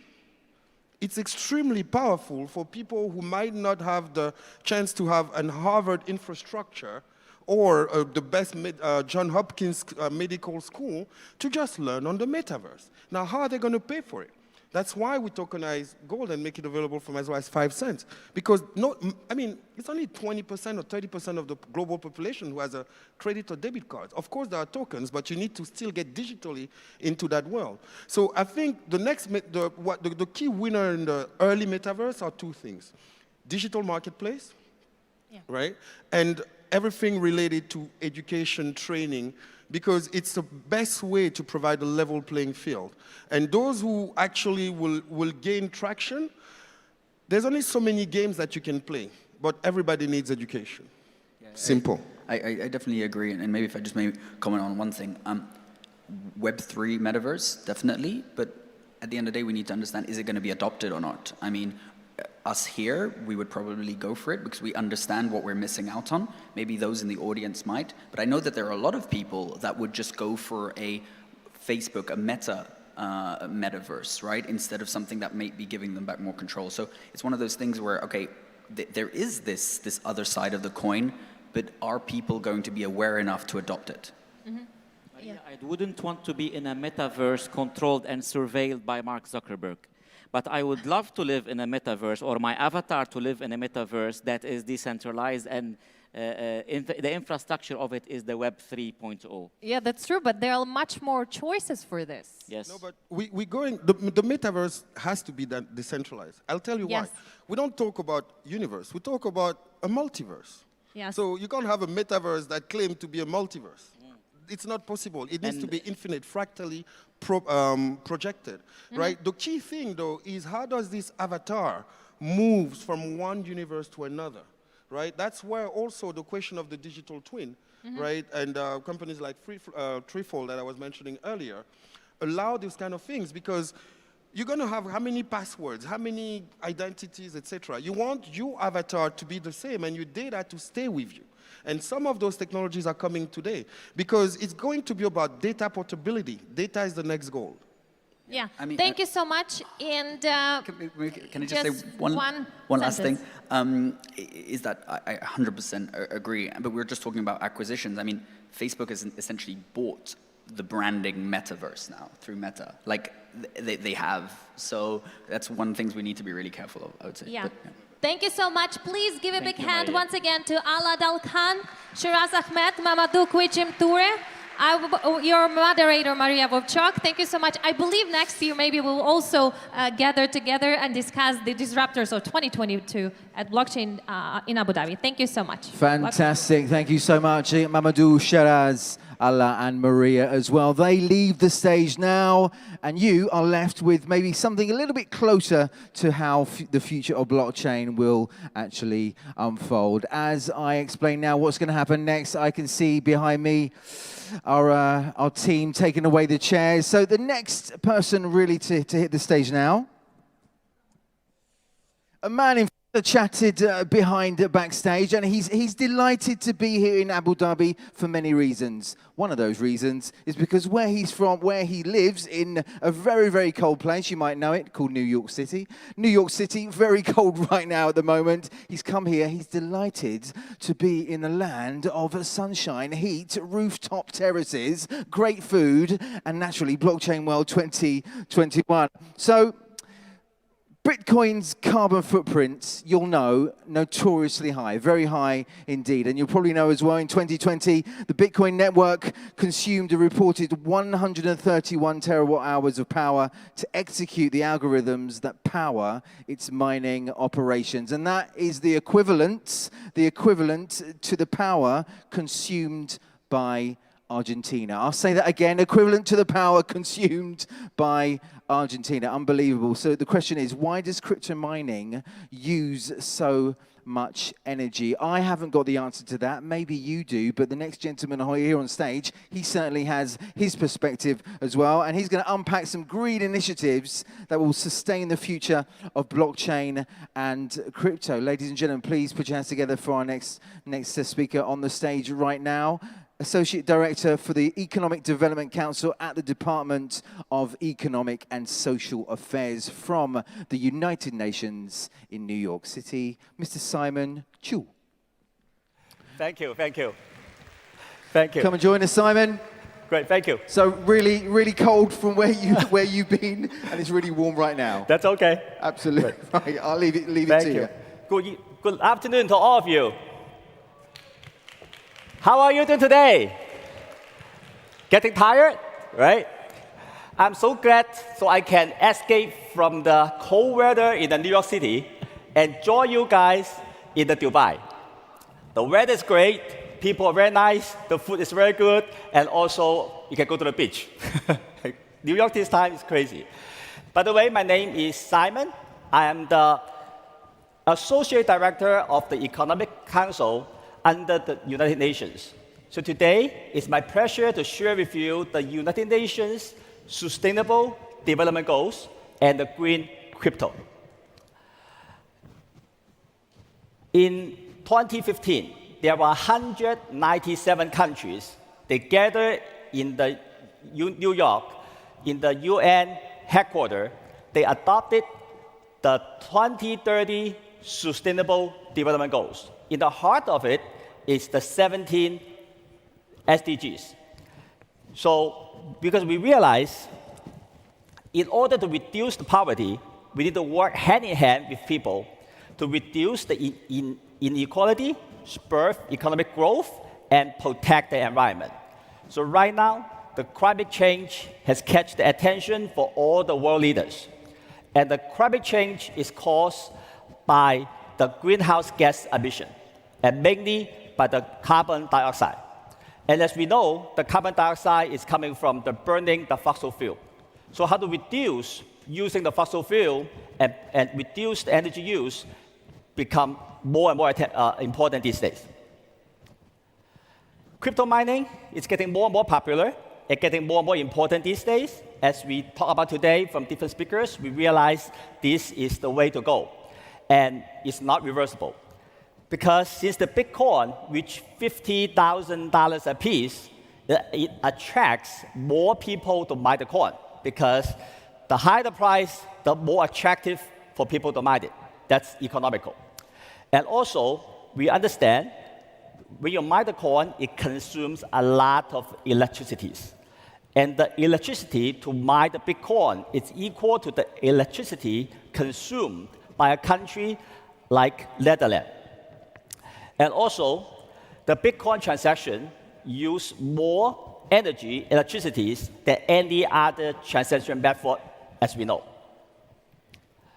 Also, the annual carbon emissions generated from the electricity required to mine the Bitcoin and to process its transaction, it's equal to the amount emitted by a country like New Zealand and Argentina combined.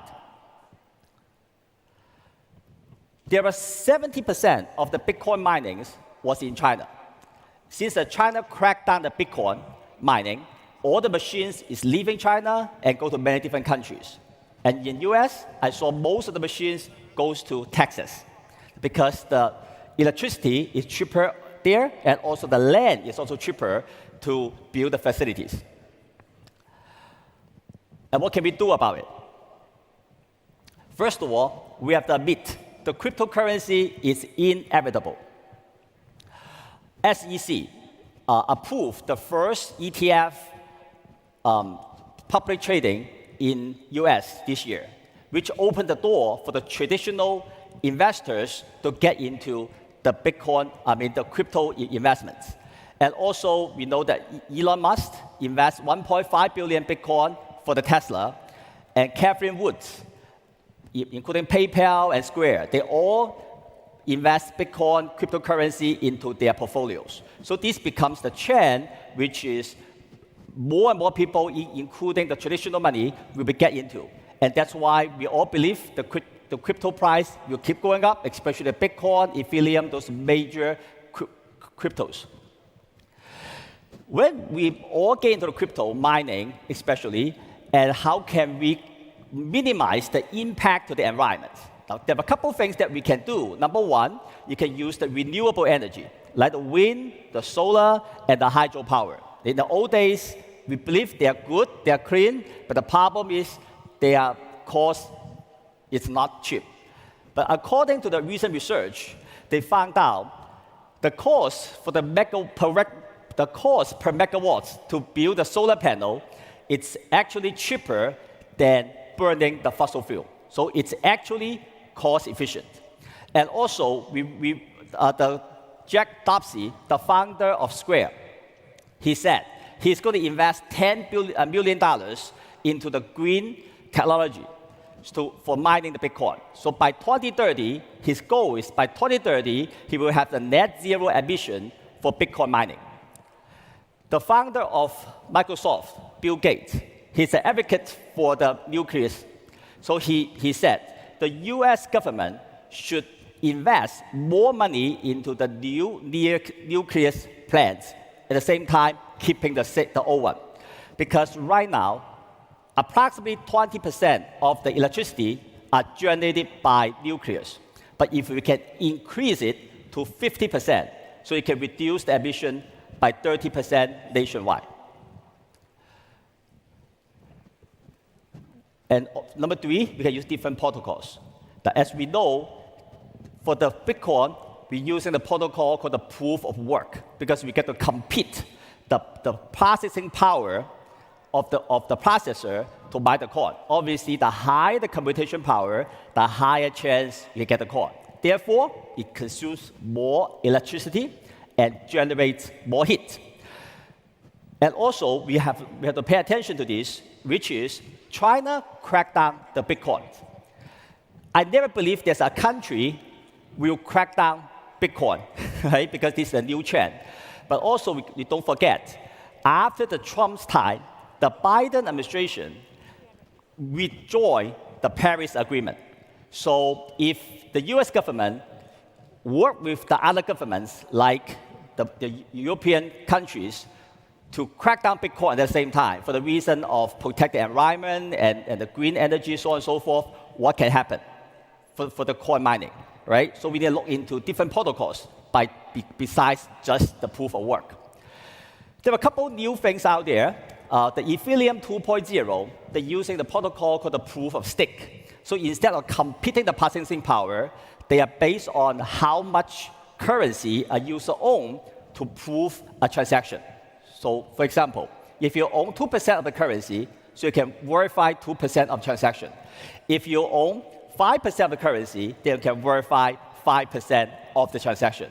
So there's no computation required, and there's no energy expenditure.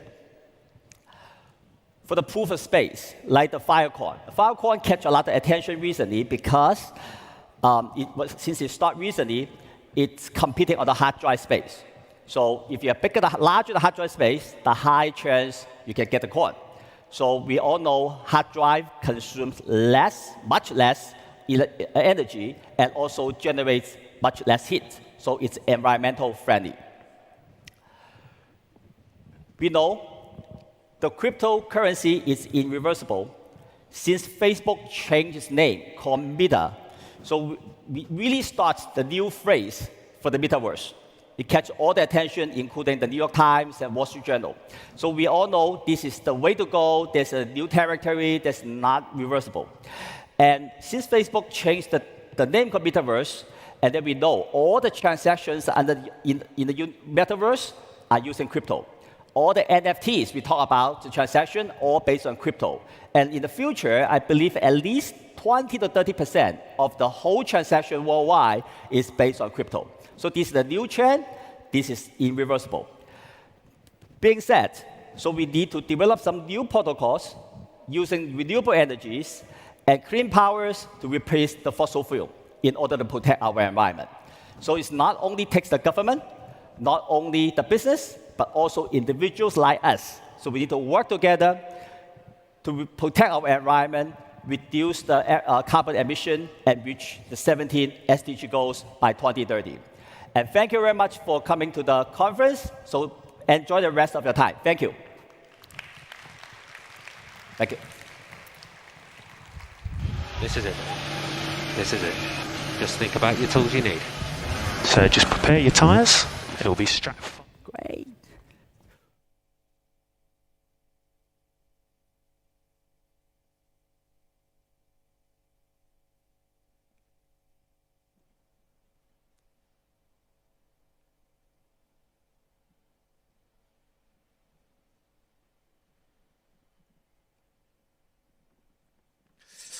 Right, ladies and gentlemen, there we are. So a kind of flavor of really green crypto, where it is right now, the status quo, and really where it's heading to in the future. Next up right now, don't go away, because right now it's all about making a difference, making an impact. So those two phrases, again, those are the phrases, those the value of those phrases we've kind of been hearing throughout the theme, shall we say, of our first day of Blockchain World 2021. And the next gentleman, he's going to share his perspective on those two phrases. Indeed, a man who's often been called a born leader and a visionary as well, an early adopter of blockchain technology, and an active cryptocurrency investor. A lot of you will recognize this man. You've seen him around. You've certainly seen him in the community as well. I don't really need to say too much more about this gentleman other than he's the president of Blockchain Valley.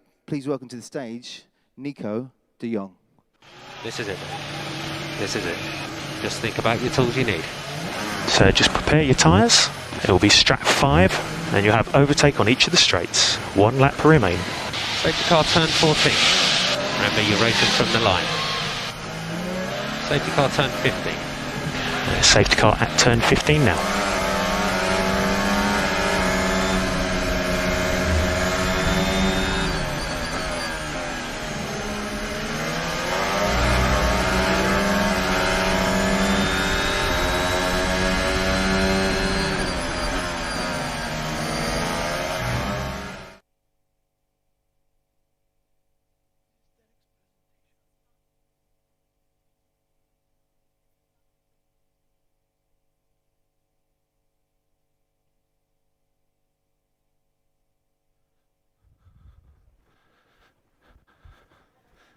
Yes.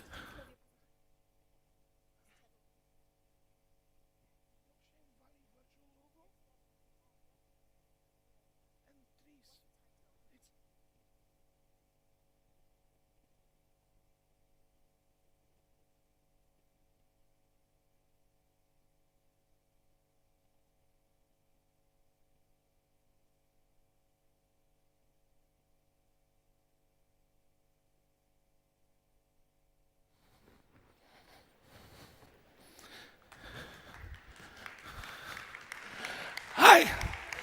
Sorry, they had a problem with the presentation. If all the speakers today were an NFT, I would be the most valuable because I'm the only one without voice. My wife sold it as an NFT.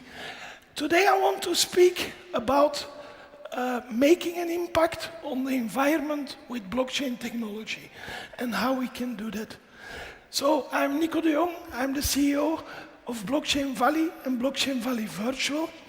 We are making a smart city on blockchain technology in Sofia, Bulgaria, and at the same time we are making a digital twin of that exact city. So if we see to the climate, we saw our world leaders in this talk last month, and we saw a lot of things, but really no commitment. So I think we as CEOs and leaders in the blockchain, we can really make a change. We can do something back for the world. Because blockchain technology can also bring a lot of good to the world. We can make the forests come back, and this will help a lot with the climate change. Now, it's not always easy, because in the Middle East there's a lot of desert, so it's not easy to grow trees here. But we have technology, because if you build a smart city, you want, of course, to be on top. You want to be a lot of things to be there for the environment. So in the last weeks and months, we meet a lot of people that can help us to make the world better. So our partner, Gruasis, they made this. And now for the people who are thinking my voice is in this, no, it isn't. This thing can make trees grow in the desert. In the morning, it catches the moisture out of the air, and basically the tree gets water. So it can make trees in the desert. So if you get trees, then the bird starts to come. If the bird starts to come, insects starts to come. And you start to make, again, a whole ecosystem, even in the desert. So it will do the temperature down. So that's how we can make, as leaders in blockchain, we can make an impact on the world. Now, We have some slides here. So this is the founder of our partner, Groasis, that invented those boxes. So even in hard climates all over the world, those boxes are made to make the trees grow, so even in deserts. So like this, we can make an impact on the whole world. But like I said, if we want to make conscious cities, we have to be the ones conscious. Who is conscious here? Yeah, it's us that will make the impact. And I will come back later how we're going to do that. Here are some examples of those boxes, how they come and how they make sure even in remote areas where there's no water can grow plants and trees. This is, for example, in the desert. And like this, we can make forests come everywhere. And we, as Blockchain Valley Virtual, we will also make technology on the blockchain to track from seed till it's a tree. What is the best effective? What temperature is the best for which tree? How much water should it have? Which climate is the best for what tree? And with that technology, we can change the world. And we can make, again, forests everywhere. So I said, who is conscious here? It's because when I wanted to do an Adopt a Tree campaign, so basically that people can send money to put somewhere in the world a tree, for many people this is not visible. People cannot see that tree, so they are not interested. Since we are making a huge metaverse, where we will have millions of visitors, people playing games, people going to virtual concerts, people going to virtual casinos and so on, we will also do a virtual forest, where people can basically adopt a tree in the virtual world. Why is this so important? It's because then they can see the tree grow. They can see the forest grow. They can have the harvest of the trees, the fruits, and sell them in the virtual metaverse. Like this, it gets interesting for the user to do something back for the world, because the money we get for this Adopt a Tree in the metaverse, we basically going to use in the physical world. So with the virtual thing, we're going to make it happen in the real world, but it's for the users so they can see the impact in the virtual world, because it's not far from my bed show. They can actually see what is happening. Thank you very much. Have a nice day. Thank you so much. Fantastic. Nico, giving us a flavor there of making a difference, making an impact. We move on right now and really doing the same thing. But this is more about the world of real estate, and how that's connected with the metaverse as well. Next gentleman here on stage, he's going to share with us a little bit how really he sees the only way for real estate to transform using digitalization is really working with Gen Z. I'm intrigued as much as you are really to hear from him, an expert certainly in property services as well. Please welcome to the stage the CEO and founding partner of Sanctum Assets, Derek Hugenkamp. Derek, come and join us on stage. Hello. It's not working. It's not working. It's yes, working now. It's there we working. are. Over to you. Hello, everyone. How are you today? I want to talk about something completely different, right? I mean, real estate and metaverse. It's a completely different thing, right? Why real estate? I developed together with some other people some amazing projects, also in the UAE. For example, Al Barari, right, in Dubai. Or for example, we did Bloom Holding, Bloom Gardens in Abu Dhabi. All these amazing projects with amazing nature. Metaverse is something completely different than nature. Metaverse is made digitally. Nature, you can create also. Nico, he showed an amazing thing. I remember that at Al Barari, we changed the climate with 3 degrees by planting trees and by making waterways. We made a complete different microclimate. It was amazing. Now, the new generation, the Generation Z, let's say the TikTok generation, wants something completely different. I, as an old man, don't understand that, but I do. I hope. I want to help the Generation Z, the TikTok generation. I want to help them to have a proper real estate property they can live in. Before, we did it by only having the nature. Then there came the brands. Then there came another project which we did at Jumeirah Golf Estate, that you take all the walls away to the garden. Then it came that you walk outside from inside to outside with the same tiles and you don't trip anymore, blah, blah, blah, blah. Then there came IoT, smart, this, that. So many things going on. But now it's completely different again. Now the new unique selling points is metaverse. And how it will work, I'm gonna explain you. So, it's not only about this. So, what is really important, that everybody is balanced in life, right?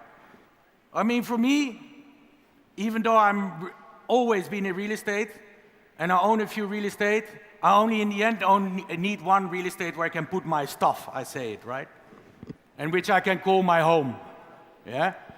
And it's about people don't want any more headache. Oh, I have to pay my DIWA, oh, I have to pay this, and my water, my electricity, everything. No, I don't want that anymore. It should be seamless, it should be going easy. It should be no headache, it should be with one click on your phone. That's also part of the new world. That's also what the Generation Z want. Because most people talk now, oh, it's that super brand, I'm not gonna say which brand, with 5 stars, 7 star. I mean, I live myself in Armani, but does that bring something, the Armani name? Yes, it does, but maybe for the new generation, it's not that much important. They want something else. They want seamless experiences. And they have a really strong community, because the parents always complain, oh, he's on his mobile all the time. Oh, he's on his iPad all the time, or she. But it's not like that. They just have a different world. I remember really well when I was talking to my father and saying like, oh, why you don't understand this? Why you don't understand this? When I was on my Commodore 64. I mean, it's 100 years ago. The same with the metaverse. Metaverse is old. Metaverse is from 1974 when the word was invented. And then in 2002, you already had Second Life. It was one of the first popular metaverses. People of my age, they know this also, right? But why is it now so popular? I mean, you will see, real estate and metaverse is applicable. Up till now, they talk about digitalization of real estate, only putting an SPV, which is a special purpose vehicle, so a company on top, and then they fractionalize that company, and they say, oh, it's a crypto real estate. Sorry, BS. Yeah? No, I don't believe in that, my personal opinion. No, what you have to do, you have to digitalize everything. Same what Nico was talking about with this amazing project in Sofia, Blockchain Valley. Amazing. So what you do, you digitalize the real world and an exact parallel twin, which is the virtual world, which are completely adjacent, completely in the same thing. So I give you an example. For example, your tile breaks in your house. You click on your mobile on that tile, then in the background, smart contracts, offers, everything going on. Within seconds, you get the best price, you get the same tile, you get the same color, you get the offers from 50 providers. It chooses automatically the right provider. Everything is done. The next day, it's being changed. The tile, exact tile, good tile, same quality, best price, best provider, closest provider. And on top of that, you don't even need to be there, because your tile is communicating with your CCTV, and your CCTV is communicating with your phone and with your everything. So it's about a seamless work, no more headache. Finish with the headache. I mean, even if you have an amazing sports car, my friend who's sitting here, he knows, I got 2 flat tires this last week on my sports car. And I'm like, what the hell? I just want to get rid of it. I don't want it anymore. And this is also one part of the Generation Z is looking for. Generation Z wants seamless experience. So let us give that to them in the real estate world. So, of course, other things are very important, like community, like happiness, like passion. Everything is important nowadays, right? And of course, the nature still stays there. UNESCO protected properties or beautiful nature like our Barari that also bring things. But here we are talking about the metaverse and real estate. This is, for example, the beautiful Barari, right? So, I told you, you have the real world and the exact twin, right? The parallel twin, which is an exact copy. But then we have also the third one, which is the triplet. The triplet is fully gamified, they're fully looking into the future, and you can have a lot of fun with it. But it's completely independent from the one which is linked to the real world. I hope you guys understand, otherwise later you can also ask me more questions about it. And also in these new places, or in these new resorts, or these new destinations, they say, oh, it's about Dubai. It's the best smart city, or about Singapore, or about Amsterdam, because there's so many cameras, especially in that special district with the red lights. Yeah? I mean, the thing is, yes, they're really smart, but is it really smart cities we want? I think Dubai is going to conscious cities, because the consciousness and the city and the seamless experience and the Generation Z, exactly, they don't want headache, they want conscious, they want everything, right? It's completely different. So it's a digitalized transformation which is completely accelerated, and will go only faster with quantum computing, will only go faster with AI, with artificial intelligence. It just go completely crazy. So if you build a new real estate, yeah, and you digitalize it, you don't use existing real estate. You digitalize the land, the electricity cables, the phone cables. I have a bulb in Armani. It's next to my bed. It breaks all the time. And I go downstairs, and they say, oh, sorry, sir, we come and change your bulb. It's happening since 2014. But if everything was digitalized, they knew the problem was coming from the cable behind the wall on top, right? And it would have been fixed already in 2014. Right? Then another technology, for example, is palm fusion technology, right? Palm fusion technology is something crazy also. So what it does, it scans your hand. Yes, it scans your hand. The 3D of your hand, the print of your hand, and the veins inside your hand. It is fully contactless, fully non-intrusive, and it's the only in and outside biometric in the world, which is really working. Fully contactless, fully COVID compliant, GDPR, PSD2, this is gonna be. So imagine you go to the shop, no more credit card, no phone, you just pay with your hand. You just wave, pay. You open your door, boop, just wave with your hand. You start your car, just wave with your hand. You go to the airport, boarding pass is your hand. You're going to your seat is your hand. Everything is just your hand. And you don't have, and it's not privacy intrusive, because you're not giving your face. So I will go through this a little bit faster because I don't have a lot of time, because I see you have only 5 minutes. So I just wanted to go to one of the last slides, and that the conscious cities again, right? We already spoke about this. And one of the projects, which Nico spoke about before, is really good, right? It's 2.5 million square meters, it's close to Sofia, it ticks all the boxes. And this would be, including with his metaverse and doing the parallel twin, and have the triplet, which everybody knows Nico is the king in, right, of Blockchain Valley. Imagine what can happen. Then you have a real place to do. That's what also I believe that Dubai and Abu Dhabi will do soon. And we want to help everyone in the world to make this a reality and make this really happening everywhere. So that is the most important. And in that building, it is built for the Generation Z. It is built for them. They know how to do it. I would love it too. And I have a business partner of mine, which is also like that, even though he's even much older than the Generation Z. But this is the new thing, right? So not only virtual reality, it's not only about interaction in this world, but also in the metaverse world. Before Nico came up, you saw one video of the Formula One, which was supposed to be before this one, because I'm Dutch, so I like a little bit Formula One, because I like Jos Verstappen. And then you can see the real world. He is sitting in his car, Hamilton is sitting in his car, Jos Verstappen is sitting in his car, sorry, Max Verstappen, Jos is his father, and they're sitting, and it looks fake. It looks fake, it's like a game. It's completely crazy. But metaverse is as real as the real world. And that you can see with the real world looking like a metaverse too. So it's a two-way street. So that is something which is completely crazy. So for the future of real estate, it is really going here. It's not only anymore about brands. It's not only anymore about nature. It's not only more about a 7-star, everything like this. It's also now metaverse is coming. And mark my words, I'll be doing several real estate projects with metaverse. And I'm really looking forward to welcome you all in those real estate markets.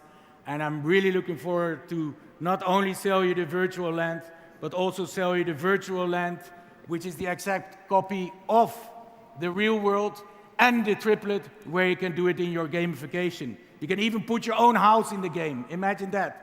You can even put everything you have in your house in your game, because it's all digitalized already. So if you want, you can do it.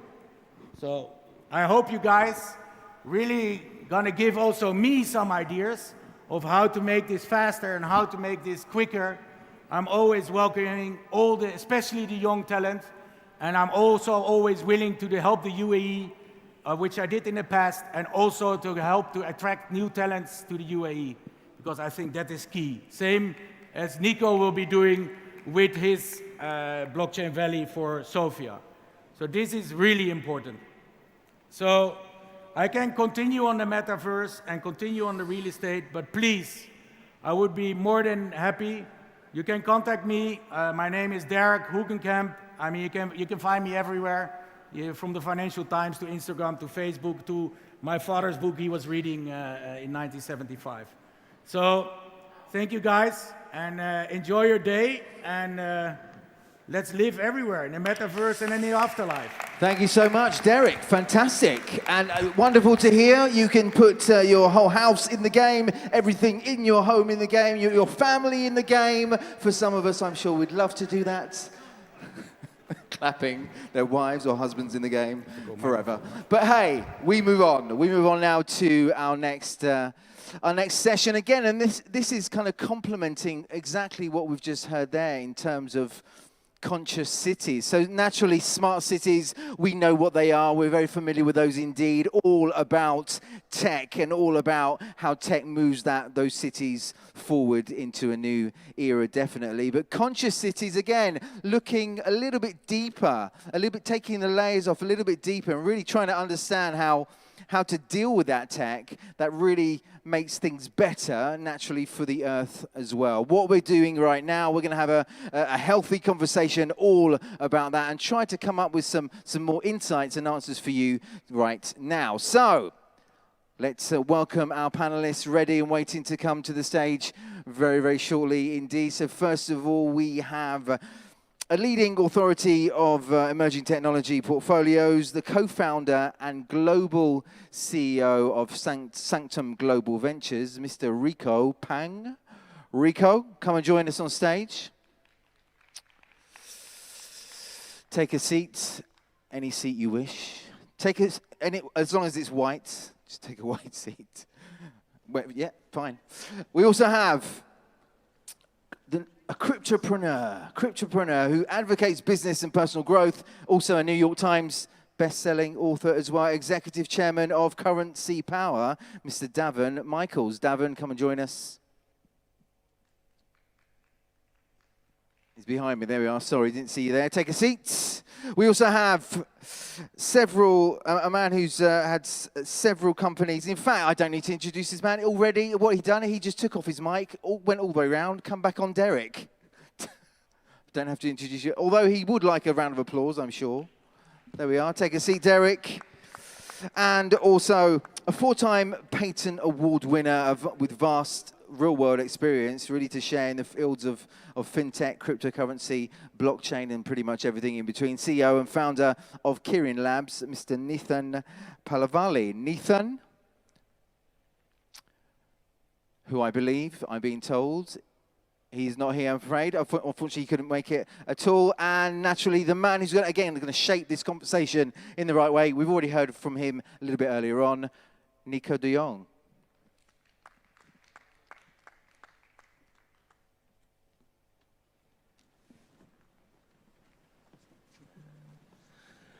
Hi, everybody. We will have it about conscious cities, not about the trees only this time. What can blockchain do to make the future cities, real estate projects, smart cities, to make them better? Rico? I think the answer is pretty clear with the previous two speakers. Pretty much we are looking at creating a much more sustainable living environment for people. And blockchain is one of the solutions that are able to protect the privacy of people and making things much more convenient and easy to use. The solutions are widely used in many areas in the real estates and metaverse world. Right now, we are looking at a huge adoption of the metaverse technologies, not only in real estates, but also in gamification, in games, in arts, in music, and we're looking at a huge adoption of this metaverse in the fashion and entertainment industry as well. So the huge hype that we are seeing in the last 6 months is just tremendous. We just witnessed F1 recently over the weekend, and we also saw how F1 is also part of the NFT metaverse world, which is very exciting. With most of the leaders in the industry, we are looking at promoting the use of technologies besides blockchain and cryptography and encryption solutions. We have other IoT technologies coming into the space, Palm Fusion being one that is entering the space where it's going to replace probably the credit cards that most of us will be using Palm to pay, for example. Face recognition solutions, iris scanning solutions, home being the most important place where we spend most of our time in, and also offices and shopping malls and entertainment places where we spend the next 24 hours of our life. It's going to be so important where you actually need to own your own data and where your privacy should be in your own control. And that's where we see a lot of the data being encrypted. And some of the data could be transparent to regulators if they want to, and we authorize that. That control should be given to us and not just being taken for granted where people can have access to your data easily. And in terms of social medias, we see that more and more younger generations are more careful and more conscious on how they are, sharing their life and to public and the people they really want to share with. So it's a new economy we are looking at in the next 10 to 20 years, a shift of financial system where the future generations of Gen Z will be leading, the spending power, the spending behavior of the consumer. And which is why we see that there's a huge potential for the properties market, because the current home that we have now may not be the ideal home for the next generation. Thank you. So can I? Yeah, sure. Yeah. So where I see the impact that smart contracts and crypto is going to have in our world is what I call institutions 2.0. So for the last decade, my partner and I have had a dev team in India. So I know India quite well. And in India, half of their economy is farming. And those people, those farmers, they spend more than they make. To survive and to continue to bring in their crops, they borrow from loan sharks. And quite often they can't pay them back, and as a result, 28 farmers take their lives every day in India. Up until now, we've used institutions. Institutions were important for us. They were sort of our advocates, right? They enforced the laws, they created structure, but there's inherent challenges with institutions. Number one, they take a long time to build, right? A long, long time.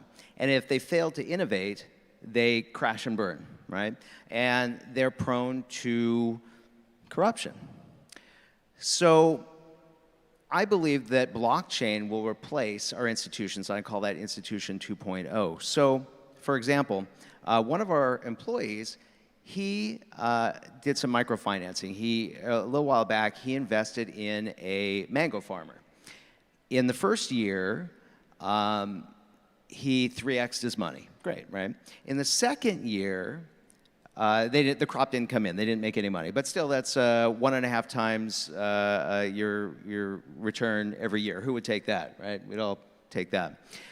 So what was great about that transaction is that he was the investor. He took the risk, right? And as investors, we take risks, right? That's a part of investing. No risk, no reward. And so in that scenario, he took the risk rather than the farmer. Now, I see blockchain will allow that type of transaction to scale. And now, the risk will not be borne on the back of the farmer, it'll be borne on the back of the investors. And how will you know which farms to invest with? Well, we all know that blockchain is transparent, it's trustless. And so I believe that is the future of blockchain on the grandest of scales, because I think blockchain will be our institutions 2.0. Well, I see it even that I see blockchain, crypto people I meet a lot, you meet a lot, we all meet a lot of people in the crypto space. I see them as the modern hippies. We care more about the environment than other people. And this year we saw Elon Musk make a lot of moves.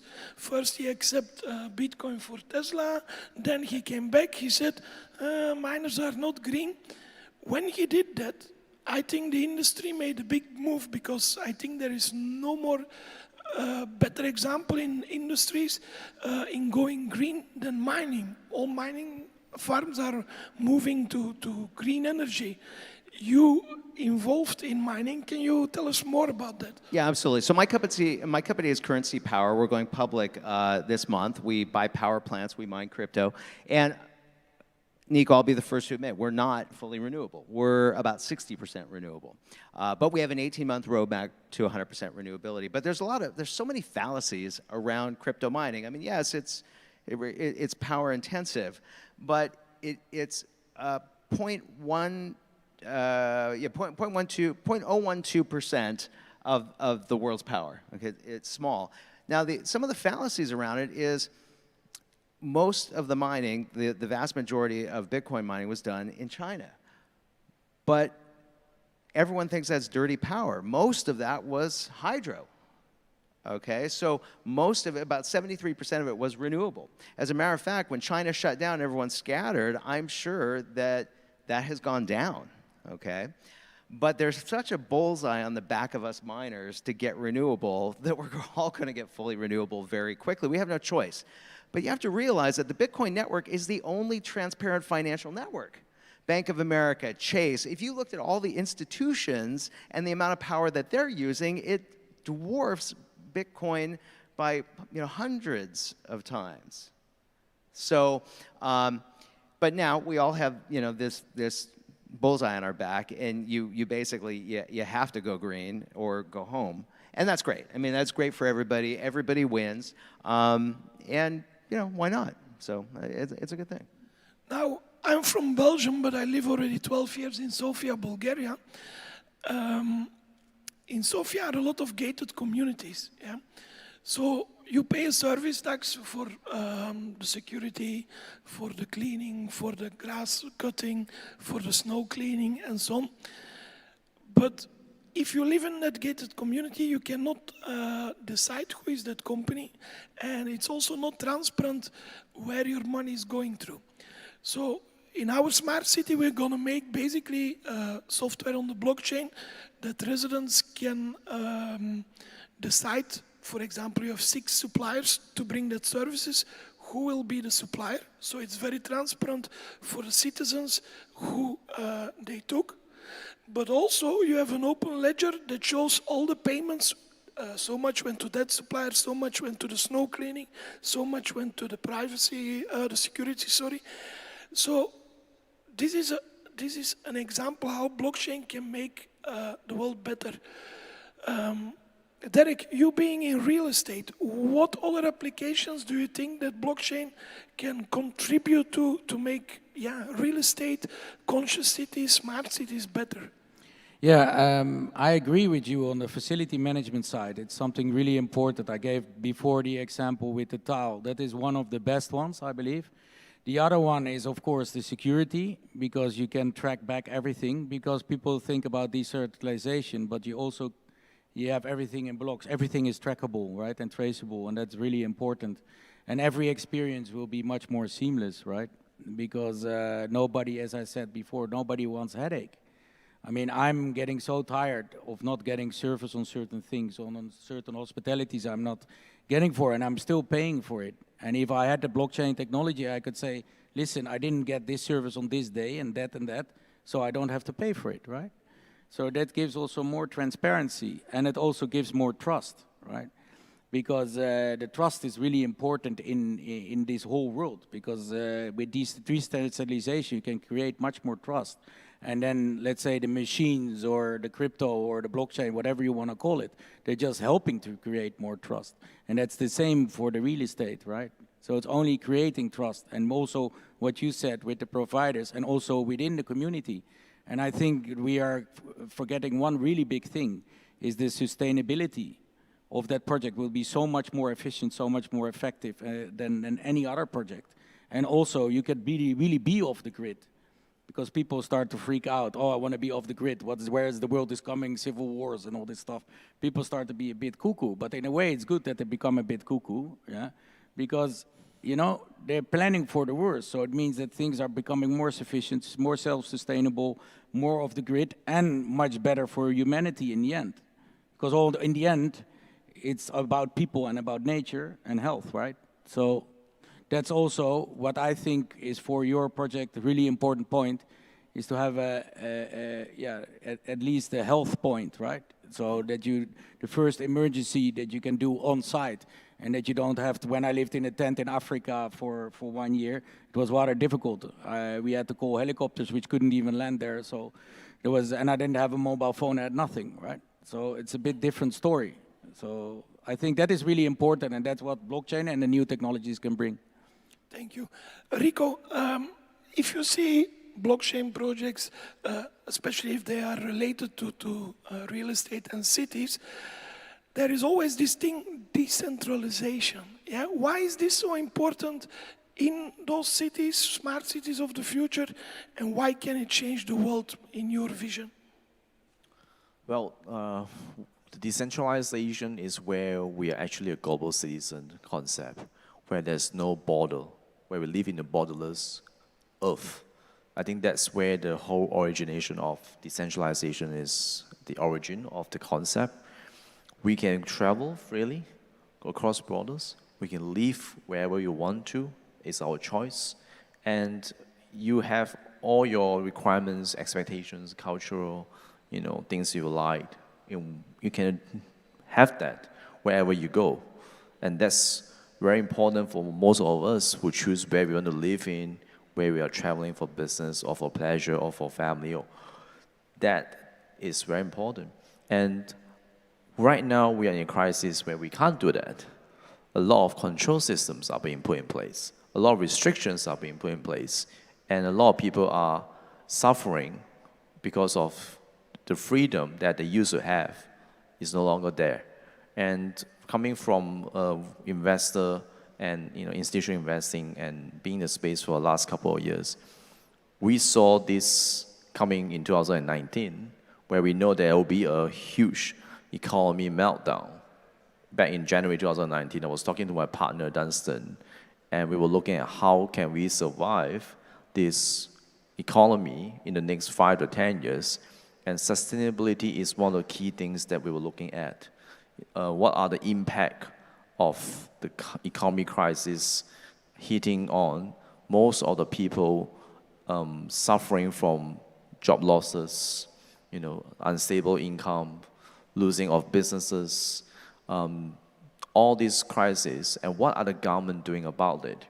So looking at how unprepared most of the nations are in dealing with such crises, we look into the SDG and also ESG impact side of things where we can be part of to support and provide some sort of assistance that we can in our capacity to do that. So the projects that we are looking at now are very impact focused. We're looking at how we can go back to provide basic necessity of human being, having the food, clean water, drinkable water, non-polluted environment that would not cause severe climate change on Earth. And then we look into other things such as education, social stabilities, and then economy. I think that is what we are looking at this point in time. We are partnering with the SDG Impact Fund on a number of initiatives that we will be launching very soon. And we will be looking at how most of us who are involved in the blockchain and crypto space can come together and make the world a better place. Super.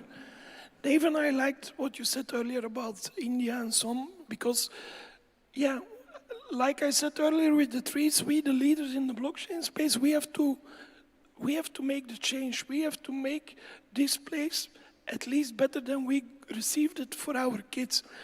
Now, I don't only see things in the real world, in the physical conscious cities, but also in the metaverse.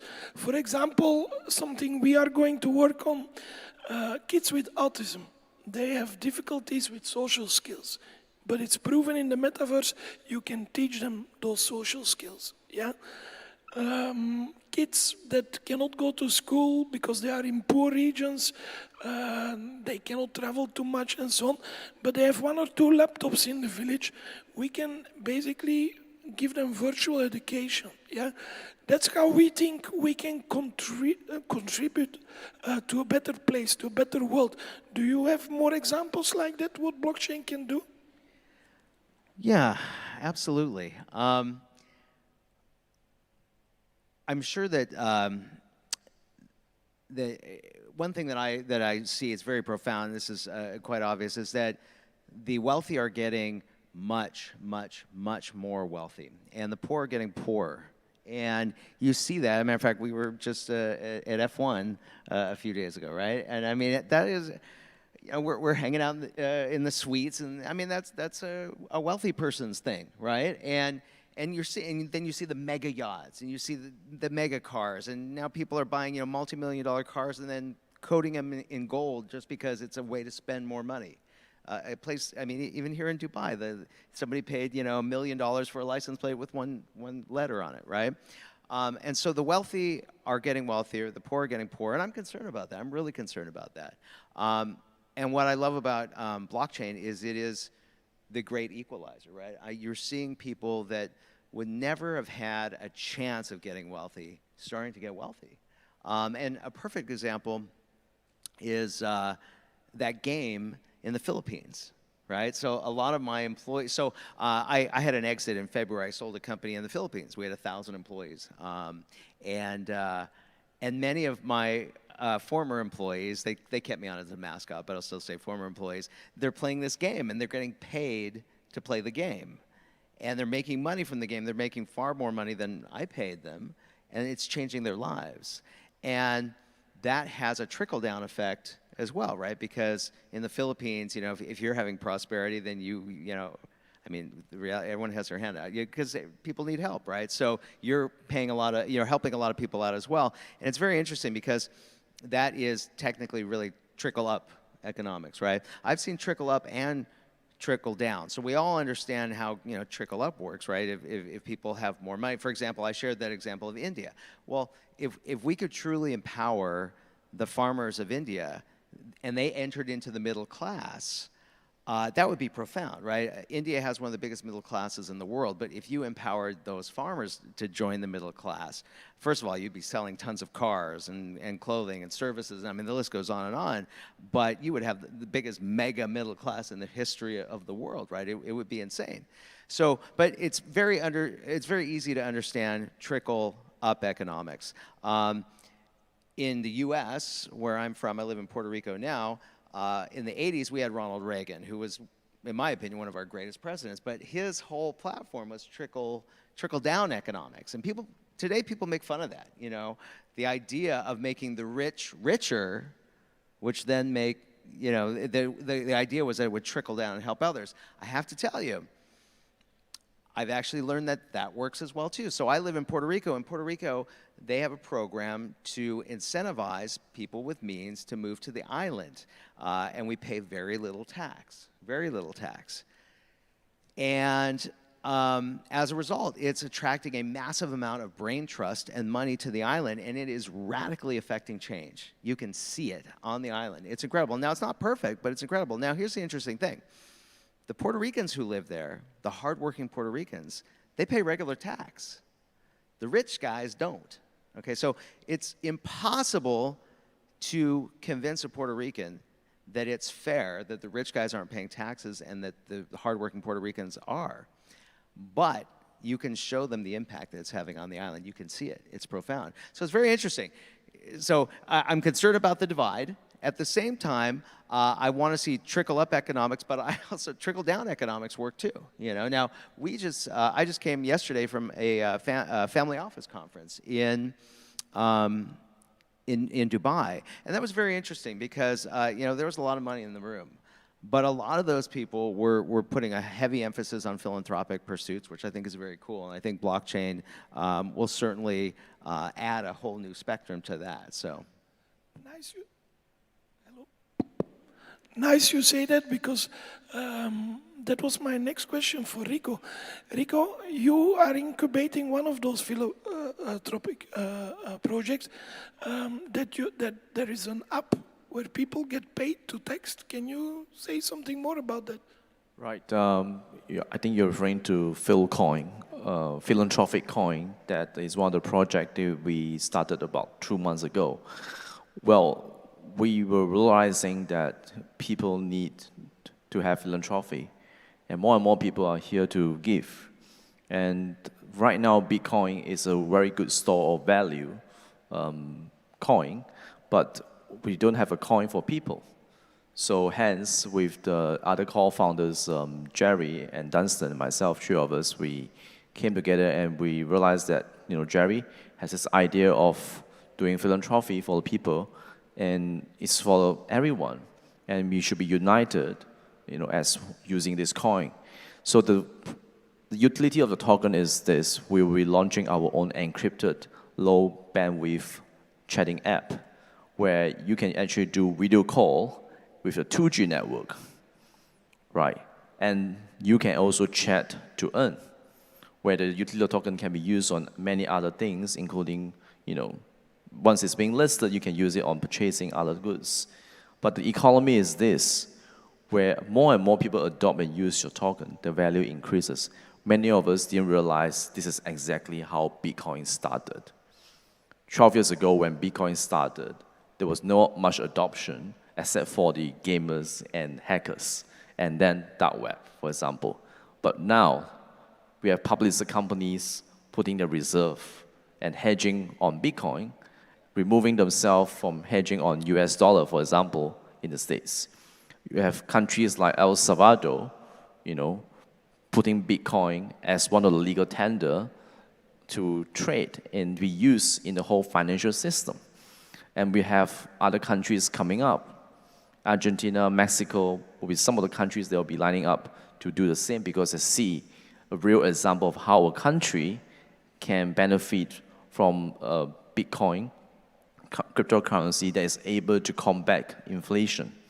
So for people to move forward, a utility token that is very low transaction fee, where it's easily accessed with just an app, and you can actually use it for many purposes, such as education, for philanthropy use, supporting different minorities and also cohort of people that need it the most. Recently, we partnered up with the indigenous community in the USA. We are also looking to empower women. So we are working with different activists who are feminists and also supporting women empowerment. These are some of the things that we are working on, but philanthropy is one of the major things that we are looking at, part of the impact. I would like to add on that moving forward, when more and more people believe in cryptocurrency and the value of Bitcoin, the value of Bitcoin will definitely go to the next level. As a Bitcoin maximalist, we always believe that Bitcoin will reach at least 1 million for one Bitcoin in the next 3 to 5 years. And it's not a myth. Up to today, I think we see the potential of this cryptocurrency achieving that. Can I mention something real quick? Yeah. So Rico mentioned El Salvador, and I don't know how much of that El Salvador news really comes here. I mean, I know people hear about it, but what's that? They are buying every dip.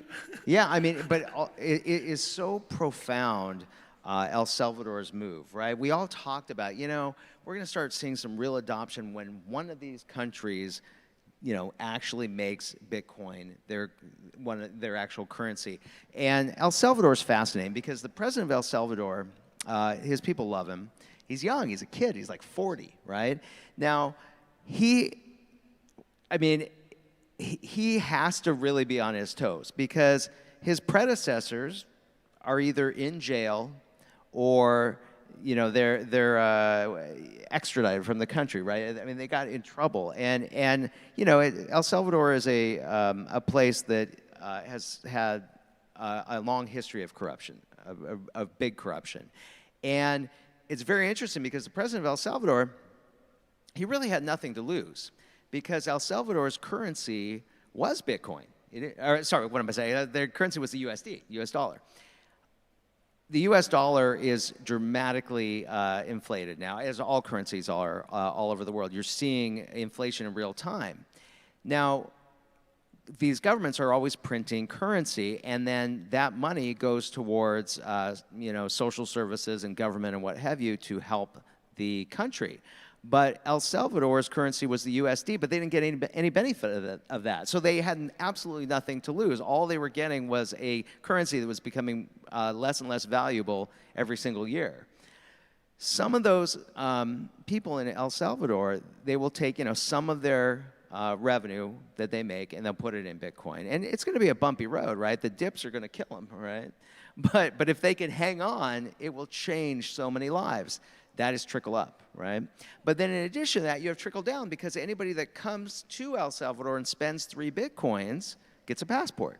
And then they're going to infuse money into the local economy. And the cool thing about that one is there's a lot of places around the world where you can buy a passport. This is different. You could roll into town and spend 3 Bitcoin on a house. You could spend 3 Bitcoin on bubble gum, right? On a car, on I don't know, television sets, anything, and you get the passport. And then you're going to come and infuse more money. And I've never been to El Salvador. I live in Puerto Rico, but I've never been to El Salvador. But some friends of mine went with the delegation with Brock Pierce, and I asked him, I go, how was he?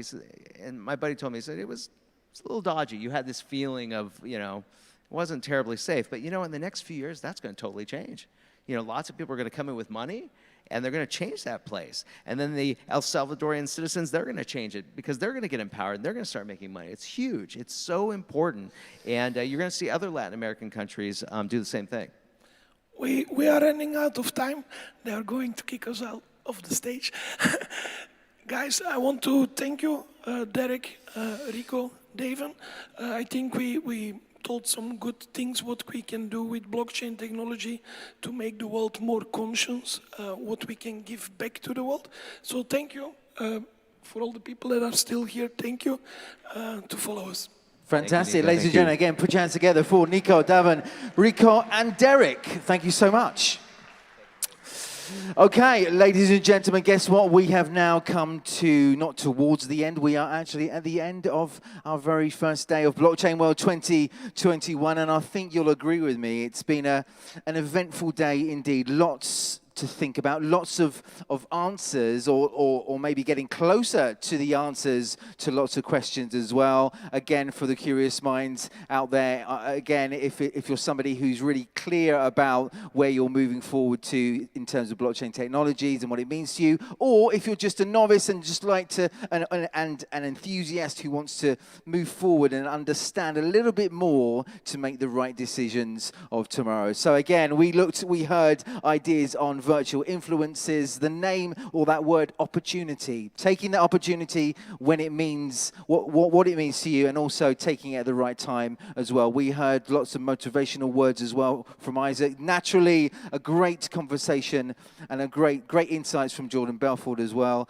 Again, if you've enjoyed today, guess what? We're going to do it all again tomorrow. So simply, all you have to do is be here. Our doors will open once again at 11 o'clock tomorrow, and we'll continue with our second day of Blockchain World 2021. What I will do now, you will leave that way. I will leave through this circle here, which often reminds me of the film Time Cop. If you're old enough to remember a film with Jean-Claude Van Damme, Time Cop, go through that, and it's a time machine. I'm not going to go anywhere, maybe, I don't know, but I'll meet you back. I'll go through there and back through there tomorrow at 11 o'clock. So join us tomorrow for more Blockchain World 2021.